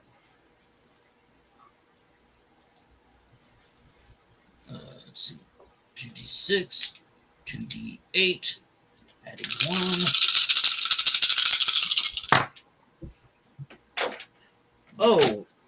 Oh, this is going to hurt. Okay, 8 and 8, 16, 17, 22, 23.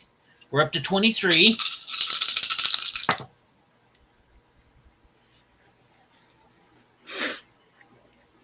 Let's see, 23, 23, 33, 34, 40,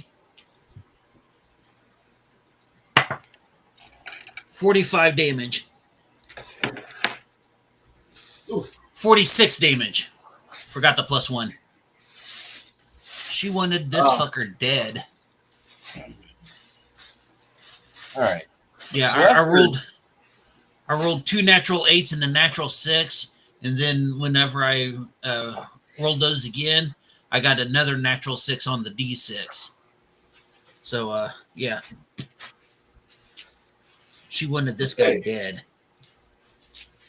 At the point where that happens, this ogre starts drumming away, and he starts screaming something in the Orcish tongue. He charges forth and tries to attack your friend Lemmy.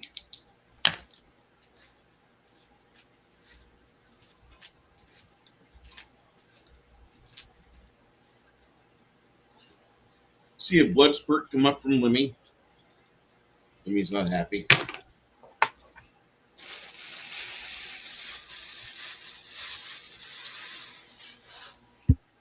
He charges Sylvia. He charges Isabeau. These two guys make an attack on Isabeau.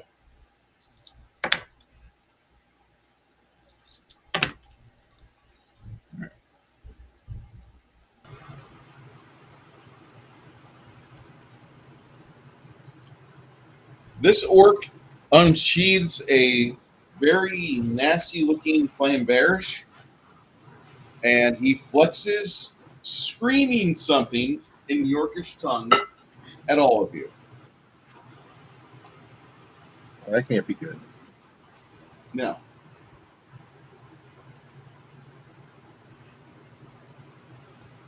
Six, 7,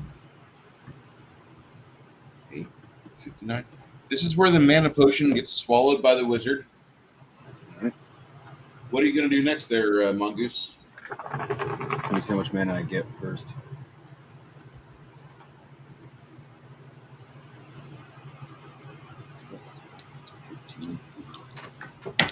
Not much. There's a bunch of them together. I could cast Sleep again. Might be a good idea. I down another mana potion, though. I only got 15 out of that.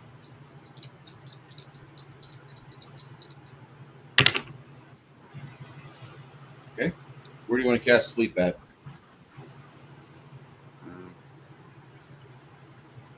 The largest group of them?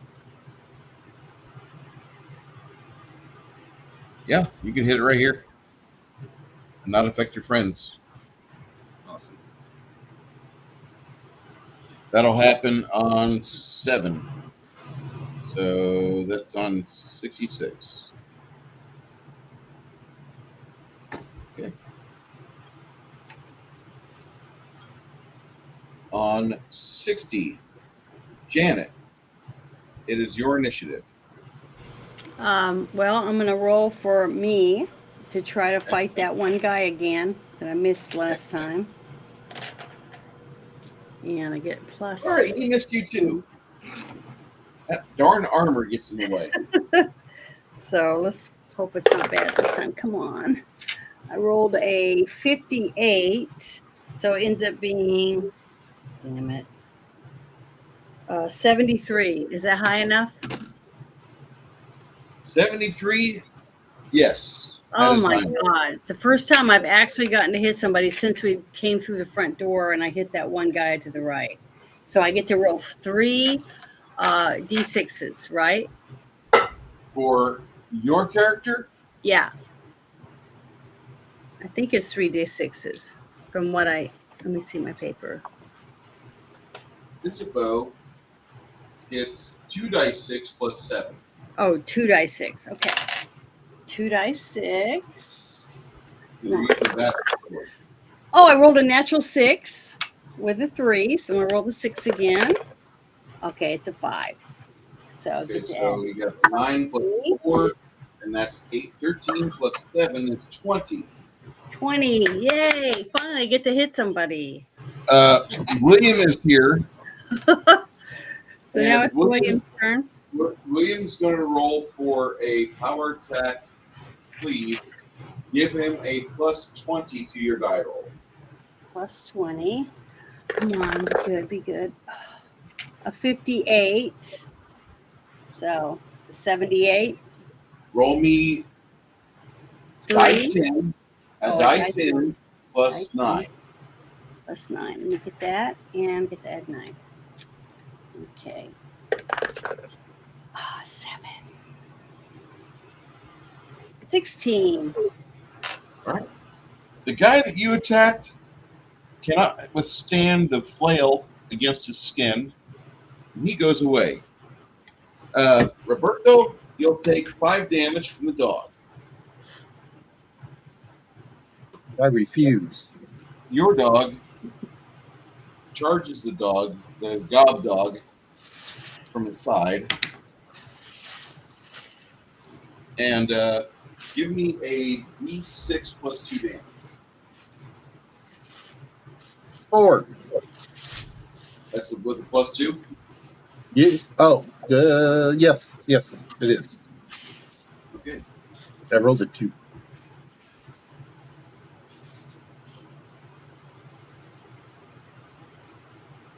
On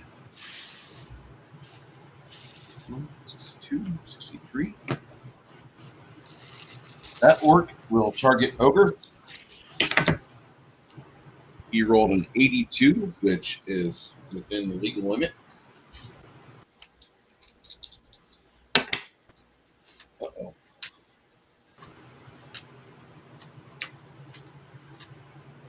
That's a -1, so that actually turns into a 23 damage to the barbarian ogre. Ow, I kind of felt that.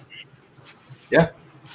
You see a lot of the females grabbing their young and fleeing the residential pit before you. It looks like the drummer has signaled for the retreat of the orcs.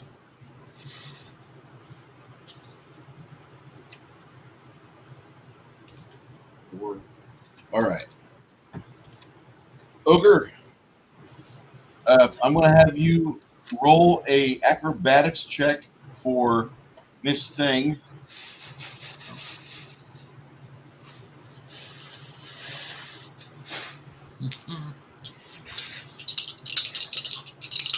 Acrobatics check.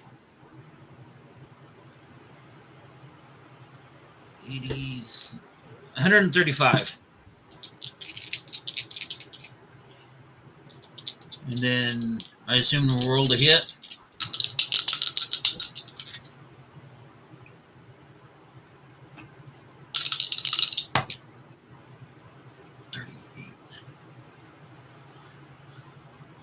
Uh,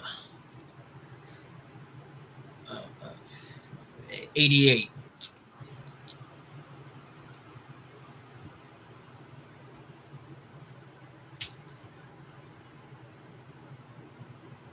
Two D6 and 2D8? Yes, sir. Yeah, okay.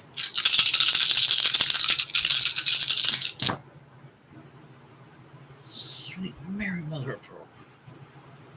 It's 12, 14.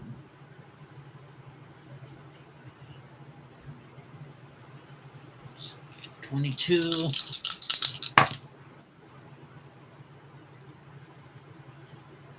29, 30. 30 points of damage.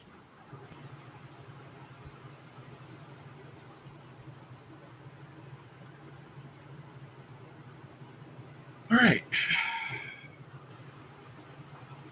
That one goes away. She does a nasty attack on him. Lemmy gets his acrobatics check off. Go ahead, Janet, roll his acrobatics. Get a plus 35. Plus 35. He rolled a 91. All right, he gets back there pretty effortlessly. He does that. Ogre, you can make a charge attack and power attack cleave these two fuckers right here. All right. With the cleave or with the flanking bonus of plus 10.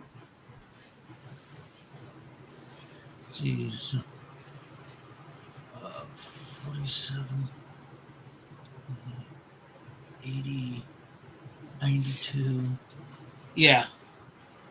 Okay, I hit 92 plus the flanking 102. All right, so damage is D6, 2D8.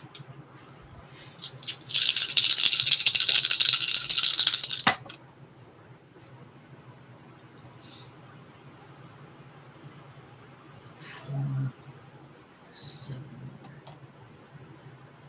16. 16 damage. These guys are both wounded grievously.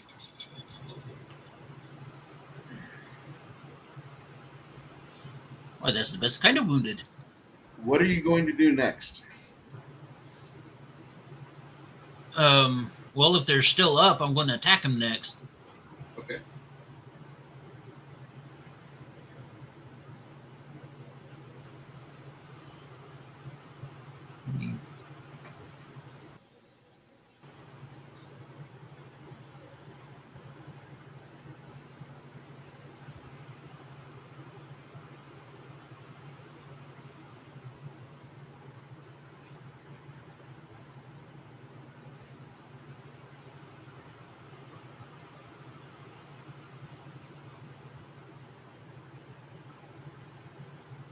That'll happen power attacking on 77. At this point, Wizard, make your sleep. Yes. Actually, no, you deduct your points for sleep, your mana, and I got to roll for their saving throws. One made it. One did not. 2 did not, and that suffices to end the sleep spell, as you've hit the required 4 hit die.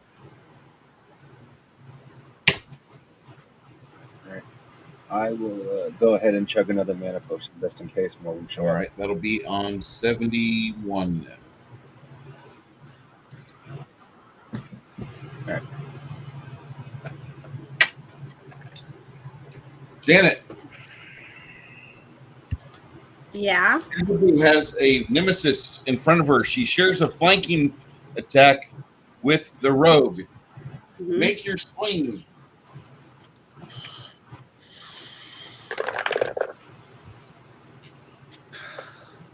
I rolled a 45, and I get to add 15 to it. Is that high enough?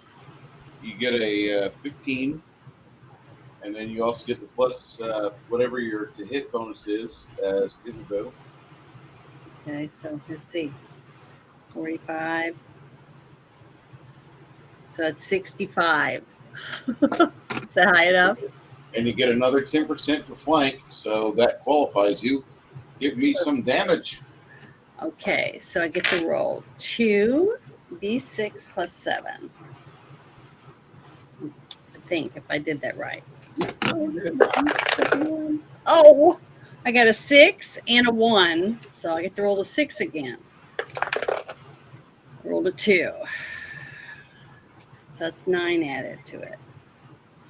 So I get a total of 16.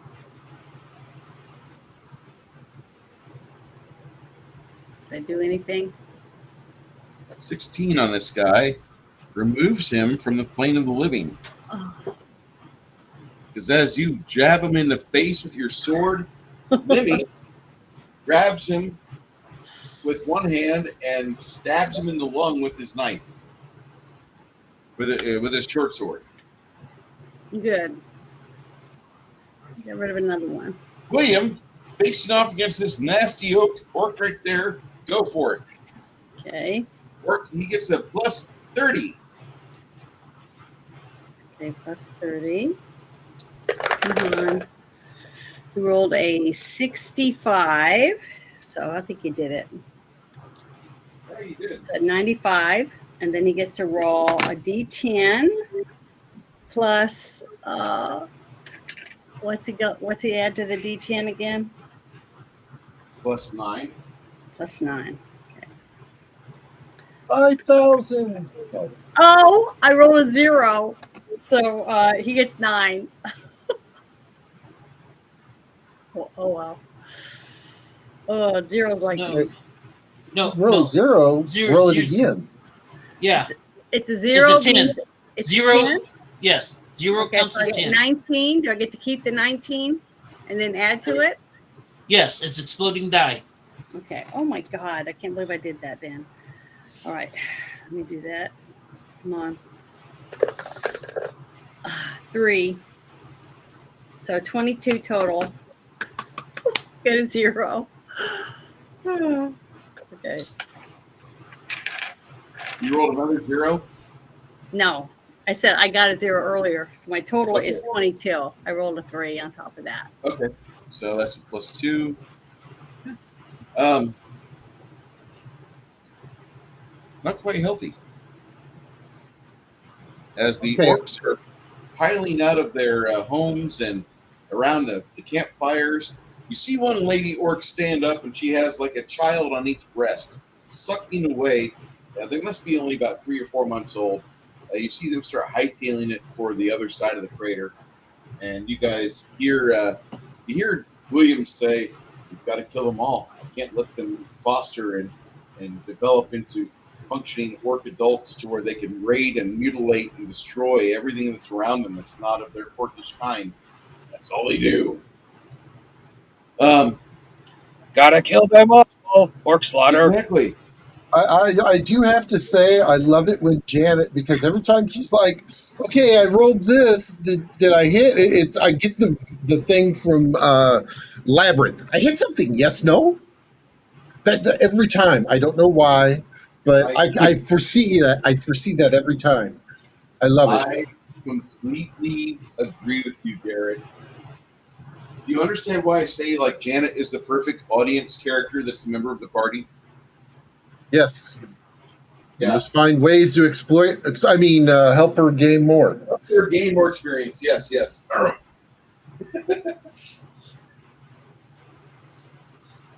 Love you, Janet. Why should we know that? Might not. You're muted. You're muted, Janet. You're muted. And everybody, I play on 4 games now, and every one of them play differently. So I've got tons of notes, and I'm trying to remember all the different characters. It's just been really, really hard to try to remember all this stuff. Only 4. You have these guys Here, all you need for this game. Not on other games. I know, but this game is all that matters. At least Today, I know, but I try to keep it in my head. none of the other games have Bruce Lombardo's name in the credits. Well, and the other thing is that you can always think about any game that you play, like what I used to do when I was in management, and I had somebody say, "Oh, you're just playing favorites," and I said, "No, you're just my favorite while you're in front of me," and then I turned my back to him. Well, I guess, yeah.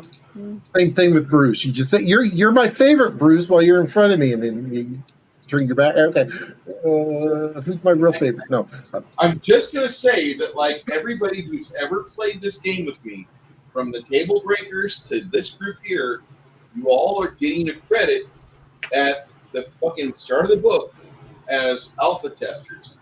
All of you. Even the table breakers that only played with 2 sessions at 4 hours total. Everybody there is going to get a fucking credit at the start of this fucking document. Because you guys have helped shape this into what it is today, which is kind of a mess, but it works. Just like Pathfinder at 3.x.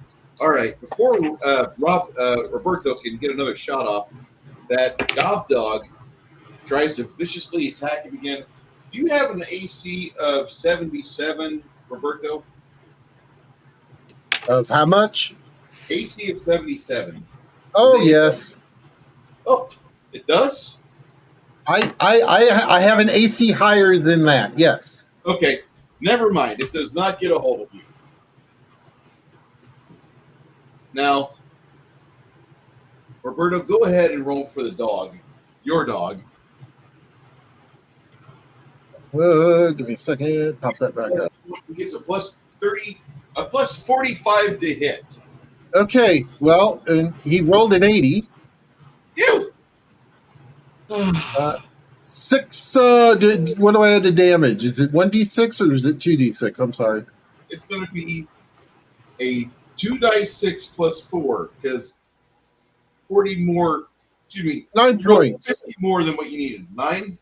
Yes. Oh, sad. Okay. You see a hunk of flesh get ripped out of the Gobdog's ass. Rob, it's now your initiative.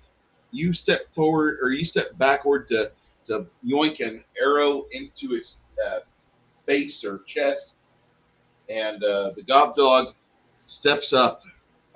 Right. Go ahead and try to plink at it as it tries to get an attack of opportunity on you. 92 base.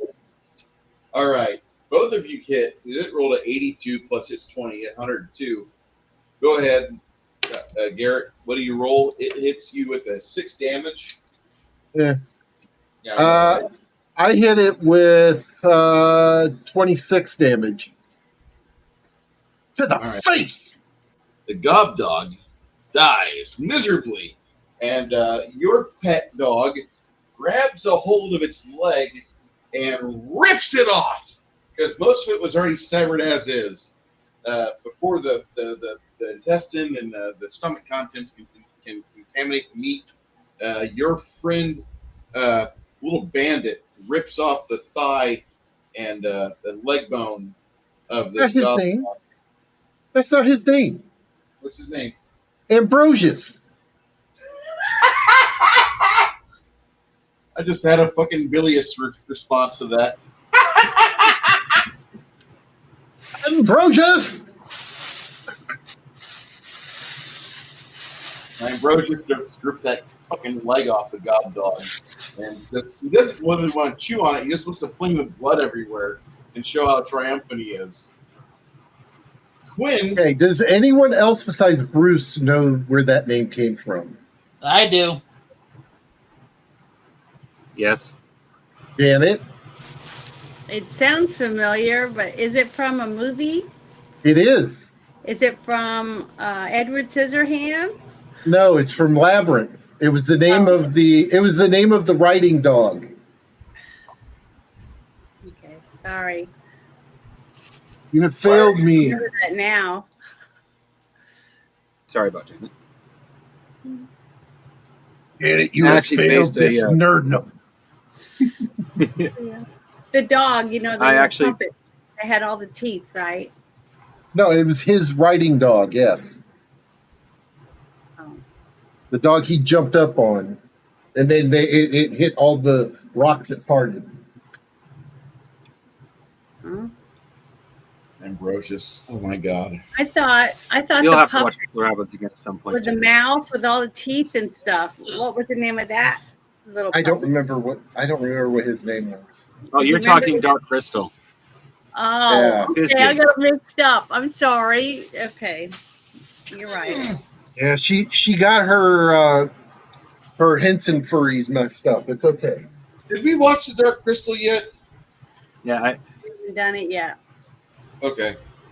You know, I don't think I've We ever did seen Dark Labyrinth. Crystal. We did Labyrinth. How can you not?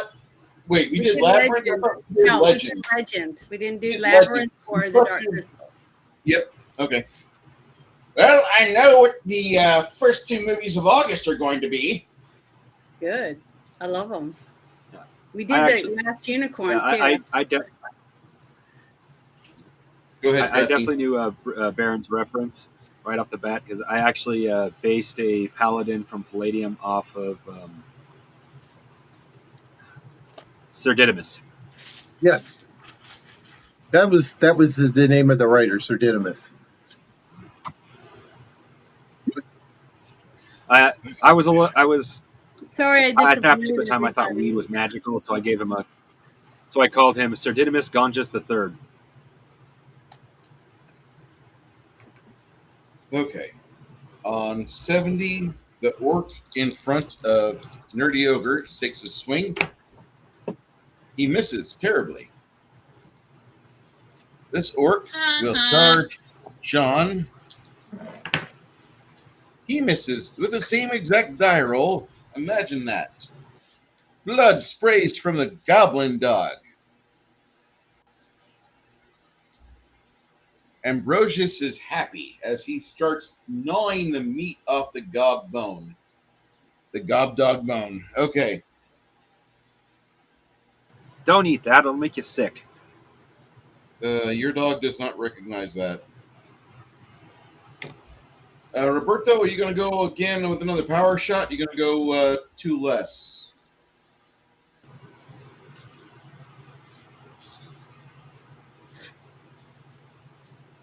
Actually, can I get a better look at the map, like left and right, please, or my right? Okay, I'm actually going to start skirting the wall that's there to get within range of the. Try to fire into the actual. No, I'm going to fire into the village. Okay. So you're going to go up here? I'm skirting. I'm going to follow the edge of the wall there. I'm assuming that's a wall. This is the wall right here. So I'm going to basically be hugging that wall, moving my way to the tip and I'm assuming that's going to be close enough to shoot into the village.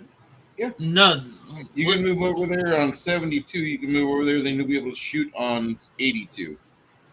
Yep, that'll work. Okay. All right. At this point, Ogre! Ogre! Alright, where am I? I am there.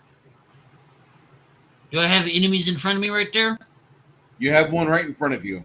Okay. If you so choose, if you want, then what will happen is your friend Lemmy will try to get behind this guy, and he'll try to do an attack first. Go ahead, Garrett. Roll me percentile for Lemmy.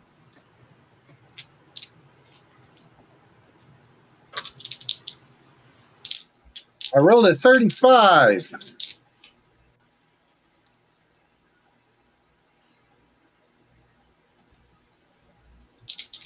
All right, 65 plus 25 is 90.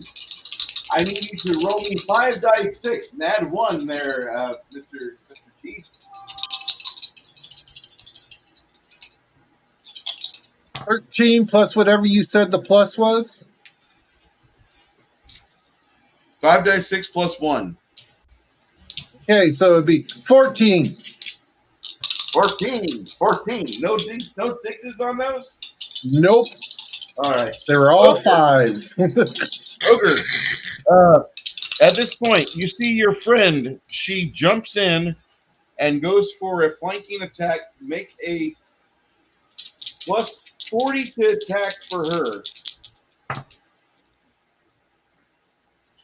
84 total. She gets 2 die 6 plus 1 to damage. No precision strike.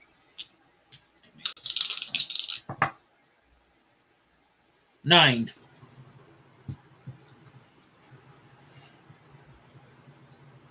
All right. Go ahead, Ogre. Make your attack on that orc in front of you.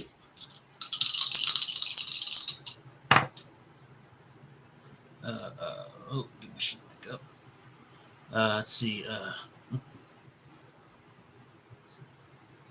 48, 80, 93 hit. Yes, it does. Okay, so that's 1d6, 2d8. Where's my d8s? All right. 9, 17, 21. 21 damage total. All right. Between the three of you, you managed to eviscerate, remove his sex, and take out any ability for him to purify from alcohol.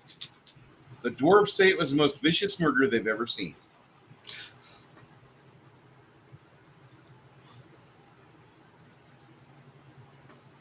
What are you doing next, Ogre? All right. Do we have any enemies standing? You got this one guy that just pulled out a wicked-looking flamberge. What about these two over here to the left? One of them is a bard signaling the other orcs to leave, and the other's an archer who's trying to draw a bead on you. Okay, well, I'm going to go over here to these two guys. Okay. You'll charge over there on 90. 90. All right. Janet, you can make a 5-foot shift and get behind this guy. Roll me a plus 25 plus your normal bonuses to attack him from the ass. Okay, here we go. Come on. I rolled a 34. Okay, so my total is 74. Is that high enough? Roll damage. So 2d6 plus 7.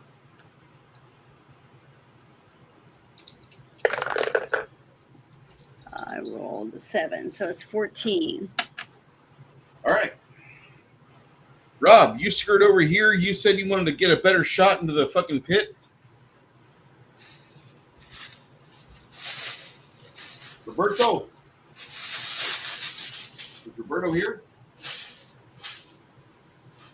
Roberto, are you on mute? Helps if I'm not on mute. Yes. My goal is to reach the tip of that wall at the top. So just move me there, and then I'll go in my next one. All right. You double move over here, then you go to the next one in 5 seconds. This jackass gets right here, and he goes for a great cleave between the three of you. It's dumb. All right. The ogre chieftain whips around his weapon, and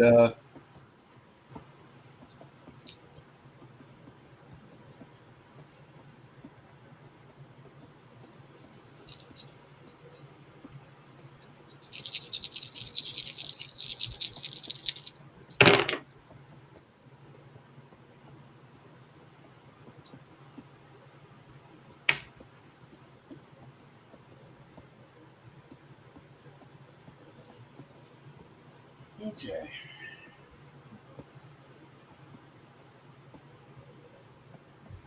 Ogre, Sylvia, Yes, sir. and Lemmy will take 35 damage as the ogre chieftain comes about and wallops everybody with a great cleave. At this point, Wow. the ogre archer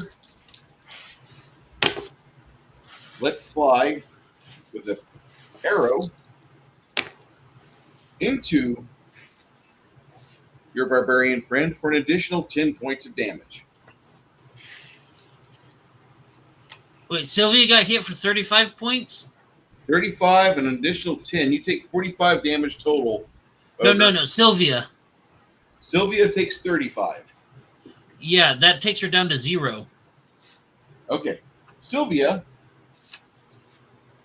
is laying on the ground with a large gash.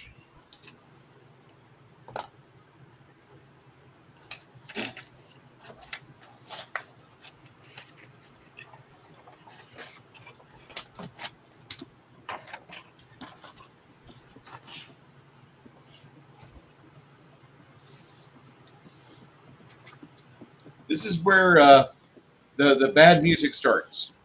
Kind of like whenever that one Ewok gets shot by an or ATST in Return of the Jedi.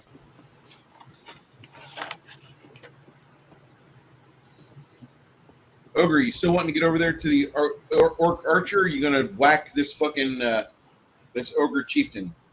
Oh, Ogre Chieftain is my new best friend now. He's my new special friend. Yeah, I'm going after the Ogre Chieftain. Okay. And Go ahead. I'm going to rage, cleave, whatever, everything I got. Okay. Rage, power, attack, go for it. Yeah. You'll have to wait on that for a few seconds. In the interim, Lemmy is on cue, so you get a plus 35 to attack. Actually, plus 50, including all the... Nope, plus 40 to attack, including all bonuses. Lemmy is not a powerful striker.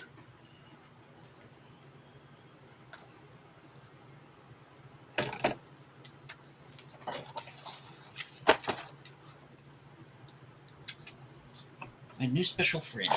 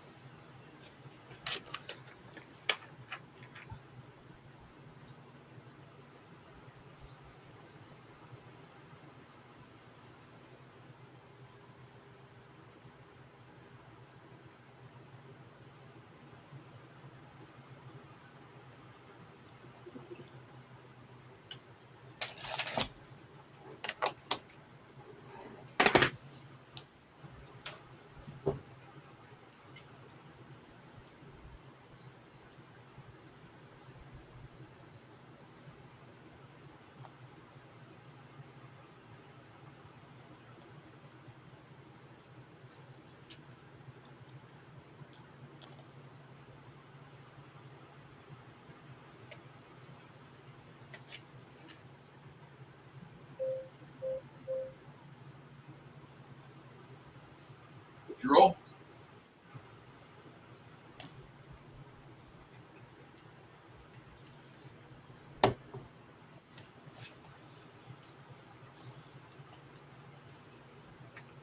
Who are you talking to?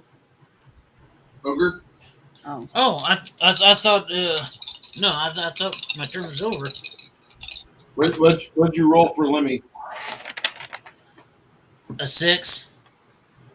Thank you.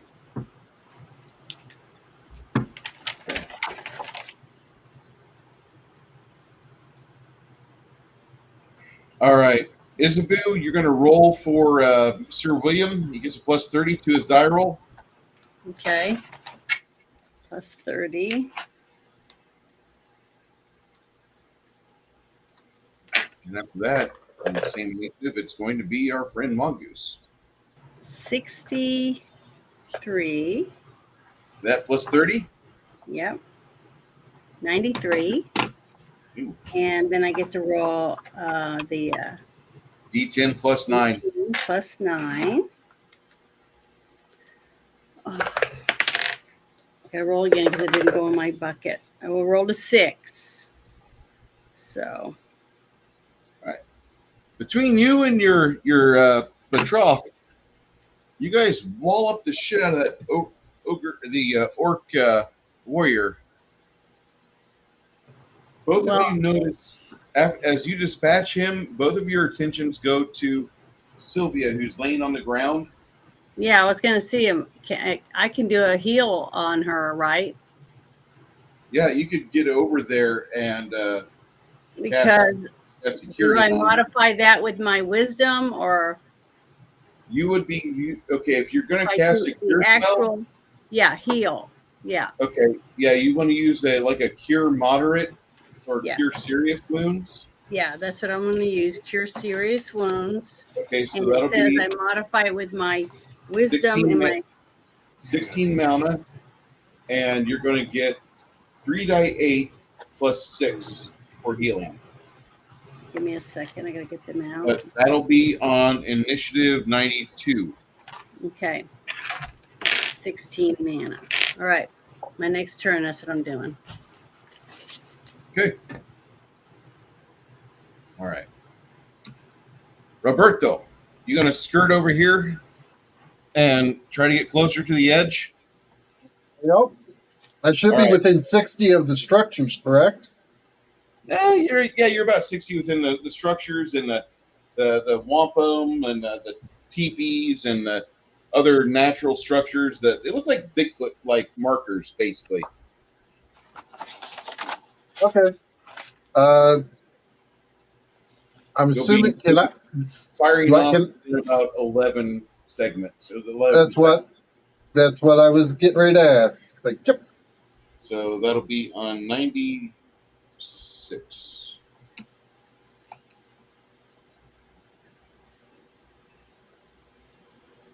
Okay. And while all of that's going on, 86, 87, 88, 89, this orc archer tries to pinhole the barbarian, which I don't understand why, but he is. And while all of that's going on, 86. Oops, sorry. That doesn't seem to do well. Okay. Dirty Ogre. I'll be right back. I gotta go close my coop. Really sorry. Okay. Dirty Ogre, you get to roll to attack for your friend Lemmy. Alrighty. Yeah, I rolled a 97. You're going to roll a die 8. 2 die 8, add 6. 2d8, add 6. And then you're going to add another 2 die 6 to that total. 3 die 6 to that total. 6, 7, 8. Okay, all right. The 2d8, I rolled an 8, a 6, and a 2. What do I add to that? Okay. You get a plus 3. So that will be 11 for the 2d8. Yep, and then precision damage kicks in, so you roll an additional 3 die 6. Because you and Lemmy are fighting.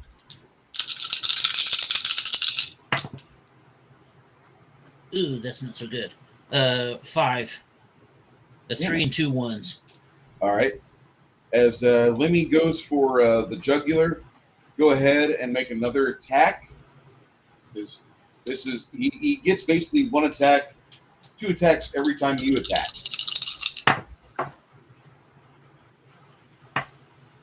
66. Plus 35. So, yep.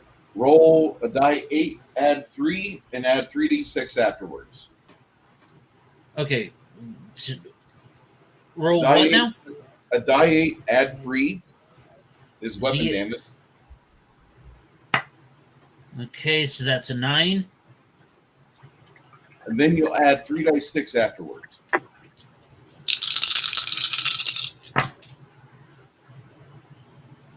$12. Huh. He's looking pretty scarred up. Go ahead, Ogre, and get your attack with that war axe on him. Okay. This my new special friend? This is. Okay. So with the rage and the power attack and all that. Should be at a tremendous amount of attack and slaughter. Once and slaughter. Fuck! You did I it. rolled an 11. That'd be That is 56. not enough. Yeah. Not enough. Even with all the bonuses. Yeah. God damn it! You do a wild swing. That's the penalty of rage. Yeah.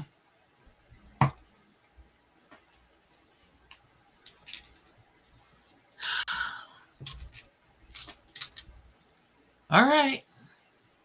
You can go again on 102. Yep. Go for it. That'll happen. Quinn. Quinn takes a pause from playing to quaff a potion.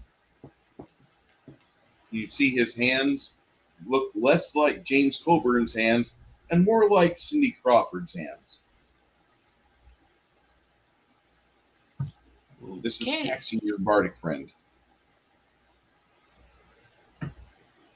The ogre that's trying to pierce your barbarian. He does another poor shot. At this point, Wilhelm and Isabu quickly make their way to the downed girl, and they will cast a curing spell on 97.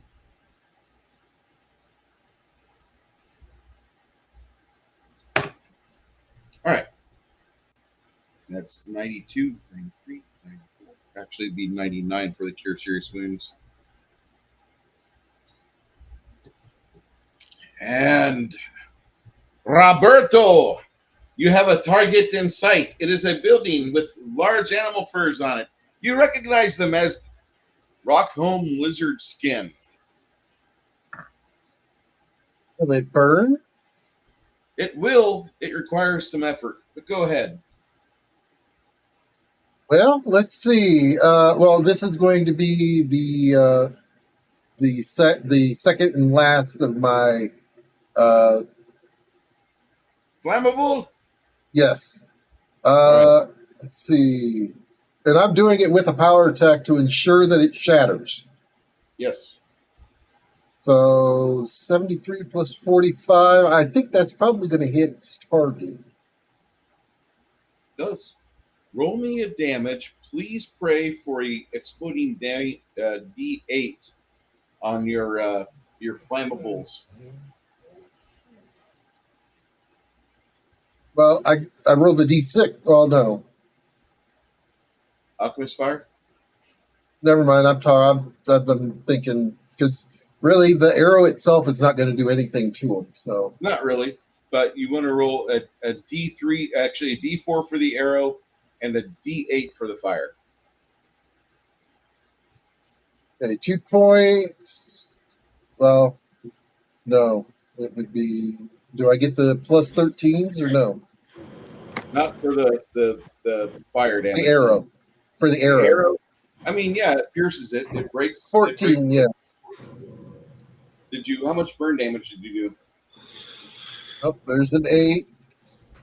There's an 8 and a 4, so 20. Okay. You hear an orcess or a orc woman screaming, and a few moments later, she'll run out of the place screaming to her demise as you've completely immolated her and the other inhabitants of the hut. There are 5 other structures there that you see that are easily within range. About the same time you're taking target on that, it is now time for Mongoose. Mongoose, what are you doing?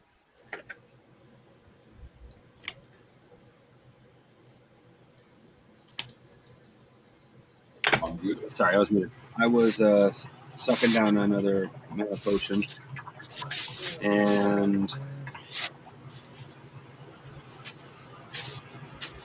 shit. I could go for the Orc Chieftain, but I have an idea that could really fuck over things downstairs. We for some reason have been carrying with us an unclaimed bottle of. What did he say? An unclaimed bottle of, and then he just went mute. Go ahead there, Cat Crafting Gamer. Repeat that. Bottle of what?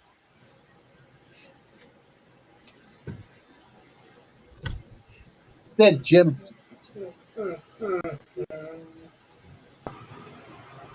I've got his mirror. I've got his. Oh, there he is. PCG, what was that, a bottle of? Dwarven liquor. Oh, God. One of the most flammable things on Earth.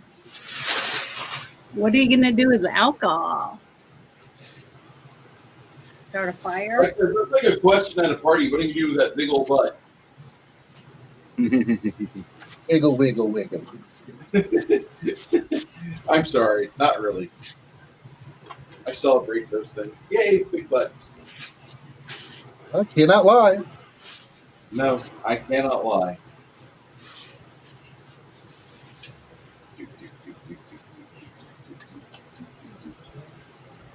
Damn you, Sir Mix-a-Lot. You've made my life so complete. Okay. In saddles.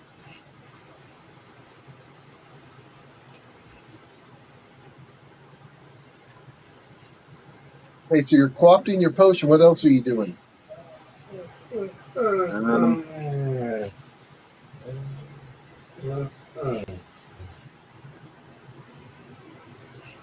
Does it look like the chief? Does it look like the guys need my help with the chieftain? Not gonna lie, it probably would help. Maybe the screaming may have distracted him a little bit. We don't know yet. Well, I can pinpoint him with magic missile, so I think that's what I'm going to do.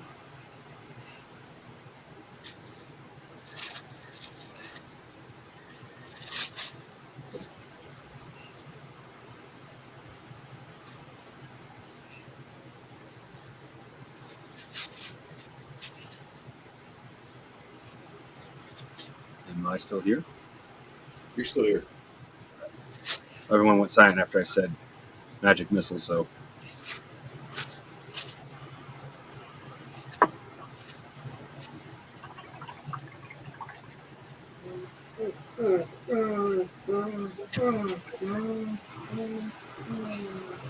You okay over there, Nerdy?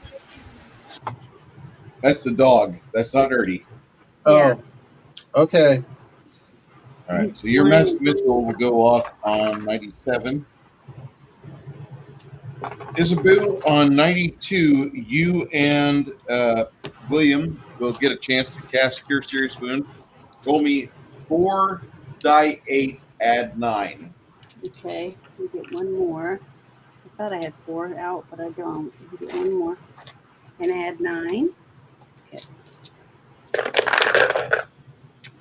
Okay. Let's see. 22.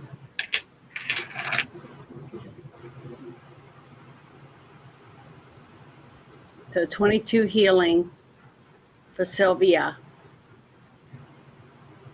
All right. want to make So sure we- Nerdy Orc heard me. 23 hit points. What are you going to do, Isabu, from here? Are those people towards the back? Those are bad guys still? Yeah, those are bad guys. Definite bad guys. Okay, well, I'm going to go towards them, I guess. And Okay. try to attack them with my sword. And so will William. All right. That'll happen on 101 and 103. Okay, 101 and 103. Okay. Okay. The orc chieftain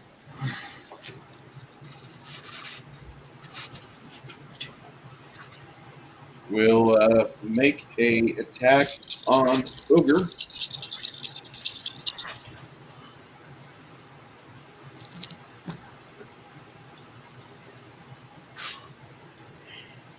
Shit, I rolled the wrong damage. He hits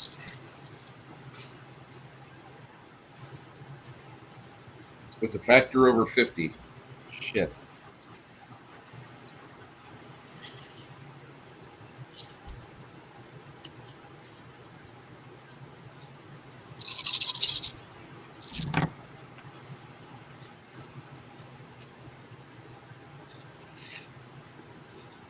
Well, I rolled pretty shitty for my damage there, but I think your barbarian friend might be going down. I have a question. Does rage give me bonuses to my hit points? It will give you an additional 12 hit points to your bonus. Okay. And what'd you hit me with?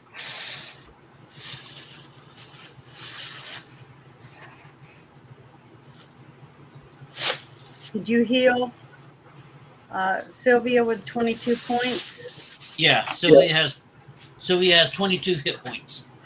Okay. I'm sure. Guess I'll be healing you next. Yes, you will. What how much damage did I just take? I don't think he said it yet. I haven't said it yet. You've taken 51 damage. Yeah. Yeah, I'm down. Okay. How far down? Let's see. Oh, hold on, I'm tabulating.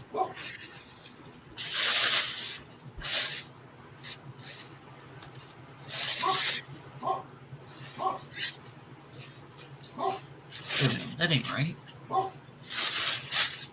Oh yeah. You said 55? 51.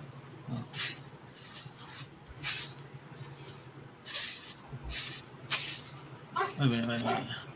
My math is not mathing right. Okay, 51. I hit you for 45 last round plus 51. So it should be a total of 93 off your top. 41. And don't forget you add an extra plus 12 temporary hit points, which go away first. Okay. Hold on.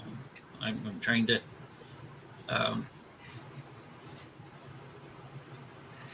Okay. 15. This is just the alpha test. We're kicking the tires in the system. 39. Okay. So I just got hit basically for 39. How bad? All right. So 30. Oh my God! Why am brain not working? Why?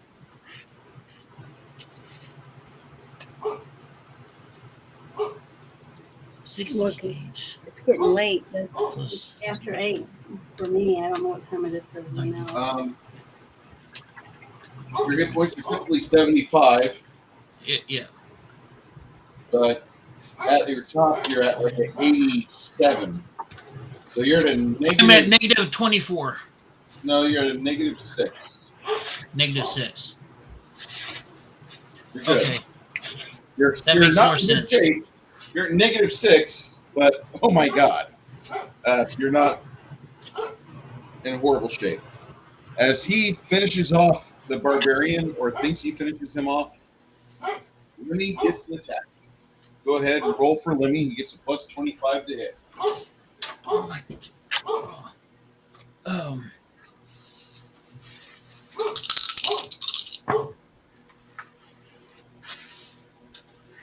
I rolled a 14. Yeah.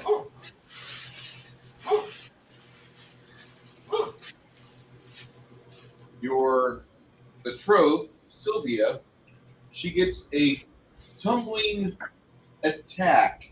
She's going to do a tumbling charge at this jackbag.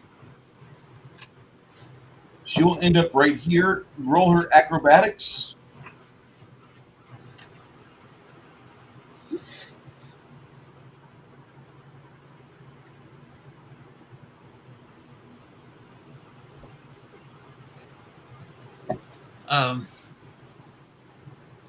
Let's see, 55 acrobatics. That's 105. Okay. As you do that, he tumbles into place. Does not get attacked. Now she has to roll her to hit. She gets a plus 10, plus all the bonuses that are with it. Okay, I just rolled a raw 96, so that'll hit. Yes. Yes, it will. Okay. So that's a D8, 2D6. Yes, 2 die 8 plus 2 die 6 can add 1.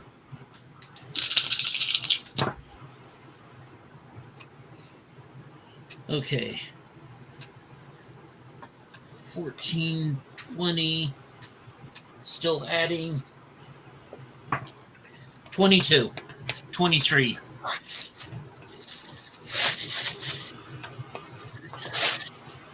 Okay. She does something with her weapon, stabs him horrifically in the leg.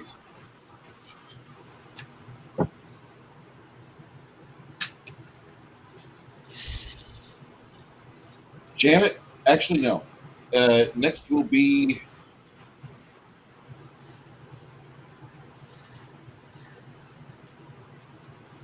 Isabu. You will be making a charge attack on this jackass. Get a plus 25 to hit, including the prayer and what? Or prayer and music. Okay, so I get 25. Oops. Okay, I'm gonna roll. See what I get. Come on, be good to me. I rolled a 78. Awesome. So that's 118. So that's a good hit. So I get to roll 2d6 plus 7, right?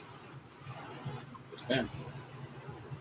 I think I remember that right. You did. And I rolled an 8. So that's 15 total.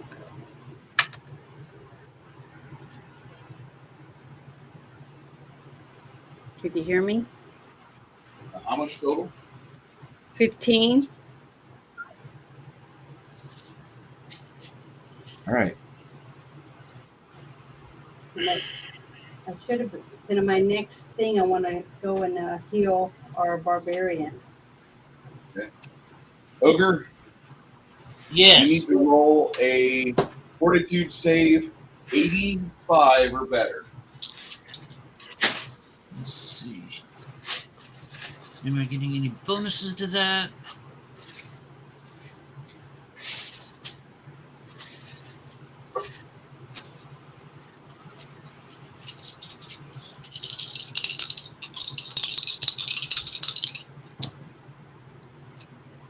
Not getting it. Okay. You bleed out a little more. Janet, Yeah. William makes his charge. Plus 40 to attack. Okay. Roll. Here we go. Come on. Don't do anything bad. Okay. I rolled a 34. So that'll be a 74. Is that high enough? No, dear. Missed Okay. by 21. Sorry. It's okay. He'll try again his next turn if he's alive.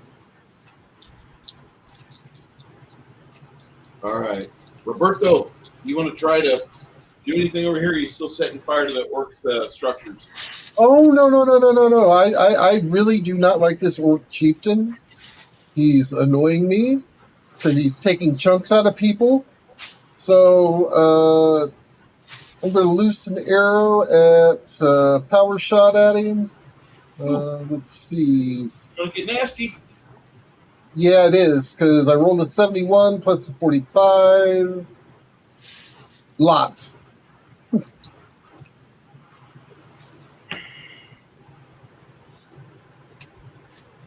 Oh, God. Oh, there's 13 with 2 6s. There's another 7, so that's 20 with another 6. Oh, my God. That's another 6 with a 6. Awesome.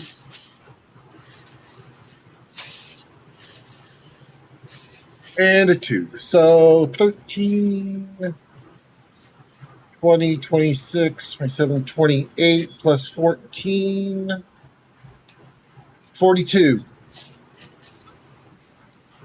All right. So after you shoot him in the esophagus, blood sprays all of your comrades, and he goes down like a sack of potatoes. We'll do a morale check for the remaining couple of orcs that are there. They stalwartly, they're stalwart in their efforts. They want to stay and fight. As Isabu and William go about healing them, Lemmy and Sylvia tumble in position to make short work of the archer and the bard, which they do. And by the time another arrow appears in one of the orc flesh bodies, you see that the battle is definitely won. As fiery arrows rain down on the structures, you see that Roberto is wrapping rags after he soaked them in alcohol, and he's sending them raining down on the orcish structures below. You hear the lamentations of the orcs afterwards, and for a few minutes you feel like everything is fine. Janet, roll me 4 die 8, add 9 to the total. No, add 17 to the total. 4 die 8 plus 17. 17. Okay. There you go, Bruce. I sent you the log. The log? Let's see. Mm-hmm. Gilded. Ah. 8. Wait. 43. Thank you. All right. 43 hit points are pushed back into the barbarian's body. So he's at 43 minus 7. So 36 after your negative, sir. Okay. So These two go away. why my brain refused to Can math, I don't know. Can I now do a channel positive energy too, or not? Yeah. After you And that's guys, 16 mana, right? no mana required for channel positive energy. Okay, well, if the battle's already over now, I can't do You it. guys wander around and stab all the orcs in the neck before she does that. Okay. Yeah. So they're all dead. So now I'm going to do a channel positive energy, and it's I'm trying to look at my dice again. 3d6s. Okay.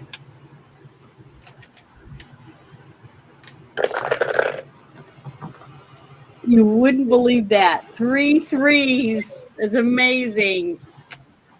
Nice. So everybody gets 9 more health added to you.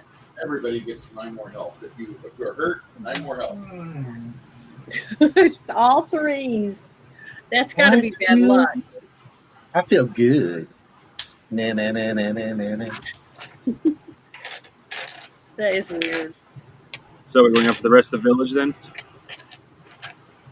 You guys head. You guys kind of look about, and between the casters carrying off with some dispel or detect magic spells,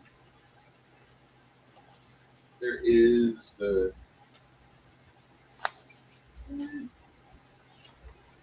Hold on.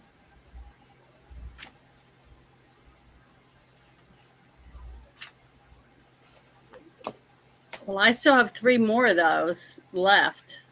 Should I do another one? If you guys are hurting, there's no shame in it. You guys want me to do another one? Oh. If you need it, I can do it. I got 3 more left until I have to rest. Well, I got 45 hit points right now, so You're not hurting our feelings if you do it again, there, Janet. Okay, here I go. Let's see. 6, 11 this time. all right. So little by little. Sorry, I wish I was a stronger character. I'd have more points. It's all right. It's all right.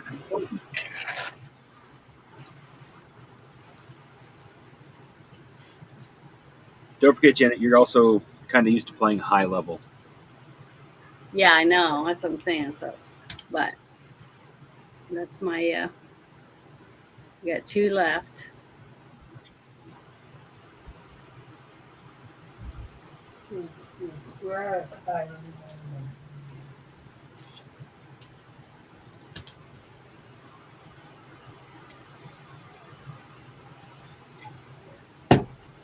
But one thing that was funny when I went out to my coop, you remember I had to move my little tiny bantam chickens into my big coop because something killed one of the roosters in the little coop, right?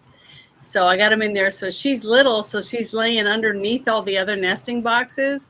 Well, my big fat Tyson, the Tyson chicken that's really, really heavy, she got down there to lay an egg on hers and crushed her teeny egg and laid her own egg down there. So all that work that little bitty bantam did got crushed. Because I know whose egg is what, because I know which chicken lays what eggs. So I know it was her, and she's really, really heavy. I just thought that was funny and sad. Tyson chickens are good eating. Yeah, hopefully she lives this summer because, man, she's one hefty girl.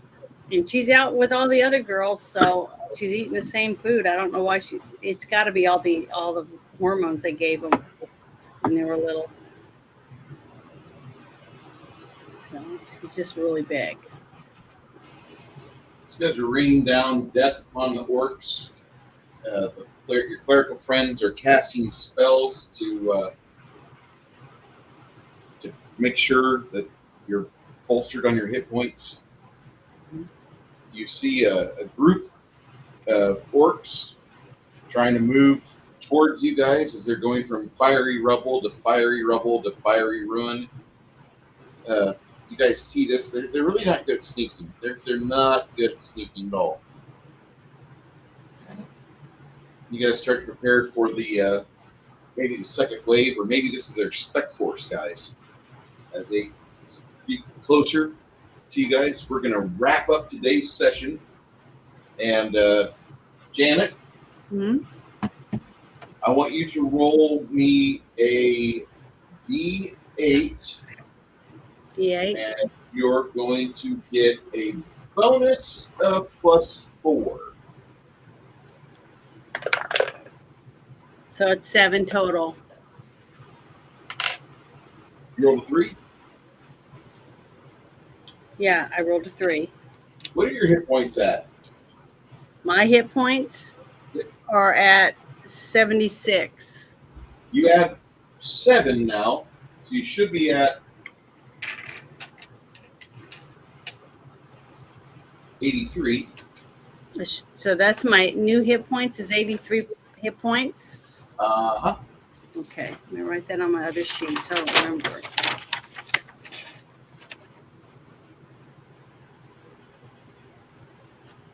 You're not considered a level 7 cleric for spellcasting and for any sort of channel positive energy. So your channel positive energy goes up to 4 dice 6. Good.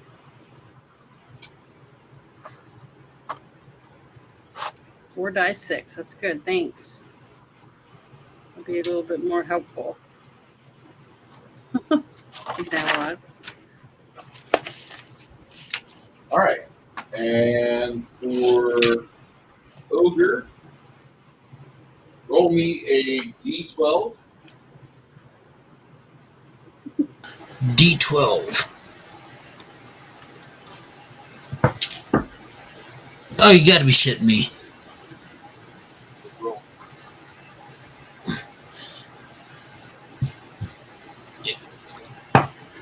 Ten. There we go. Sorry, yeah, 10.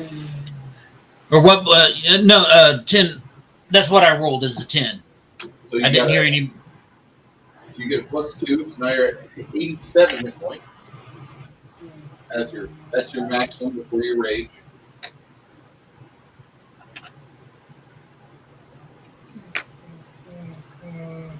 $87. Yep. How do I have a higher? Go ahead. Say again there, crafting.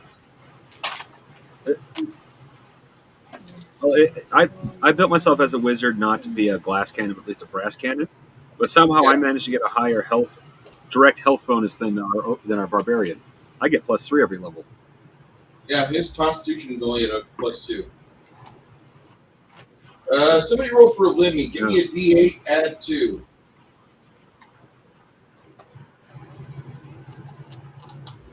I'll roll it. Please. Okay, here we go. Oh, no, you don't want me to roll it. That's someone else. I won't even tell you what it was. Go ahead, Jan. Tell me what it is. I rolled a 1. Okay, so you get 65 hit points. He's not supposed to be a fucking tank, okay? Okay, but still, I just hate it when I roll so bad for someone else. It's okay. Shit happens. Roberto! Yes. I need a D10, add 2. Oh.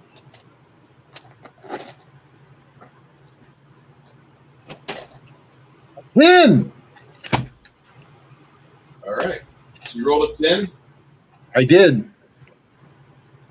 Yeah, he's rolled pretty good today. Yeah, you have. Yeah. First timer. Any file? Yeah, I was rolling pretty good too until the end. Yeah, it happens. Well, that last one when I fired on the Orc Chieftain, I sent, because I'm using a program a buddy of mine made called Dice Tray, which is one of the most random dice rollers that I've ever seen. And I sent the full log to Bruce because it was just like, shit. I need a D8 from Ogre, and this is for Sylvia. D8 -1.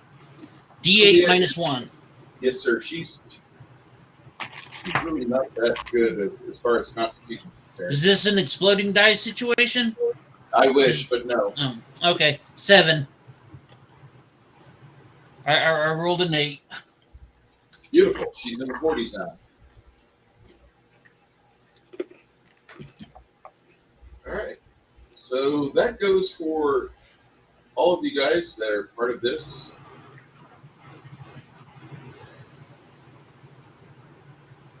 We'll be doing some work on the characters in the interim between now and then. Appreciate everybody being part of this as we siege the shit out of a group of orcs that otherwise could have been really bad for y'all. That if you guys would have died, I mean, that wasn't even a campaign. Sorry. I really enjoyed today's game. I really did. And I know that this was a lot of hack and slash. We did 103 seconds of game, and it took 6 hours to resolve. And I know that sounds like, wow, Bruce, that's worse than your Pathfinder game. No, it's not. I'm running a game that's not published. My players don't have a book. They have a document that's not complete in their Google Drive or on a Google Drive, and they can access it. It's not complete, so they don't have all the rules. So we're always talking about things kind of sliding narrative and mechanics in the same sentence. So that's where that's at. I feel this is a faster game than Pathfinder, though. Maybe I'm wrong, but I don't know. Garrett, you've played a lot of Pathfinder. Do you feel this is a faster game than what Pathfinder is? So Okay. we're still Janet, working. Still working the bugs out. Yeah. Janet, do you feel like this is kind of a fast-paced game or no? Yeah, I think it is. Okay. Good deal. The only thing that sucks that I, as a person that doesn't really know what she's talking about really, is that I've already made an action that I'm about to do, like, use my sword or whatever, and then someone up above me before I get to play gets killed, and I can't do anything. I have to wait a whole nother turn before I can run over there and put pressure on their wound or whatever. So I feel like I'm like, oh, I don't have time to save them. You know what I mean? That's the only thing I don't like as a healer. I mean, that's just how I'm looking at that. It happens in every game system. Mhm. I'm already doing something here. I've got a plan on my roster. I'm going to finish this action. I'll get to you in a second. That's the best you can do. That happens in real life too. You'll be on a frigate, a Nox class frigate, and things will be going moderately okay. You send your firefighting team down to one main space to get rid of the hydraulic leak, and everybody's there. You got an investigator that's flaking out hose in the surrounding compartments to try to make sure that there's potential for firefighting to happen there without the fire team having to write it themselves. The investigator should be good enough. And then all of a sudden, like another fucking harpoon missile or fucking exoset fucking smacks you in between the fucking motor whaleboat fucking stanchions, and that takes out your CIC. So, like, then you're completely forked, and you're only relying on the aft bridge for most of your communications after that point, because now you got to have the EWs go up there and fucking string cable to get fucking communications restored to the ship. And they, like, everything in combat, one thing you guys should understand, like, combat is not I plan ahead. You have a plan. Once it all starts to happen, you add a plan. Trying to react better than the other guys can react. That's all it is. It's a constant game of battle of the bonuses. Who's got more bonuses on their side? And I'm not saying you guys do, but you guys have done really well so far. I was proud of the way you guys were able to dispatch that Ogre Shepton. That guy was a fucking beast. I wasn't. Sorry. Huh. I'm sorry, sir. Well, you were already really damaged before you had the chance to get to him. So I just rolled really shittedly and I know what that's. I mean, I was sitting there and I was rolling to hit, and I was getting a lot of exploding dice until that ogre chieftain, and when I went up against him, it was just like my dice said, "Nope, fuck you, you're on your own." I know what that's like. Yeah, it sucks. But that's the game of chance. That's the part, is the dice. Yep. That's the part that makes it more realistic compared to real life, is because the roll of dice is, it's either that person, there's a bus crash and 20-something people die and 6 lived, and the roll of the die is where they happen to be sitting on the bus, that type of thing. So that's what makes it more realistic, at least in my point of view, is that all the dice aren't rolling hot all the time, because that's impossible. It's just that some people have more luck than others. That's the sucky part. So, oh well. Okay, sir. Barrett G Rock puts something out there. Just wait. I'm typing my response. Just wait. Okay. So, yeah, this game is not quote unquote realistic. I use the seconds as like a speed factor, And I was thinking about making the casting times kind of like double what they kind of were. So like, I know this might hurt like Isabu and Mongoose, but the casting times for the spells being longer would allow me more wiggle room to allow more quote unquote customization as you get more high level. So you can actually still have like a relatively fast time to cast, like a 7th or 10th level spell, mind you, if you are focusing completely on your spell casting and maybe 1 or 2 various types of spells as a wizard. And as a cleric, you don't get access to real big spells like across the millennium. Like as you get further up in your spellcasting ability, you start becoming more of an echo of what domains your deity has access to. So like eventually you're just casting 8th, 9th, and 10th level spells of what your deity has access to. And that's it. You're not getting like other stuff. First level spells, like as a cleric, like you don't even need you don't even get domain spells for that. Like you just random power in the universe, like I give you access to this. First level spells. 10th level spells, no, you need your deity to unlock that door for you to go through it. And that's kind of how that works. Anyway, and I know that Baron's talking about, like, I think the arrows should be faster. It kind of should be. I think the weapons should be faster than the spellcasting. Also, if you're a wizard and you're dumping all your fucking edges and feats into your spellcasting ability, you're going to start dropping your speed factors down quite a bit. Mongoose has started to see the start of that. He's getting ready to see more of that as time goes on, just as a potential. I would think, from a spellcasting point of view, like the higher the level you are, the quicker you'd be able to cast the lower level spells. Yeah, the lower level spells definitely are easiest to cast. The higher level spells atypically are the longest to cast. Like there is the rarity out there, like Dimension Door will have like a base of 7. Dimension Door is typically like in all the editions of the games out there, D-Door is the one spell that like takes up the cast. And if you're a higher level caster, when you cast D-Door, you can grab everybody you want. You just designate field targets and be like, we can all walk through this spot over here. And there's a door over there that you just walk through. Like, oh, I just teleported 130 feet. Yeah, because the wizard said for you to do it. And he did that. But now you can read my response, because I think you'll find it actually pretty equitable. Yeah. You have people like Lars Anderson, who currently holds the world record for fastest shooting of arrows. He holds 5 arrows in his hand to make them accessible, and Rangers use shoulder quivers. I'm going to assume that Rangers shoot on the right side of the bow because it's a rough estimate about an arrow every 3 seconds, maybe 20 per minute, which is slower than what's said in the books, I think. Alternatively, if they did Lars Anderson's method, they could shoot 10 arrows every 5 seconds, so 120 within a minute. They'd run out of arrows within their quivers. Exactly.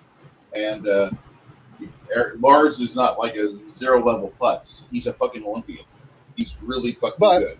Read what my response was under what you had said. I would say the level would shave off a second. You're starting to 10 to level 20 to 1 second power shot at plus 4 seconds. The thing is that power shot adds plus 2 to the speed factor. That really can't be reduced.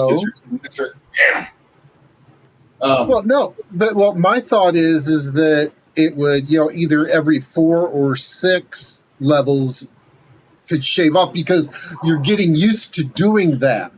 Mm-hmm. It's because muscle memory. Mm-hmm. You also have in this system various levels of specialization with weapons, and your character, I believe, is. Let me Google you real quick.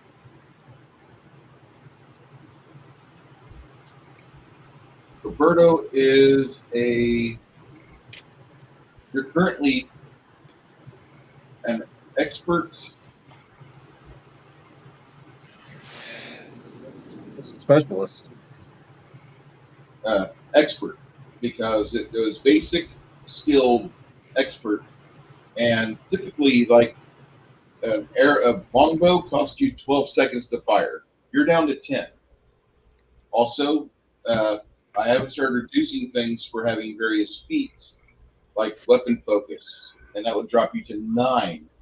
And then precise shot, I'm not going to give you that, but I will give you a reduction on point blank shot because that's kind of like a hasty, something I would expect a point blank shot be. You would be ripping your arrow out faster because you get PBS. So that would be going down to 8. So that's just kind of how yeah, but like I said, that I'm just giving you suggestions and do with what you wish. I'm not disagreeing. And I'm actually editing this because I actually have the time to do that right now. And therefore, Roberto should be reduced on speed for that. So anyway, like things like that, I just expect weapon users to probably be at a better advantage than spell users because this isn't Pathfinder or 3.0 or 5.0. Mm-hmm. And a lot of the games that have been coming out now, like they say they're caster editions, and this throws a little bit more edge towards the martial side of the game, although the wizards really can fucking do some damage. And as time goes on, you'll see more and more and more of it open up. Well, see, and the thing is that I could also see if you know, as a not necessarily as one of those innate abilities, if you like take double your time, it's going to, for the on the wizard side. Oh yeah, but double if they take double the time, it's a possibility that they can do double the damage. Like you have, I would say like the starting casting time for wizards at basic first level be like a 9, and then it goes up by 2 per level. But so now, like if you're casting magic missile, that's a 13 on your speed factor. However, at certain levels, like you're getting access to things that reduce your time as you start getting better at it. So eventually, like you're dropping magic missiles on like a 5. What I'm saying is that if you were to hold it for until, okay, let's say it's down to 5, and you hold it for 10, you're concentrating more and putting more oomph into it. Yeah, and there's also we're using meta magic feats for some things. Yeah. So you can, like, instead of dropping 5 magic missiles at your top, you could actually, if you're say you're 20th level caster, and you've got the feats to actually put an additional 5 damage die of magic missile on it. So you're like able to literally put 10 die 4 plus 10 plus your evoker bonus into this. You're rattling 10 die 4 in your hand. Don't forget, you add an extra die 4 on exploding damage die, and die 4s have the highest chance of rolling max damage.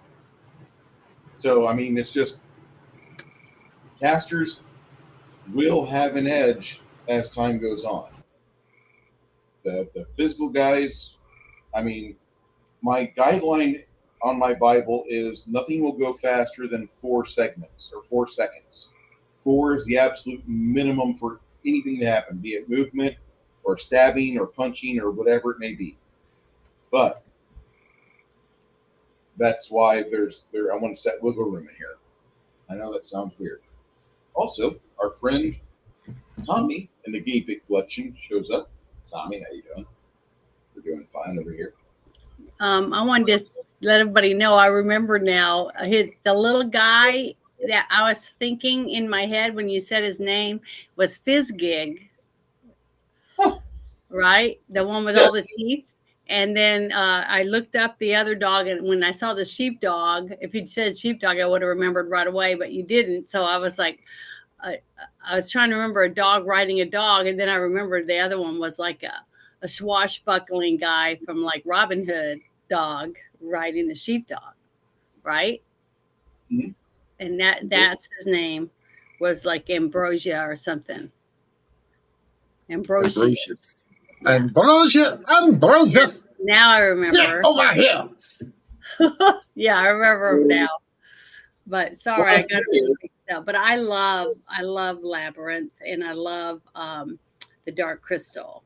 Those are 2 of my favorite movies. So I remembered the little puppet, and that's what I was thinking instantly when you said the little dog. And I was like, oh, I loved him. You know what?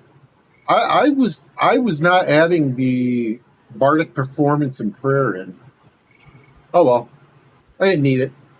Yeah, that's why he started putting it at the bottom. I still forget sometimes, but it really does help when you put it in the, in the scrolling thing, so people can see it.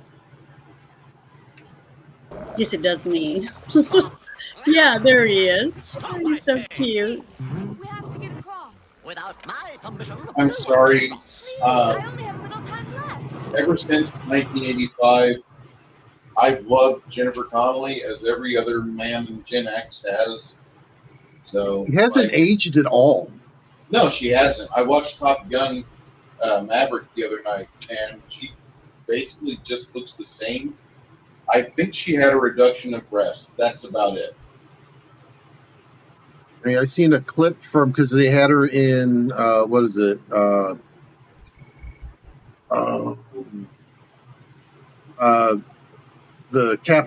new Captain America one they had, and I saw a clip, and she was in it. I mean, she still looks freaking yes. If a girl has big boobs, all she has to do is work out certain things for her chest muscles, and her boobs will start shrinking. That's why gymnasts have no boobs, because your boobs are almost all fat. And then they do Kegels, which helps in other places. Yeah, Kegel exercises, they help with the other areas to make you more vice-like. Put it that way. It's the Kegels, and do the squats with the Kegels. Hercules. That's right. I thought it was pronounced Kegel. And he's the thigh master. That helps too. The thigh machines. All right, guys. I'm too much of a perv. I'm too much of a pervert. I'm going to let all of you go and appreciate everybody being here. Cotton Ministries, Tommy from the Guinea Pig Collective, and everyone who showed up today and enjoyed us. All 120 plus of you that came off of Twitter to endeavor with us on this miniature hell. And if there's any questions, just go ahead and drop them in the comments. We'll be happy to answer these the next time around.